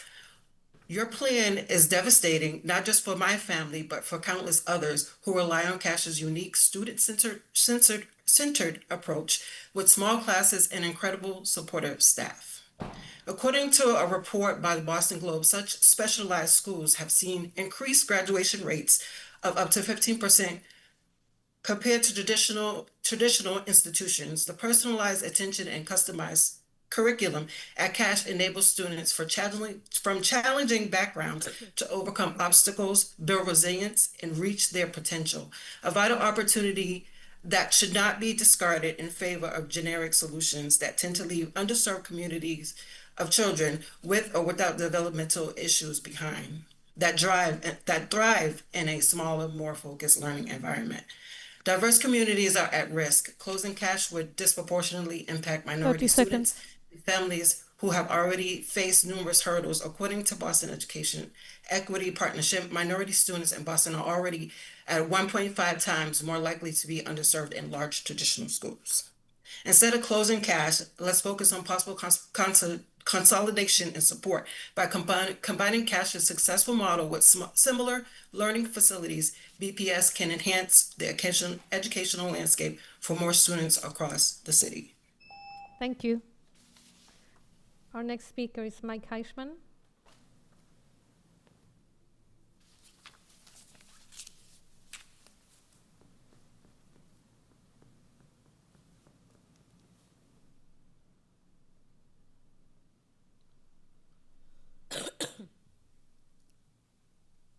Mike Heichman, Dorchester. Thank you, Blanca Polanco Garcia and Dr. Stephen Alkins for your commitment to equity and justice, as expressed by your no vote against the resegregation of the BPS at your most recent meeting. Dr. Alkin was right when he said that the purpose of the reform of the admission process was to promote equity at exam schools. The reform has been successful as more of our Black and brown students have enrolled in these elite schools. The third rail for the superintendency has been, thou shalt not change the admission policy in ways that would harm privileged white families. Superintendent Chang years ago attempted to diversify the elite schools, fired by Mayor Walsh. Superintendent Casilius, supported by the school committee, courageously decided to make the exam schools more diverse, fired by Mayor Wu. Superintendent Skipper has reversed direction away from equity to embrace privilege and white supremacy. Some examples. At the beginning of her regime, the harassment and firing of many Black and brown central office workers, the failure to use the racial equity tool in the making of policy, the killing of the Equity Roundtable, the unsuccessful effort by Wu Skipper to move the O'Brien from the heart of the African American community to 30 white seconds. the closing of schools only with large majorities of Black and brown students. And on November 5th, the school committee approved the Wu Skipper plan to resegregate the exam schools. The worst part is that the top 20% will automatically have a seat and won't be part of the lottery. Privilege trumps equity. As a reward for her work, the school committee voted to extend Ms. Skipper's contract and gave her a big pay raise. This is what liberal racism looks like. Thank you very much. Our next speaker is Chelsea Falco.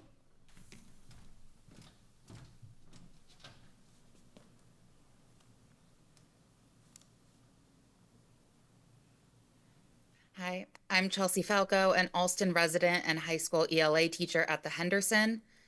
In my 4 years working at the Henderson, I have seen what makes this community truly unique and wonderful. In many school environments, we foster inclusivity with our youngest learners, but by the time they get to high school, we start separating students based on ability. But students who stay at the Henderson for several years don't face that separation. They still see each other every day. They greet each other in the hallway and support each other on their assignments. They dance together at prom and celebrate as they toss their caps at graduation.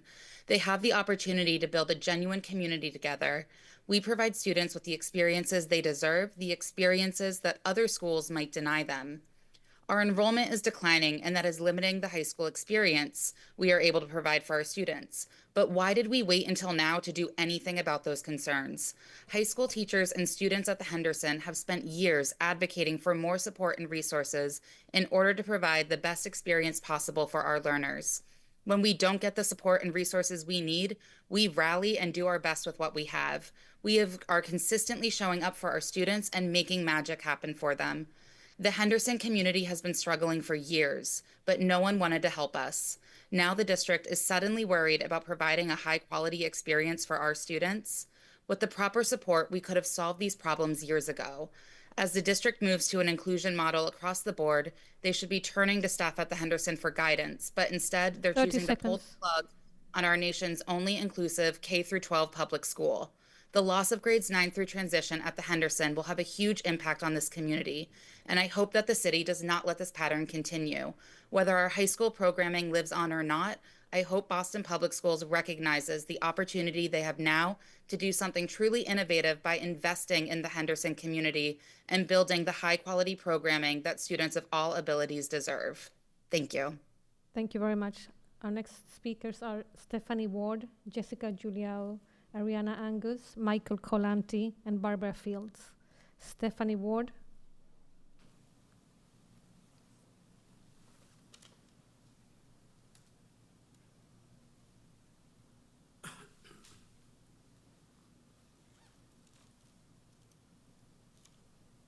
Hi, my name is Stephanie Boda Ward. I live in JP and have a student at ACC. When my oldest was at the Hernandez, a fellow parent, a teacher at Green Academy, where many students from Hyde Park High landed after you closed it, asked me to help because no one was talking to the seniors about pathways after graduation. He said those seniors from Hyde Park were completely abandoned. Recently, I had dinner with a young man who was in the last class to graduate from West Roxbury High School before you closed it. He told me that no one has ever reached out to him or his peers to learn from their experience around closures. When I asked what his experience was, he said, basically, BPS abandoned us. I wrote some of you about how impressed I am with ACC culture. I shared how welcoming they are and how they see everyone's full humanity.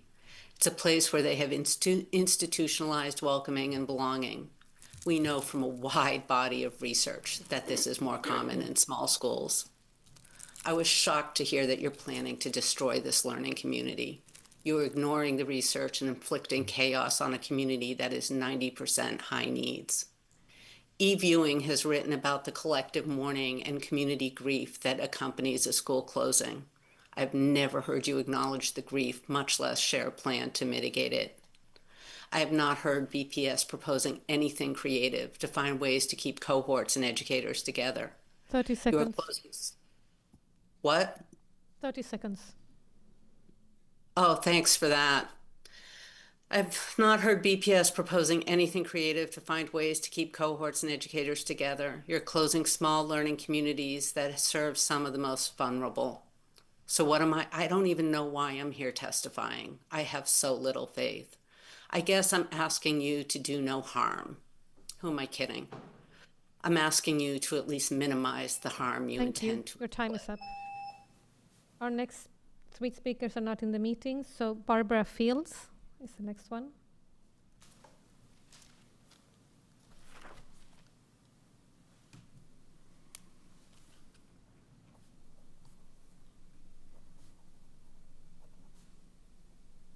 Barbara Fields, please accept the prompt.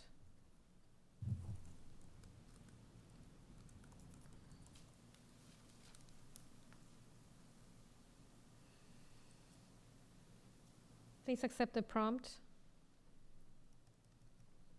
We will continue with the next speakers.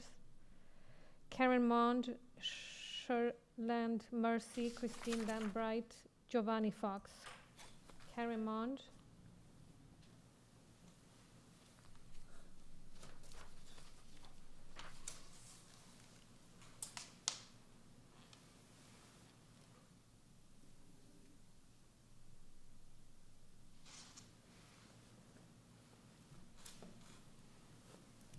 Please unmute.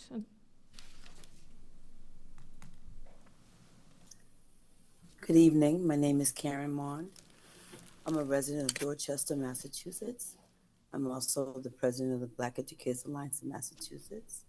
I'm a graduate of the Boston Public Schools, Boston Tech to be exact. I'm a parent of 3 students who did not attend Boston Public Schools for many, many reasons. I'm an educator who did teach in Boston Public Schools for over 30 years, especially special education, and 10 years of that service was done at the McKinley School. I ended up at the Burke High School, which I'm very proud to say we did a great job receiving a whole group of students that were removed from the West High School. Excuse me, it's late and I know I'm tongue-tied. And the ABA strand that came to the Burke. And I'm really concerned about what is happening at this time.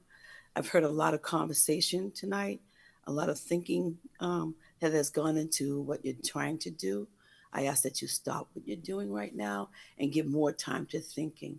That I'm in agreement, if I act like a preacher's daughter, I'm in agreement with Stephanie Ward, Lisa Graff, Mike Hutchison, that, and a lot of things that have been said. I'm in agreement with some of your newer members on the school committee that we need to take time to look at what is being done. 30 seconds. All the communities in equity. It's the plan, while it may have been thought through by different players, and the words that are coming out of your mouths are words that sound good, but we really need to look at the human side of it.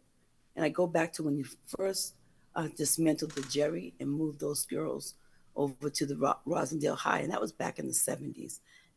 We saw it then, and we're seeing it now. So let's slow down. Let's rethink. Thank you. Let's regroup. Your time is up. Thank you very much. Our next speaker is not in the meeting. We'll continue with Christine Lambright.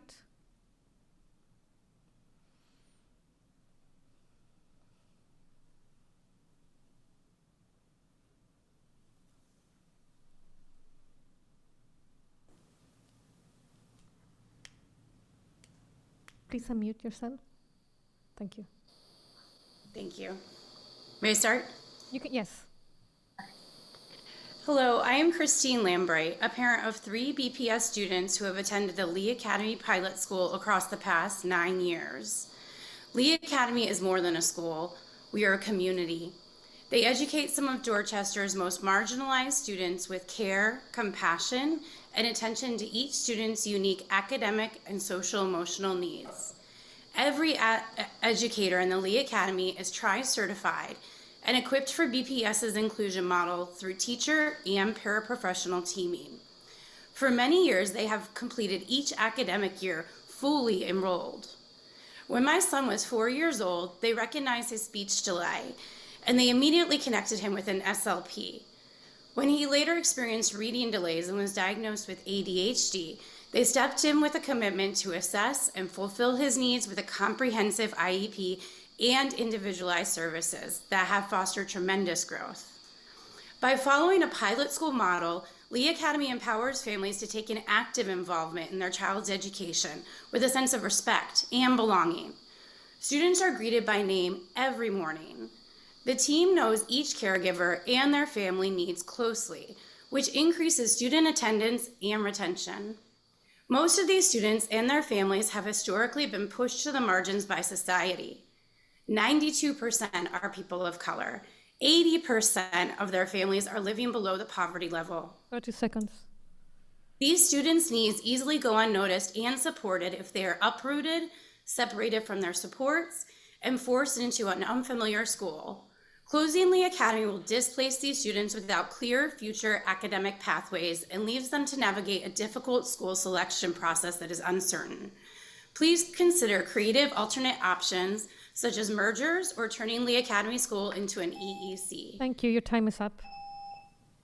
Our next speakers are Giovanni Fox, Catherine Camacho, Lindsay Aviles, and Linda Freeman. Giovanni Fox.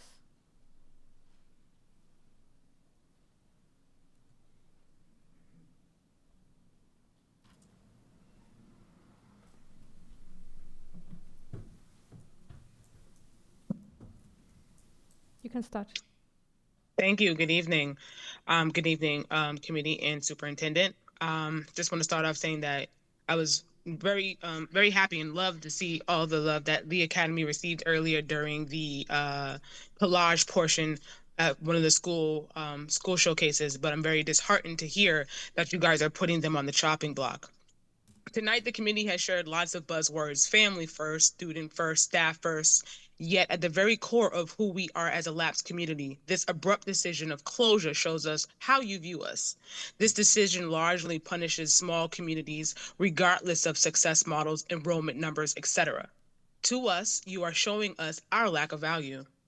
Although we are a small community, we are a strong and vibrant multicultural community in Dorchester, which serves a large BIPOC demographic.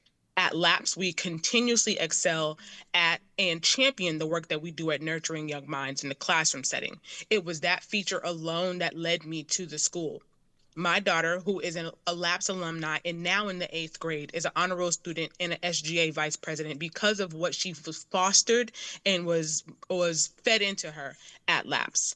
In my past tenure at LAPS as family council president and also on the governing board, our community is constantly falling victim to the larger BPS machine.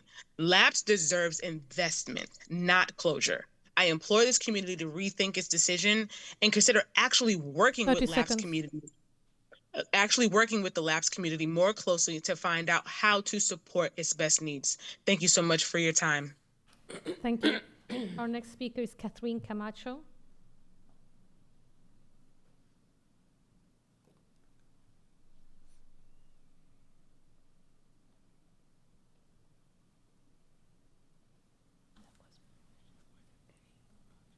You can start. Hi, good evening. My name is Catherine Camacho, and I'm a second grade teacher at the Lee Academy Pilot School. This is my first year here, and this very short time, I've come to see what makes the Lee so special. A truly inclusive and nurturing community where students are supported and they're celebrated for who they are.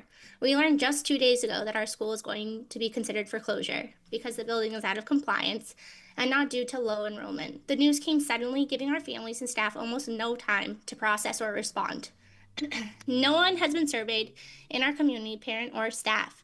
That's concerning to me. That lack of time, communication, and transparency feels inequitable, especially for families who deserve to have a real voice in decisions that impact their children. That's not the first time that I've experienced this. In the past 3 years, I've been a part of 2 schools being merged or closed. Each time I've seen how these decisions dismantle small elementary school communities instead of building them. Students lose their sense of belonging, teachers are displaced, and families are left feeling powerless and unheard. Lee Academy stands for a model of true inclusion, a place where all students, including those with disabilities and diverse needs, learn together, an environment built on compassion, collaboration, and respect. I worry really deeply about what's going to happen to our students if our school closes. They deserve stability, care, and access to the same inclusive practices that have allowed them to thrive here. I'm asking the board to postpone this vote, give our community the opportunity to collaborate, problem solve, and 30 explore seconds. solutions instead of closure. Whether that's addressing the building's compliance issues, looking for another school building, merger, or finding a sustainable plan that protects the heart of our school. I invite you, the board, to come to our school, see our community, and hear the voices of the students that you're taking their school away from. Take it into account. Lee Academy is more than just a building. It's a community, people who believe in what public education and inclusion can be and should be. Please give us the opportunity to preserve that. Thank you. Thank you very much. Next speaker is Lindsay Aviles.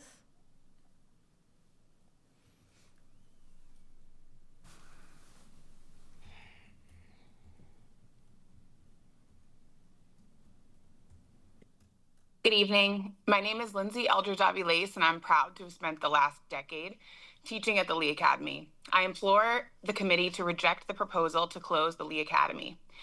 This proposal directly opposes the district's goal to provide a high-quality, inclusive education to all students. Currently, most schools are rolling up inclusion, requiring extensive investment in training and continuing education. We are an established, full inclusion school, a school that was founded on the principal belief in the power of inclusive education, a school that's been successfully implementing and fine-tuning our inclusion model for over a decade. Any improvements the district has implemented across the city in regards to inclusion staffing models are ones that we had already implemented, using our fiscal autonomy as a pilot school to work around the bureaucracy and put students' needs first. This includes a full-time paraprofessional in every classroom, a full-time school psychologist, BCBA, math specialists, and learning specialists at every grade level, resulting in 1.5 teachers in every classroom. This, in conjunction with our small size as a building, results in a highly supportive and rigorous experience for every single student. Can we ensure that same level of support at their next school? My understanding is no. We seem to have been passed over for reconfiguration or merge. Why? Our staff isn't in the business of politicking. We're too busy planning our lessons and supporting our families. Every year we start the year with home visits, teaching teams meeting children and their families in the community. I've seen firsthand the impact our school has on children and families. Year after year, we receive students from other schools who have not met their needs, not at Lee Academy. We band together, we work with families, we adjust, pivot, support until every child succeeds. We agree that our building is lacking. We want better for our students. But a school is not a building, a school is a community. Communities like the Lee Academy don't happen by accident. They're cultivated purposefully over time. Thank you. Your time through is shared up. learning and experiences. Thank you very much. Please do not cut us short. Our last speaker is Linda Freeman.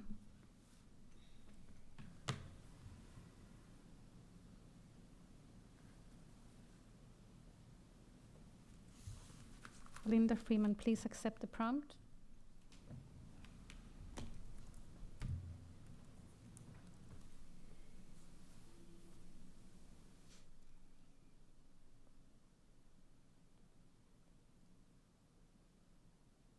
You can start.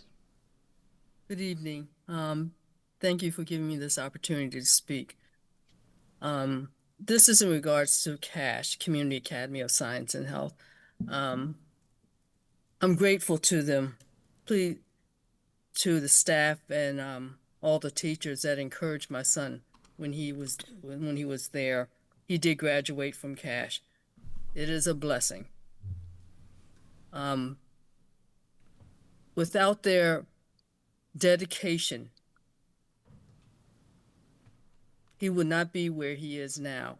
They gave him a lot of encouragement, guided him well. And I find that it's very disheartening. I would like you to reconsider do not close CASH. You have dedicated staff, teachers who care about their students and want them to all succeed. Thank you again. Thank you very much. Chair, that concludes public comment. Great. Thank you. Is there any new business? All right, the next school committee meeting will take place in person on Wednesday, December 3rd, 2025 at 6 p.m. If there's nothing further, I'll entertain a motion to adjourn the meeting. Is there a motion? So moved. Thank you. I guess there's a second. Is there any discussion or objection to the motion? Is there any objection to approving the motion by unanimous consent? Hearing none, this meeting is adjourned. Thank you all. Have a good night. Have a good day.